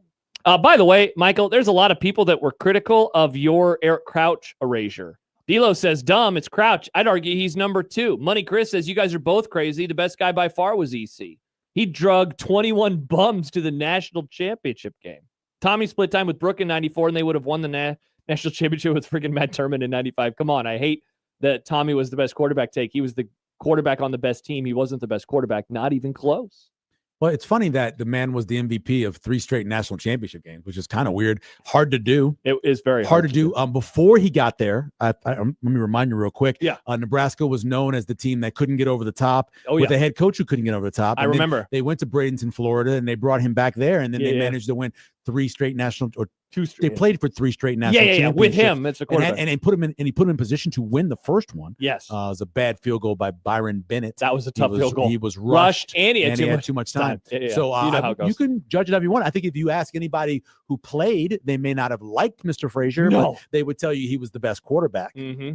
Most people who are Nebraska fans would say that as well. Yeah. And I have no offense to Eric. I think Eric's great. I think he's wonderful. I'm talking about a debate that I listened to so many years ago, probably now 15 years ago. Yeah. Among guys talking about it. And I was always surprised how many people disliked Eric because of the alleged quitting. Yeah. And then going to the NFL. Right. Yeah. And so I always thought that was silly. The man gave everything he had. He had 14 or 15 surgeries, having to be able to continue to try to be able to play. And he fought his ass off to be able to do those things. And so I have complete respect for him. I'm just talking about what the argument was for those guys. I wasn't old enough to watch Taggy. I know a lot of people say Taggy, but I was 2 years old. So understandable. Yeah. Understandable why you missed him. Yeah. All right. I did want you done a ton of special team stuff. Yeah, we could debate quarterbacks all day long. What I don't even know what you have here. Why did you do this and what's standing out? Well, some of this is to kind of show you how important it is to have a guy like Mike Eckler, right? First of all, that's kind of the important thing and what difference it could make.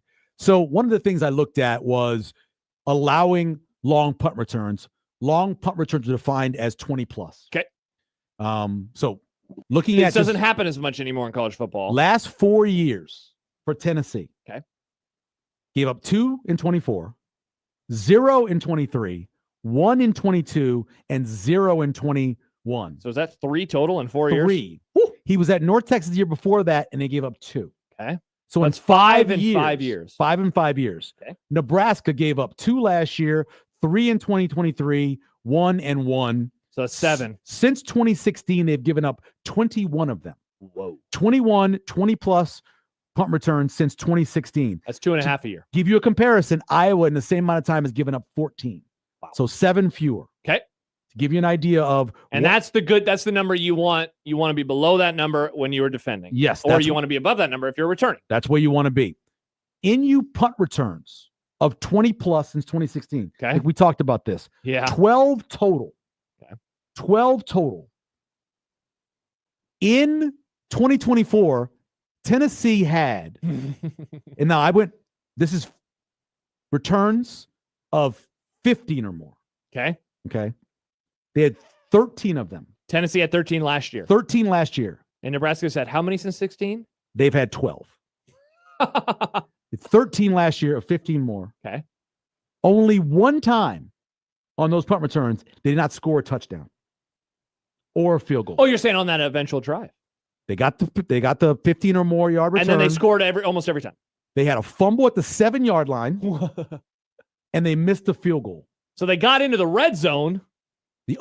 Every other one of them, they either scored a touchdown or a field goal. 13 returns, 53 points. Wow. That's some good ROI. That is very good ROI. Woo, you'll take that. And it's the conversation that, if you look at the people so in charge, so you had Tom Osborne, you had George Darlington, and you had the other coach. There were 3 total coaches that dealt with returns and special teams. Mm-hmm. And they always would say, over 40 yards in net when we punt, 30 yards or less when they punt in net. Mm-hmm. And that was the difference in getting a field goal or a touchdown. It's a lot of yards scoring. over the course of a game. It's a ton of them. It's like 75. They would average 75 yards net punting average advantage. Across both punts? Yes. Wow. 75. Awesome. Think about that. And that's how they scored so many points. With an offense like that, if you start over the 30, it's a big difference in starting inside your 25. It's a huge difference, and that's why the punts were so good. In 2024, they were one of 19 teams in the whole country that didn't have a 20-yard punt return. And in 2023, they're one of 26 teams in the whole country without a 20-plus yard punt return. They have 0 in the last 2 years. Wow. So, when we started the show, we had a message from one of our listeners, Doc, about the new coordinators and why, he's not buying in. And you and I both said, whoa. Like, you can't be down on special teams changes given how we were responding to Ed Foley the last few years. Do these numbers, as you research them, what is the bullishness that you have on 25 versus the bullishness long term? Like, what's that kind of balance looking like for this? Well, I feel just based off of what he's done, he's going to turn it around quickly, right? So what I would compare is I compare Nebraska to Iowa to Tennessee, because Iowa is where Nebraska needs to be when it comes to special teams. Yeah. Every year, Iowa, well, at least for a long time, they were the top 10, sometimes in the top 5. Iowa, in comparison, long punt returns, right?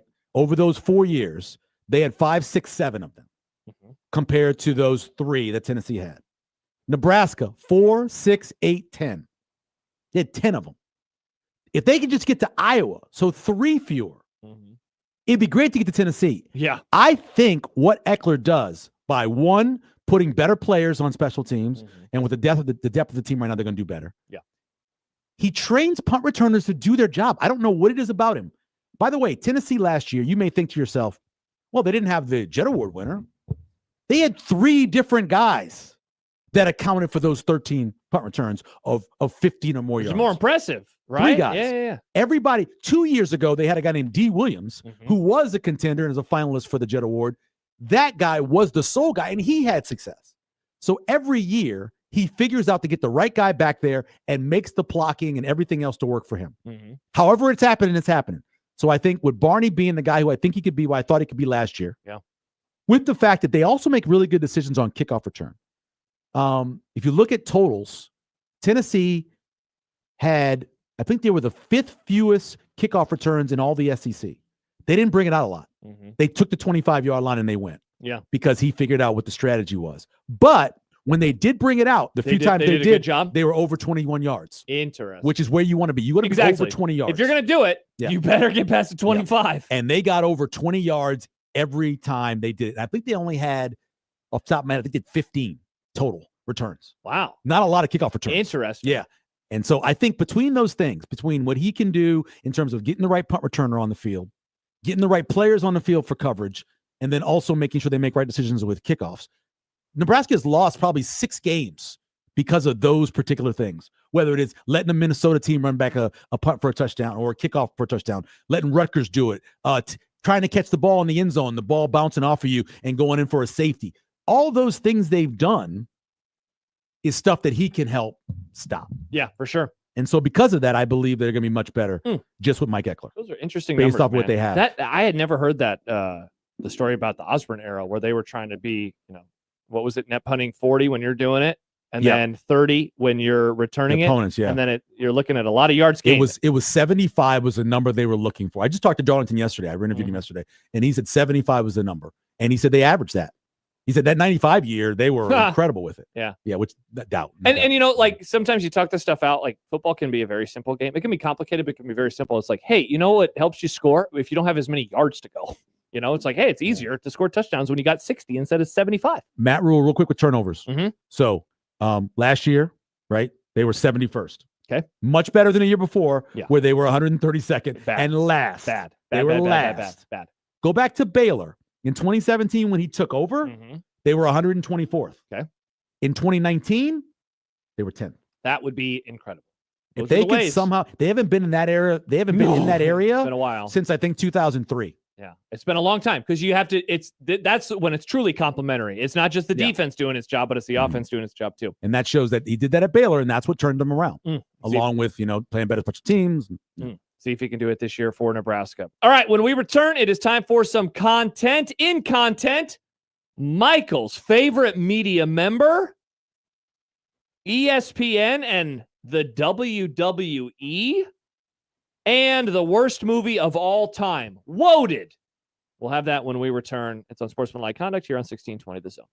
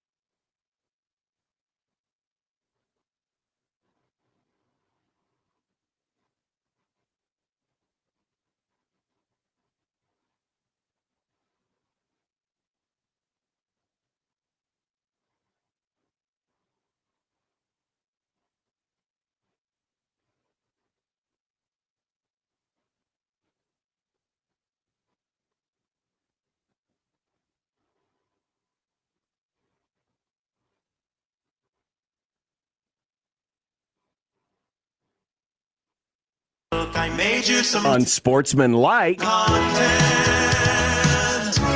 Unsportsmanlike content. Unsportsmanlike content. content that's unsportsmanlike. Before we get to content, a reminder that this week's Zone Deal is a $40 voucher to Exarban Cinema ACX. You get 4 $10 vouchers, where each voucher good for one movie admission for just $20. It is a half-off deal. These vouchers are good to either ACX Cinema locations in Exarban or in Elkhorn. Listen to the Grum later this week for your chance to win. More details as well at 1620thezone.com. Now we turn it over to Nick Grimm, who hasn't been arguing in the YouTube chat for the last 5 seconds. Nick, take it away with some questions. Hello.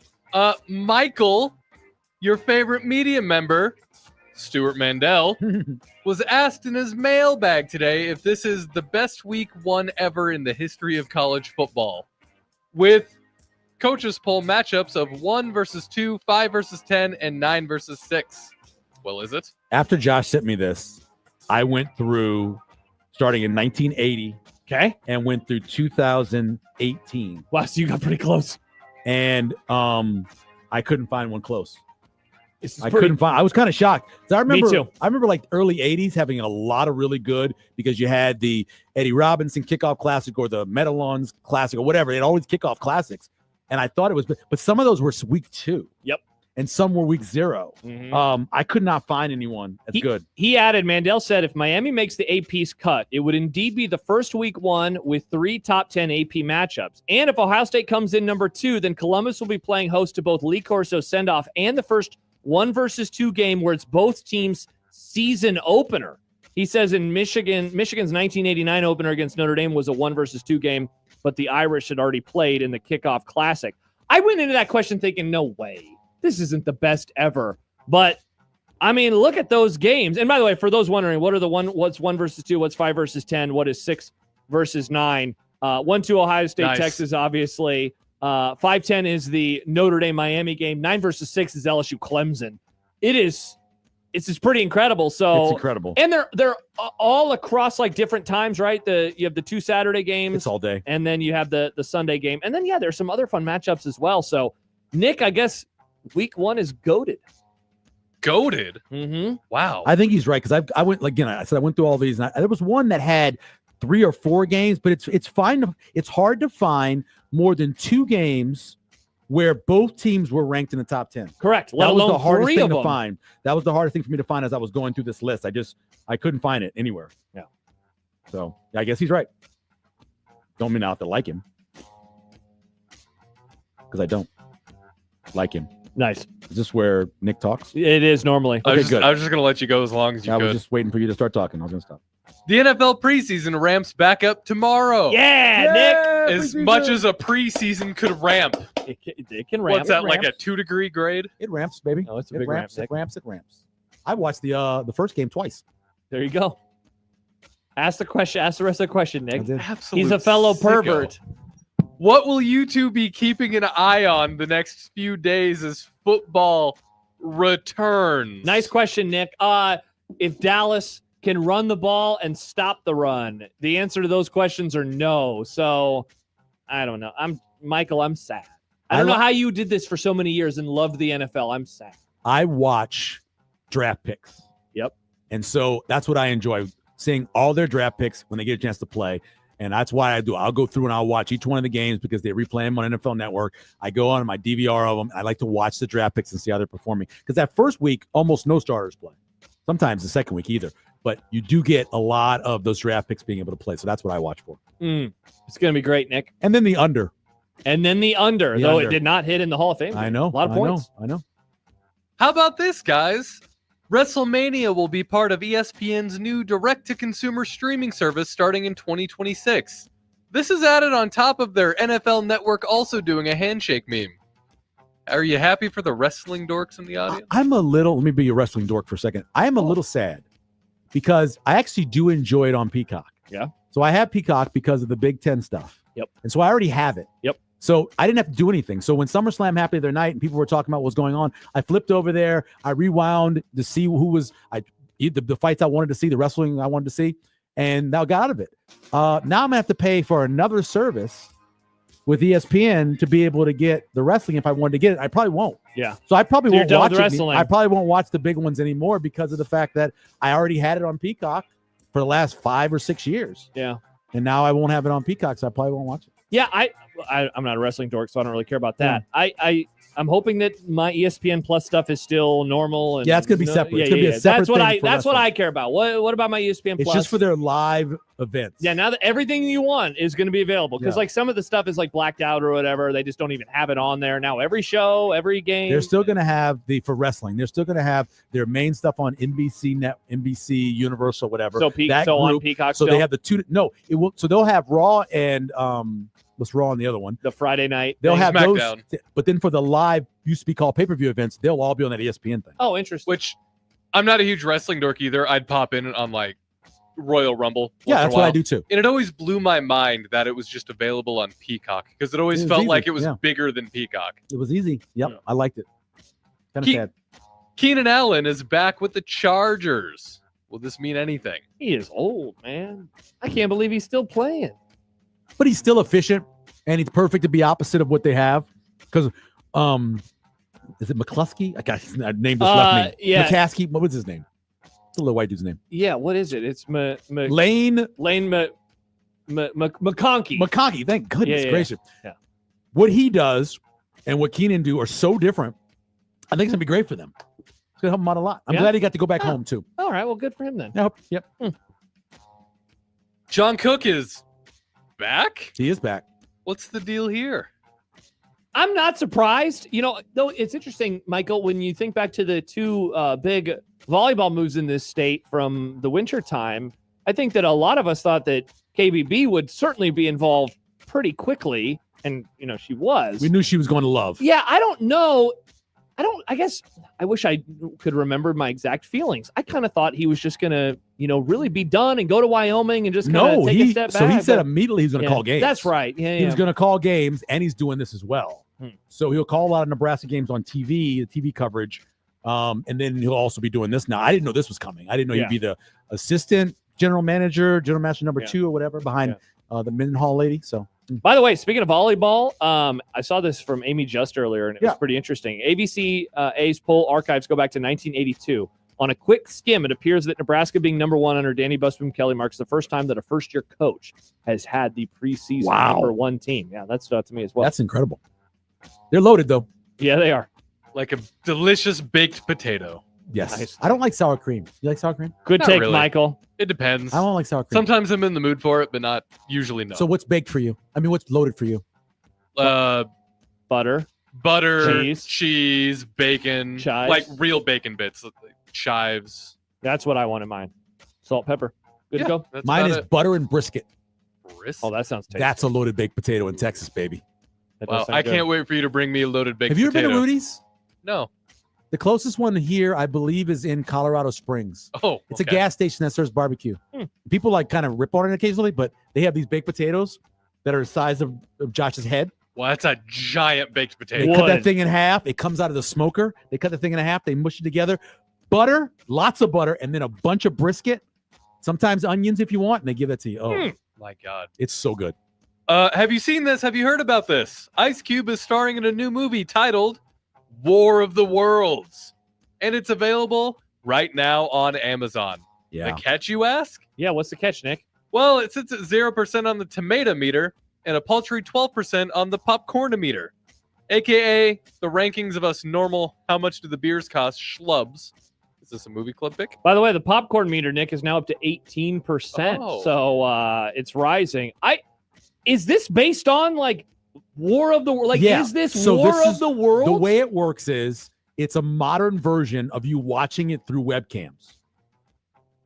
So he's Like, basically the whole movie takes Yes. place on a computer. Yes, it's all on a computer. No, I'm good. And you're watching it that way. So instead of it being like the other ones have been, or the one with Tom Cruise, where Yeah. he's out in everything. Yeah, dealing this with the guy actual is aliens. dealing with everything that's happening through his computer. Kind of like how we would be doing it. Yes, Have how you we would be seen it? exactly. Have you seen it I have yet? not seen it. Are you So gonna watch I it? told you, it popped up and I went, oh, this looks interesting. And it had 2 stars.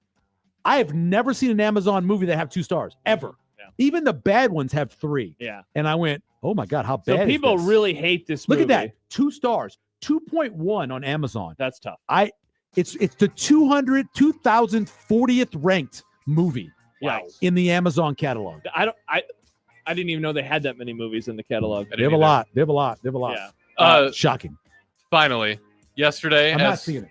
No. As we all know, Connor Happer said something that sounded like an F word, even though he was talking about the Vietnamese dish. Nice job, Nick. I'm working on it. Michael, have you ever said the F word on the radio? No, I have said the S word. I have been working here for about 3 weeks. Kevin left me. I was by myself. I was working 2 jobs. I was very tired. And I said basically the line, because we're talking about giving away stuff. And I said you could give away blank and people would call. That's awesome. That's what I said. I've said it once. Nick, have you said it yet?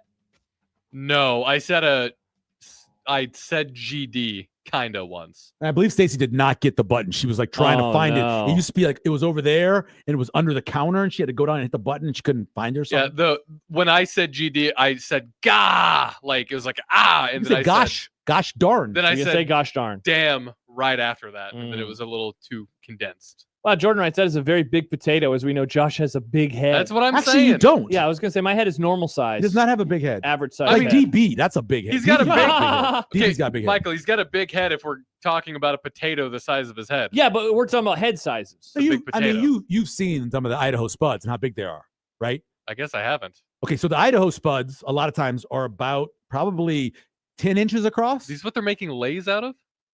Yes. Wow. Yes. And GMO potatoes. They just naturally grown. They just do that? Yeah, they're giant, man. Wow. They're big. We would only get those at the produce department like maybe 1 month out of the year. And they were the singles. And you would stack them on the end cap and it was just huge. Suck it, Ireland. All right. Well, speaking of food, How when about we that? return, it's time for What's for Dinner. And we will wrap up the Wednesday Grum, get you ready for Thursday here on 1620 The Zone.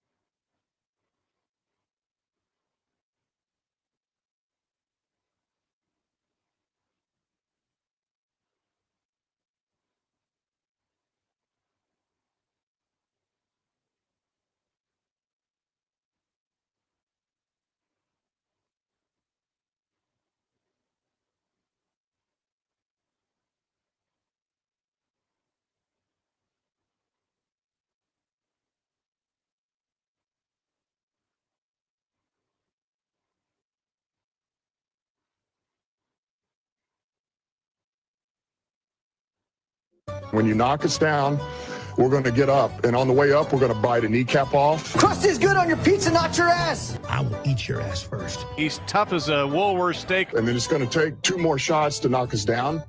All right. And on the way up, we're going to take your other kneecap. I'm ready to hang them up, gut them, and skin them, and chop them up. You know what? I'm ready. My daughters aren't starving to death. I'll eat my neighbors. And we're going to get up, and then it's going to take 3 shots to get us down. And when we do, we're going to take another hunk out of you. Cliff, what are you going to take away as your best memory from playing basketball at Boston College? Probably just like going out to eat.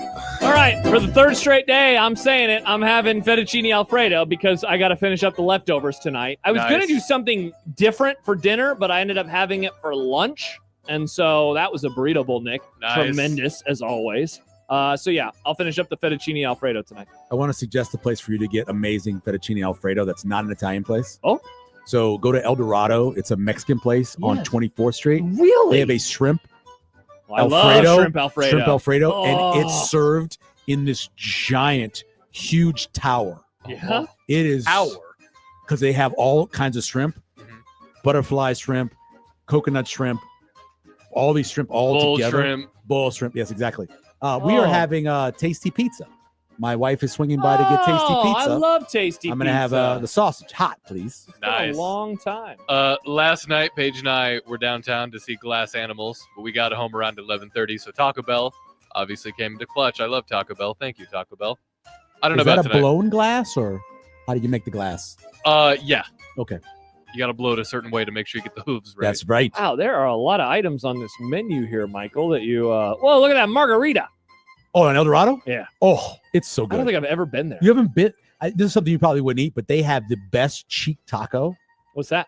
It's actually a part of the cheek of the beef, and it's very Oh, tender. good. I'll try. Those are It's good. very They're tender. very good. It's I love delicious. that. Yeah, that's very good. And they'll be cooking outside sometimes. Oh, Jordan, by the way, has followed up. I was trying to make a big head equals big ego joke, but you have a very Oh. normal size head and normal Sorry. size ego, Josh. Thank you. Thank you. I think my ego is I normal have a size. narrow head. Like it's hard for me to find sunglasses. Oh, really? Yeah. Interesting. I got a wide head, but there's a lot of dents sprinkled in there. I hit my head a lot as a kid. Yeah. I know it's not apparent. Vietnamese. Yeah.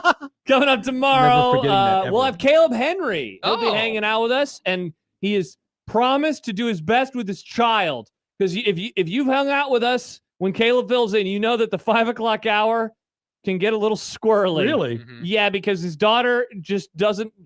She doesn't. She gets the zoomies, Michael. He doesn't understand. The microphone is here. Sure. Dad has to do a show. She Right. doesn't understand. It's kind of like Mando. kind of like Mando. Like Mando. Mhm. Yeah, exactly. Like Yeah. Mando. Yeah, how he does it too. Yeah, Exactly. Exact same way. So Caleb will be in. We will have Robin tomorrow. Mitch will stop by the day ahead of their travel to the West Coast. And also we have Northwestern in 25 teams, 25 grunts. And also Michael sent me a story earlier. And now I'm kind of asked Nick to try to book this guest. Oh. So we'll see if that happens as well. Oh my gosh. Yeah, El Scorcha says, can you repeat the Alfredo place? It is El Dorado on 24th Street off of L. Michael, thank you so much for sitting in today. Hey, thank you for having me. Had a lovely time. I'm back next Friday. If you missed any of the show, go to YouTube and just rewind it. Go check out the podcast. Just yell, and maybe we'll just yell our takes. Yeah, why That's not? it. For Mike and for Nick, I'm Josh. Thank you so much. Have a great night. We'll talk to you tomorrow. Good. Bye-bye. Bye.